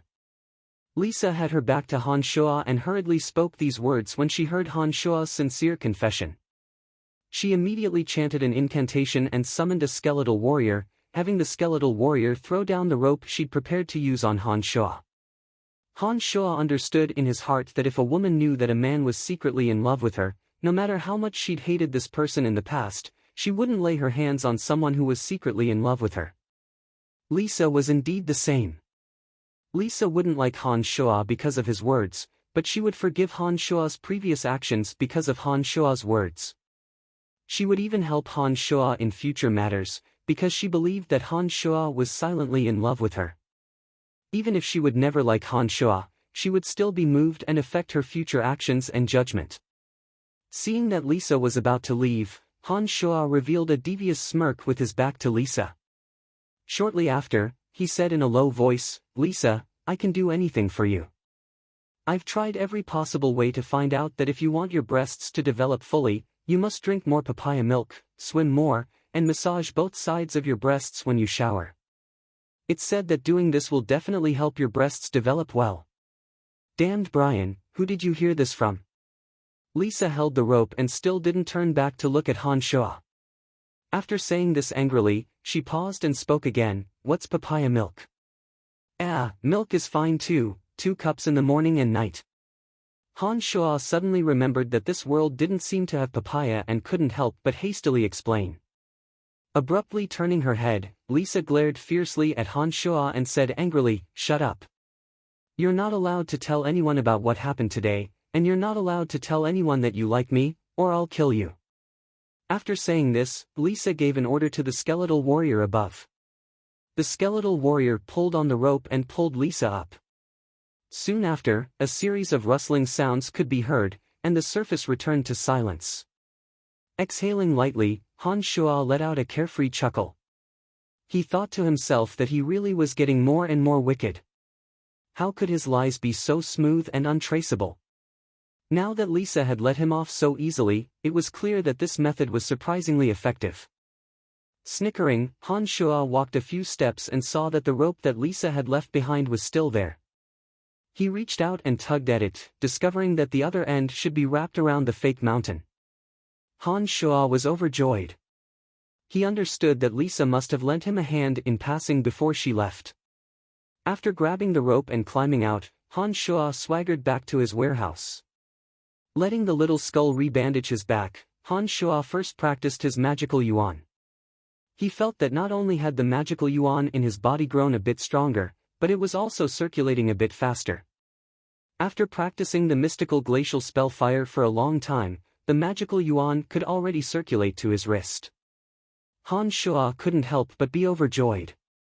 Could it be that the magical yuan had digested the fighting aura that Eric had injected into his body?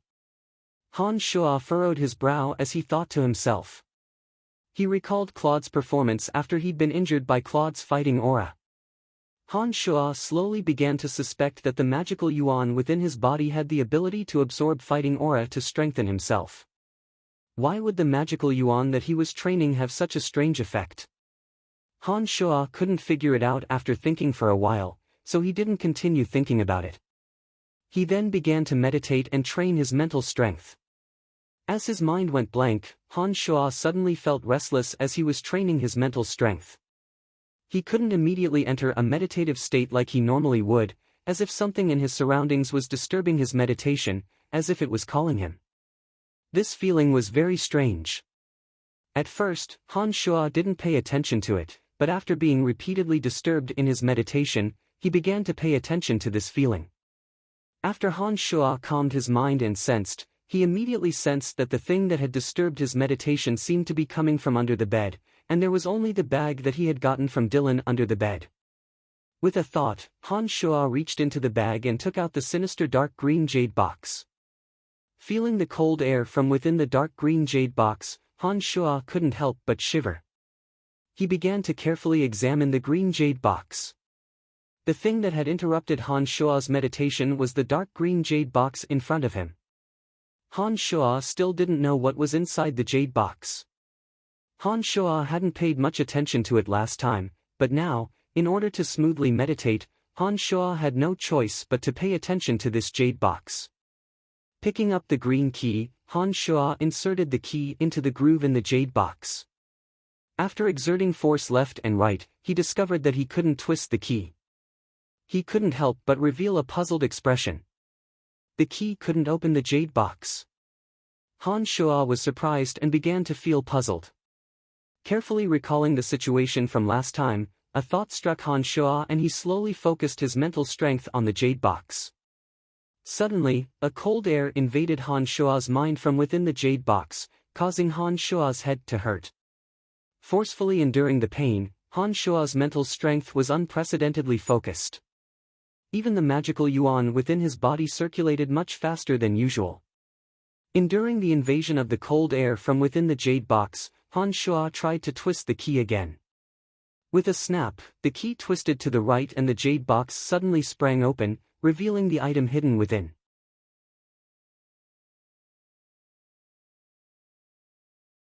Chapter 20. As soon as the jade box was opened, a gust of frigid air overflowed. The temperature in the warehouse began to plummet rapidly. Han Shuo couldn't help but shiver once again.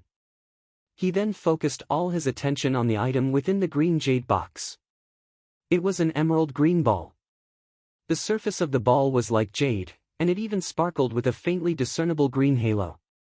There was a small red dot in the center, like a rolling drop of fresh blood, swaying continuously within the ball. A sudden pain in his head, Han Shuo felt his mental strength begin to rapidly drain into the ball.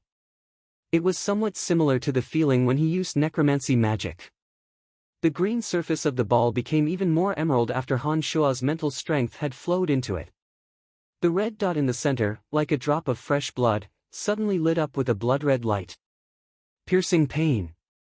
It was like a sharp dagger violently stirring in Han Shuo's brain. As his mental strength rapidly drained away, Han Shuo's brain was in so much pain that he was hovering between life and death. Han Shuo had never experienced such cruel pain in his entire life. At this moment of extreme pain, Han Shuo should have fainted in a daze, but the strange thing was that Han Shuo's mind was unprecedentedly clear. Han Shuo even felt that it was precisely because his mind was unprecedentedly clear that the pain was infinitely magnified.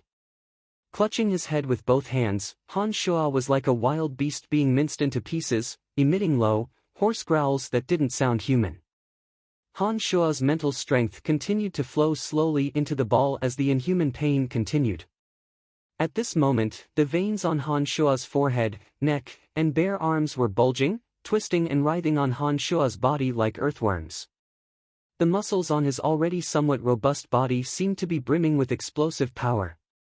Just as Han Shuo felt that his mental strength was about to be completely drained, the magical yuan in his body flowed from his neck to his brain. As soon as the magical yuan entered his brain, which felt like it was about to split open, the unforgettable pain seemed to increase tenfold in intensity. The mental strength that had just been rapidly drained into the ball surged back like a stormy sea, instantly drowning Han Shuo. Han Shuo finally could not bear it and directly fainted. When Han Shuo slowly awoke, he felt as exhausted and powerless as if he'd gone through a long journey of 10,000 li. However, his mind was abnormally clear. When he focused his attention on his surroundings, Han Shuo discovered that he could clearly see the grain on the wooden door in front of him. Han Shuo let out a soft "ah" as he was stunned by the changes. The last time he had this feeling was when he had accidentally gained mental strength. Only then did he feel that his senses had become more sensitive. Now that this feeling was even clearer, Han Shuo hurriedly concentrated his mental strength to test it out. His face was instantly filled with ecstasy. Han Shuo thought to himself, the saying that one who survives a great calamity is bound to have good fortune later on is indeed true. How could he not have died in that dangerous situation just now? Now that he had profited from his misfortune, he inexplicably felt that his mental strength had greatly increased. It was even more than the mental strength that Han Shuo had painstakingly increased over the past 2 months of meditation. This kind of unimaginable thing had happened just like that, causing Han Shuo to be shocked. His gaze once again landed on the dark green ball in front of him. At this time, the faint green halo on the surface of the ball seemed to have dimmed a bit, but the captivating red that resembled a drop of fresh blood was even more vivid. Frowning, Han Shuo moved a few inches away and carefully sized up the emerald green ball. He suddenly felt that this ball was extremely similar to something else. After some careful thought, Han Shuo was startled. He suddenly felt that this ball was very much like an eyeball. After this feeling arose, Han Shuo carefully observed the ball, feeling that the more he looked at it, the more similar it seemed. As the bright red drop of blood within the emerald green ball rolled, it was as if an eye was turning and sizing him up, giving Han Shuo an extremely strange feeling. Shuddering, Han Shuo abruptly closed the jade box, feeling his hair stand on end. With a clack, the jade box was locked again, and the key that had been inserted into the groove automatically popped out. Shaking his head, Han Shuo discarded the association between the ball and the eyeball from his mind. He pondered silently in his heart, feeling that this ball was a bit odd the more he thought about it. If it wasn't for the fact that his magical yuan had suddenly circulated to his brain today, his mental strength would certainly have been sucked dry by this ball, and he wouldn't have been able to withstand the inhuman pain and become a true lunatic. However, when the magical yuan had finally circulated to his brain, the mental strength that had been sucked out had suddenly returned like a river flowing backwards, and had even greatly increased his mental strength. This made Han Shuo feel that this ball was even more bizarre and unfathomable. He vaguely felt that this ball was absolutely not an ordinary item, otherwise Duke wouldn't have killed Dylan for the sake of this jade box. As for the emerald green ball within the jade box, Han Shuo couldn't figure out what it was no matter how hard he tried, and what it did. However, this ball had almost turned Han Shuo into an idiot, and he still felt a lingering fear when he thought about it now. He immediately put the jade box away and once again placed it under his bed, preparing to investigate what was inside and what it was for. The next day, when Han Shuo got up, he felt that his body was much better than it had been yesterday. When he was washing up early in the morning, he saw Carrie and Borg cleaning up the stone statues on the road. The two of them seemed to have woken up much earlier than usual, and were even yawning now. When Carrie and Borg saw Han Shuo, they forced smiles on their faces towards Han Shuo from afar, reminding Han Shuo to plead for them with Master Fanny as soon as possible. After eating breakfast, Han Shuo walked straight to the training fields after listening to Master Jean's lecture on the basics of magic while sweeping the corridors in front of the necromancy classroom. Brian, Fitch is in the training fields, asking Master Fanny for some magical knowledge. I beg you, you must hurry and plead for us, or we're really done for. When he was at the door, Han Shuo ran into Carrie and Borg, who had just helped clean the training fields. The two hurriedly begged when they saw Han Shuo. Nodding, Han Shuo said lazily, all right, I'll go find Master Fanny now. Fitch and Jean were estranged, and Fitch had long since become a journeyman mage, so he naturally didn't need to continue listening to Jean's lectures on the basics of magic. When Han Shuo arrived at the training fields, he discovered that Fanny had her back to the door. A black strip of cloth was tied to the back of her head, and the black magic robe clung tightly to her perfect body. From the back, Fanny had a slender waist and narrow shoulders, and a round, perky butt, drawing out the exquisite curves of a person's heart. On the side, Fitch looked at Fanny with an intoxicated expression. His eyes sparkled with the light of greed mixed with adoration and lust. He couldn't help but roam over Fanny's wonderful body, and didn't notice Han Shuo's arrival at all. Fitch, watch closely. Even though my eyes are blindfolded, I can still use my previous memories to instruct the dark creatures to find the right target to attack. Fanny's eyes were covered by the black strip of cloth. As she spoke, several zombies leapt over some obstacles and viciously smashed the wooden statues with the clubs in their hands. Fanny, who was focused on teaching, naturally didn't know that Fitch wasn't paying attention to what she was saying at the moment. Fitch's attention was completely focused on her wonderful curves.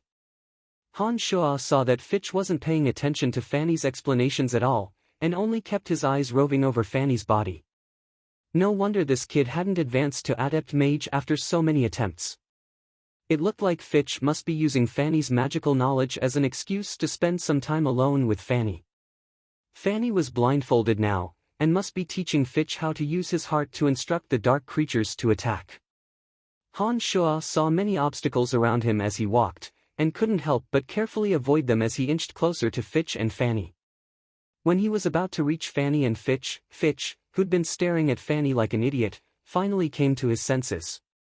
When he turned his head slightly and saw that it was Han Shuo, a trace of undisguised disgust appeared in Fitch's eyes. Fitch then waved the magic staff in his hand and chanted a couple of incantations in a low voice. Some of the obstacles on the ground seemed to suddenly come alive, and a few broken white bones abruptly shot towards Han Shuo's buttocks. Some ropes also suddenly tightened and coiled towards Han Shuo like snakes. Han Shuo's body was a bit weaker than usual today due to last night's events. His steps were a bit disorganized as he frantically dodged, and he was finally tripped by a rope that suddenly appeared and fell abruptly towards Fanny and Fitch. Fanny was currently focused on controlling the dark creatures to attack their targets with her mental strength as she continued to narrate to Fitch. Although she heard some sounds, she didn't pay them too much attention.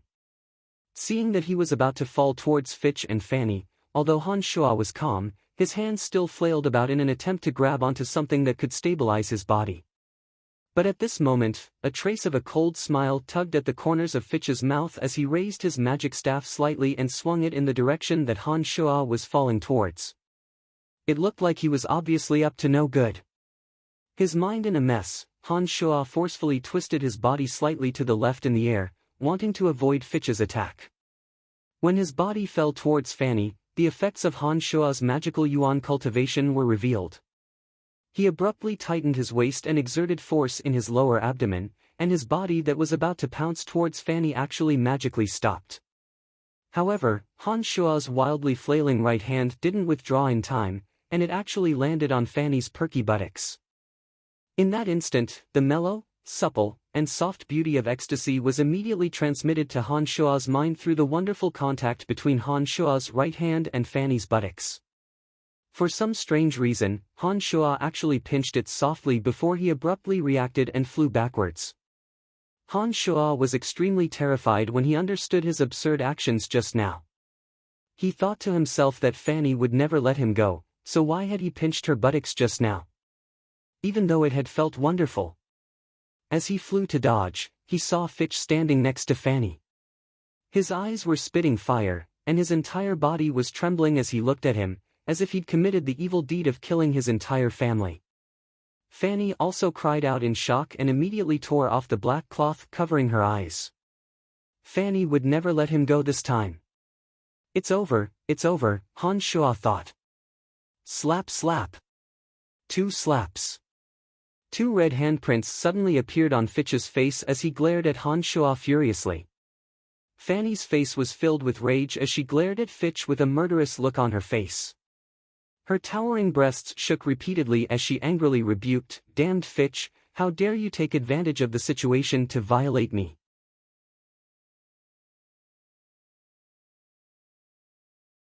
Chapter 21. I didn't, it was Brian who did it. Fitch's face was wry as he spoke to Fanny with extreme grievance. Slap slap. Another 2 slaps. This time, Fitch's cheeks were already swollen. Fanny looked angrily at Fitch and said hatefully, "You still dare to quibble? How could an honest person like Brian do such a despicable thing? It must be you." Han Shuo was speechless and snickered endlessly in his heart. He hurriedly squeezed out an extremely innocent and honest expression and stared blankly at Fitch and Fanny. He smiled dumbly and said, "What is it?" "Master Fanny, it really wasn't me." Fitch was even more wronged than Do-e as he covered his cheeks and explained with a pained expression.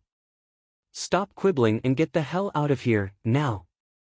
Fanny looked at Fitch with a face full of exasperation at his failure to live up to her expectations and said viciously.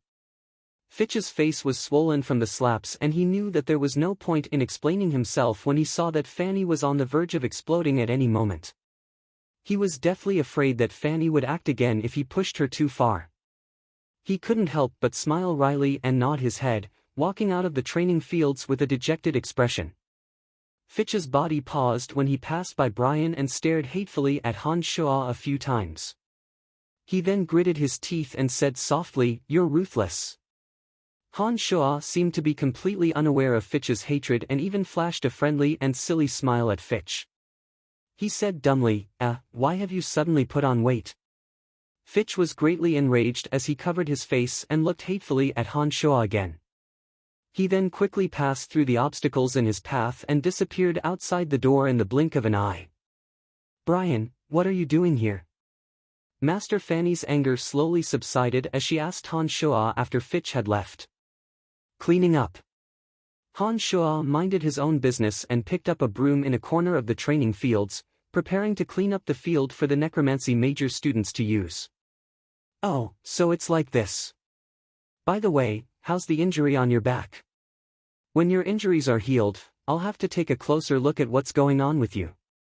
It's incredible that an agony of the soul spell could actually give you mental strength." When facing Han Shuo, Fanny appeared to be amiable. She spoke to Han Shuo peacefully while helping Han Shuo clear some obstacles on the ground without putting on any airs. "Good, much better.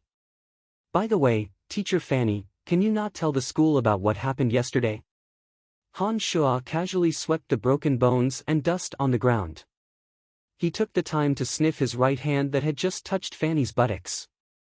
A faint fragrance seeped out from the fingers of his right hand, causing Han Shuo's heart to flutter. His eyes immediately looked strangely at Fanny's perky buttocks not too far away. When Fanny had bent over to clear the obstacles, her body was slightly arched, contrasting the curves of her buttocks even more captivating, as if it carried a kind of magical allure.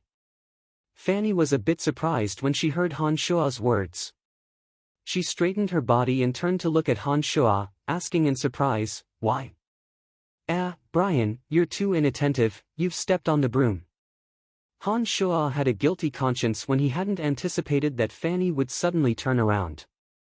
He hurriedly removed his foot from the broom and said with a silly smile, "Carrie and Borg are actually very good people. If you tell the school about this, they'll be expelled. Their families will have a hard time without their silver coins in the future." When these words were spoken, Fanny looked at Han Shuo with some surprise.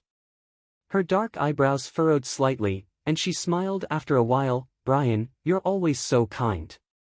They bullied you, but you're still pleading on their behalf." Forget it. Since you, the victim, have said so, I won't make things difficult for them. You're the key to my experiment, so remember to tell me if anyone bullies you in the future." "Kind." Han Shuo was speechless, thinking to himself that he was indeed very kind now. Otherwise, he wouldn't have taken the opportunity to coerce Carrie and Borg into doing things for him. If it wasn't for the fact that the two of them had left, he and Jack would have had to shoulder heavy responsibilities. Who would care about their lives? While Han Shua's thoughts were running wild, Fanny looked suspiciously at Han Shua and opened her mouth again. Brian, I don't think you're that crazy. Otherwise, why would you say such things? Starting with surprise, Han Shua's heart immediately trembled. He hastily scratched his head and said with some embarrassment, "Sometimes I suddenly feel dizzy and I don't know what I'm going to do after that." I see. It looks like the agony of the soul did have some negative effects when it landed on you. Don't worry too much. I'll give you a careful examination when the injury on your back gets better. I'll be sure to cure your strange ailments. It's about time. I still need to take the students to do the next few experiments. I'll go back and prepare.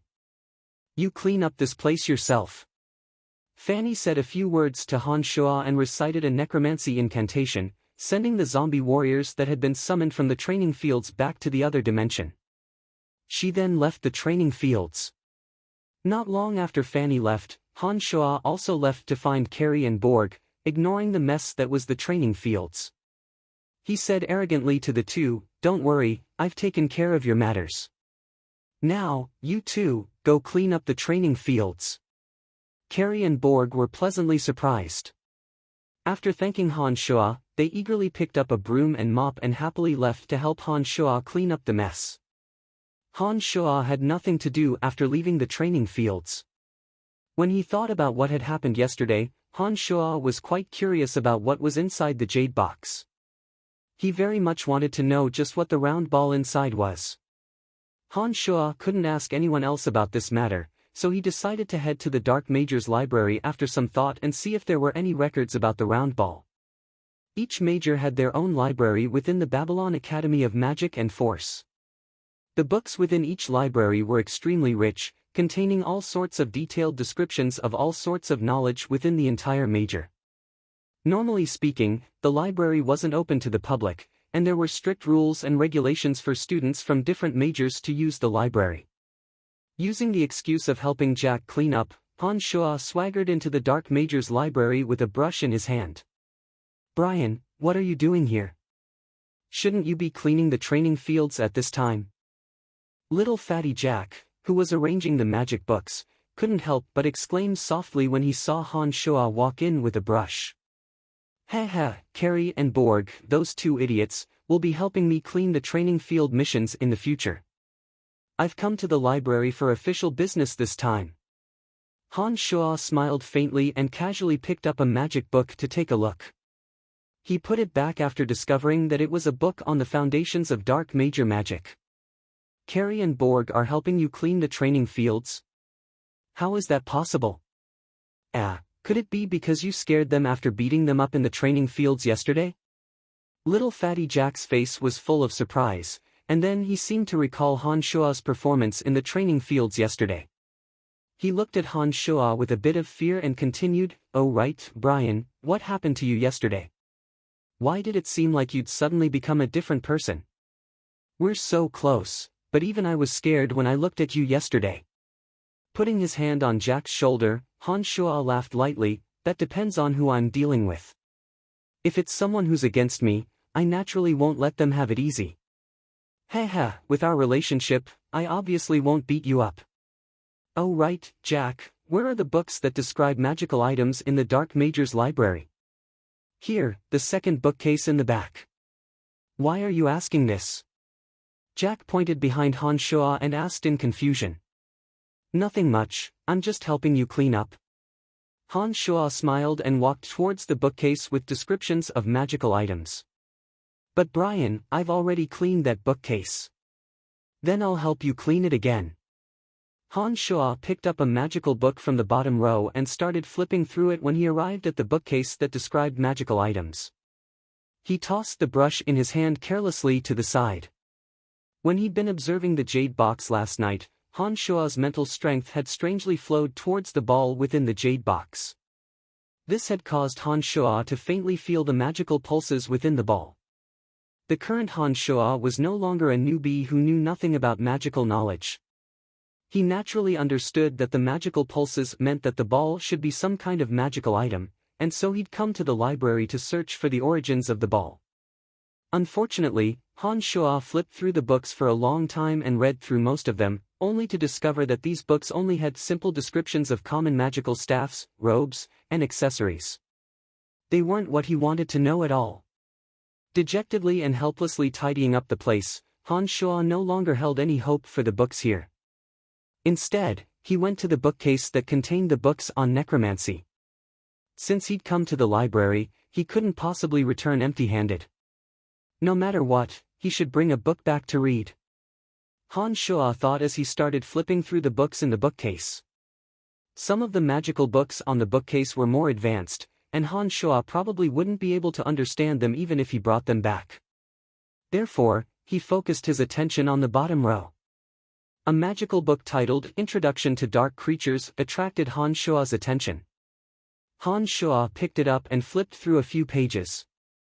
He discovered that this book mainly talked about necromancers' descriptions of dark creatures that they could summon. Overjoyed, Han Shuo immediately found Jack and waved Introduction to Dark Creatures at Jack. He chuckled and said, "Jack, I'll take this book to study. Help me cover it up and don't let anyone notice." With that, Han Shuo didn't wait for Jack to speak.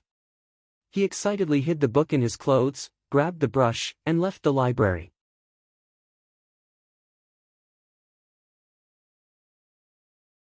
Chapter 22. Time flew by, and half a month had passed in the blink of an eye. This half a month was the most relaxing period of Han Shuo's life. Borg and Carrie had taken on Han Shuo's cleaning duties separately. Add to that the fact that Han Shuo's back was injured, and Fanny hadn't sought out Han Shuo for research. Han Shuo had learned from Jack that even Fitch had once again gone to undergo the Adept Mage Advancement trial. Therefore, this major enemy was no longer a threat for the time being. Ever since Han Shuo's shameless confession at the bottom of the trap, Lisa's attitude towards Han Shuo had undergone a drastic change. Not only did she no longer cause trouble for Han Shuo, but she also frequently defended Han Shuo and forbade other students from using Han Shuo to practice necromancy magic at this time. Since then, apart from eating, drinking, and taking a dump, Han Shuo had spent all his free time training his magical yuan and studying the two books, The Foundations of Necromancy and The Summary of Dark Creatures. Actually, because of his training in magical yuan, the injuries on Han Shuo's back had long since healed. There wasn't even a scar left behind. The current Han Shuo had grown another 2 centimeters taller, and was now 1.7 meters tall. Because of his training in magical yuan and sufficient nutrition from his meals, his originally frail body was slowly becoming stronger and stronger. The muscles on his chest, abdomen, and arms were even beginning to bulge. Without anyone noticing, Han Shuo's body and strength were slowly changing without anyone noticing. The training of the mystical glacial spellfire had also reached a critical juncture. When Han Shuo circulated his magical yuan, he could already follow the path of the mystical glacial spellfire and circulate the magical yuan into his palms. Every time Han Shuo circulated the mystical glacial spellfire and circulated the magical yuan to his 2 palms, he could feel that one of his palms was icy cold, and the other was scorching hot. Furthermore, the skin on his palms would turn a faint purplish red, making his palms look very strange. Regarding the strange jade box, Han Shuo did not act rashly during this period of time, afraid that the situation from last time would happen again. Before figuring out what the ball was and what it could do, Han Shuo didn't dare to take any more risks. After half a month of studying an overview of dark creatures, Han Shuo had a clearer understanding of some of the dark creatures summoned by the necromancy major. He understood some of the communication methods between the summoned creatures and the summoner. He also understood how to send the summoned dark creatures to another dimension. Except, although there was a magical incantation to send the summoned creatures of darkness to another dimension in the Compendium of Creatures of Darkness, and Han Shuo believed that he was completely capable of doing this with his current mental strength, he hadn't dared put it into practice. This was because Han Shuo didn't know if he would be able to summon the little skull again after sending him to another dimension. This little skull with 7 bone spurs had been meticulously refined by Han Shuo through refining demonic treasures. Not only was it stronger than the average skeleton in all aspects, it also had a terrifying immunity to light magic. During this period of time, Han Shuo and the Little Skull had interacted day and night, and the Little Skull had helped Han Shuo a lot. Han Shuo already had feelings for him, and was worried that if he were to send the Little Skull to another dimension, he might not be able to summon the Little Skull the next time, and then he would lose him forever. It was precisely because of this concern that Han Shuo had the confidence to send the Little Skull back to the other dimension, but he didn't do so. He would rather let the Little Skull stay under the bed, even at the risk of being discovered by others, and insisted on keeping the Little Skull there. The Little Skull in front of him was lying lazily in the wooden barrel. Its bones were as dark as ink, and shone with a misty light. For the past half a month, Han Shuo had often infused magical yuan into the small wooden barrel, using the magical yin concentration matrix to slowly refine it. The Little Skull had become more and more agile and strong after being refined by Han Shuo. The Little Skull's bone dagger was even sharper than the average sword. Han Shuo had once experimented with a bone fragment, and found that the bone fragment was instantly severed with a single slash of the bone dagger. While the Little Skull was constantly changing, Han Shuo had also benefited greatly from the training of the solid level of demonic yuan. Han Shuo's body had undergone a mysterious transformation. However, up until now, Han Shuo still couldn't break through this level of demonic yuan. Han Shuo carefully recalled the memories of Crazy Ole, Chu Kanglin, and his understanding of some of the subsequent events. He came to a conclusion: if he wanted to quickly advance to the solid level, breaking and building was the most effective and fastest method. Every time Han Shuo was beaten up or his skin and flesh were damaged, his body would recover quickly through the training of demonic yuan. Every time he recovered, his body would be stronger than usual, and his skin, flesh, and bones would be more resilient. Only by being damaged would he be able to speed up the training of that solid level after the demonic yuan was refined. After figuring this out, Han Shuo couldn't help but smile wryly. He thought to himself that the training of demonic yuan was basically suicidal. But now that he had embarked on this path, he had no choice but to find a way to quickly break through the solid level in order to increase his strength and gain even more strength. On this day, Han Shuo's figure appeared at the entrance to the martial arts school of the Babylon Academy of Magic and Force. After a few days of investigation, Han Shuo understood that the martial arts school was a place that specialized in training warriors and knights. However, the training of warriors and knights was completely separate. The students of the martial arts school were mainly commoners, and they only trained in fighting aura and martial arts, as well as some thoughts of loyalty to the emperor. The majority of the students in the knight school were nobles. It was a training ground for the sons of the royal family and warlords of the empire. These students often had extraordinary backgrounds, and their families were either strong or weak. Not only did they have to train in fighting aura and martial arts, but they also had to learn some noble etiquette, battle strategies, and the art of commanding. In the Knight Academy, these people learned all kinds of knowledge in order to have a good future in their own clans or in the empire. These kinds of Knight Academy students were all quite wealthy. In order to advance to senior knight, they didn't hesitate to spend money to find some commoners to be their sparring partners in actual combat to help them practice their martial skills. Some commoners who thought of themselves as physically strong would endure their blows in exchange for money in order to receive generous rewards. Even some commoner warrior students would come to be their human targets for money.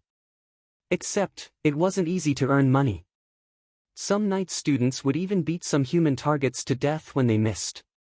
But because this was a consensual matter on both sides, the knight students paid the money.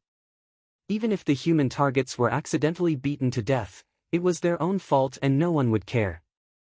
Han Shuo had come here to become one of these human targets. However, Han Shuo wasn't here for money, but to train his body and break through to the solid realm of magical yuan. Many human targets stood in a spacious hall. These people were all strong and muscular, and wore the uniform of a poor commoner. Han Shuo focused his attention and discovered that there were some warriors mixed in. Some had come from outside the academy because of its reputation, and some were students of the warrior school. You're an errand boy of the academy, but your body isn't strong and you're not a warrior. Aren't you going to your death by coming here? Young man, I advise you not to earn this money, or you'll be beaten to death. A thin old man looked at Han Shuo from the entrance of the hall. Old man Jeff was in his 50s and was in the same profession as Han Shuo. He wore the clothes of an errand boy and was in charge of helping these human targets register. He felt that Han Shuo's body was emaciated and tried to persuade Han Shuo out of goodwill. Don't worry, Mr. Jeff, just help me register. I really want to try. Han Shuo looked at Jeff and pleaded. Since you're so insistent, then I'll help you register. AI, do you think this money is easy to earn? If you really are beaten to death, don't blame me for not warning you. Jeff saw that Han Shuo persisted after many attempts at persuasion, and that there were still people queuing up behind him to urge him, so he finally couldn't dissuade Han Shuo. He sighed and agreed, helping Han Shuo register Brian's name. When Han Shuo walked into the hall, the other human targets all looked at Han Shuo with odd expressions. Most of their gazes were filled with disdain, but there were also a few kind-hearted people who revealed expressions of pity and even urged Han Shuo not to try. Although Han Shuo's body was a bit stronger than Brian's from before after cultivating the demonic arts, because Brian's original body was all skin and bones like a skinny monkey, Han Shuo was only a bit stronger than the original Brian.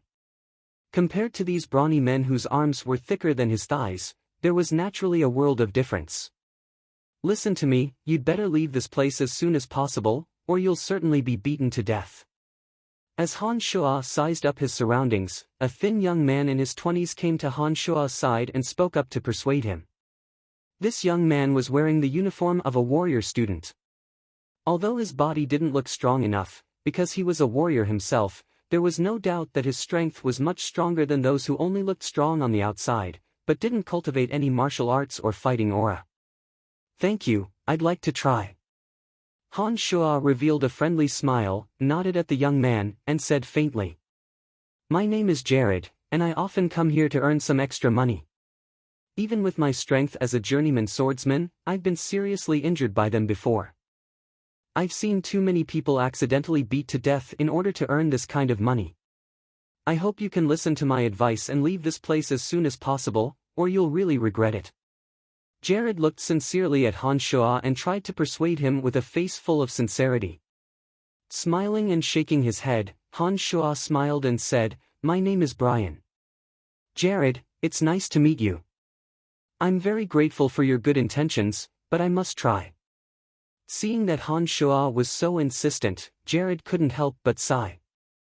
He shook his head and didn't say anything else, but his gaze when looking at Han Shuo was full of sympathy. It looked like he believed that Han Shuo would die without a doubt.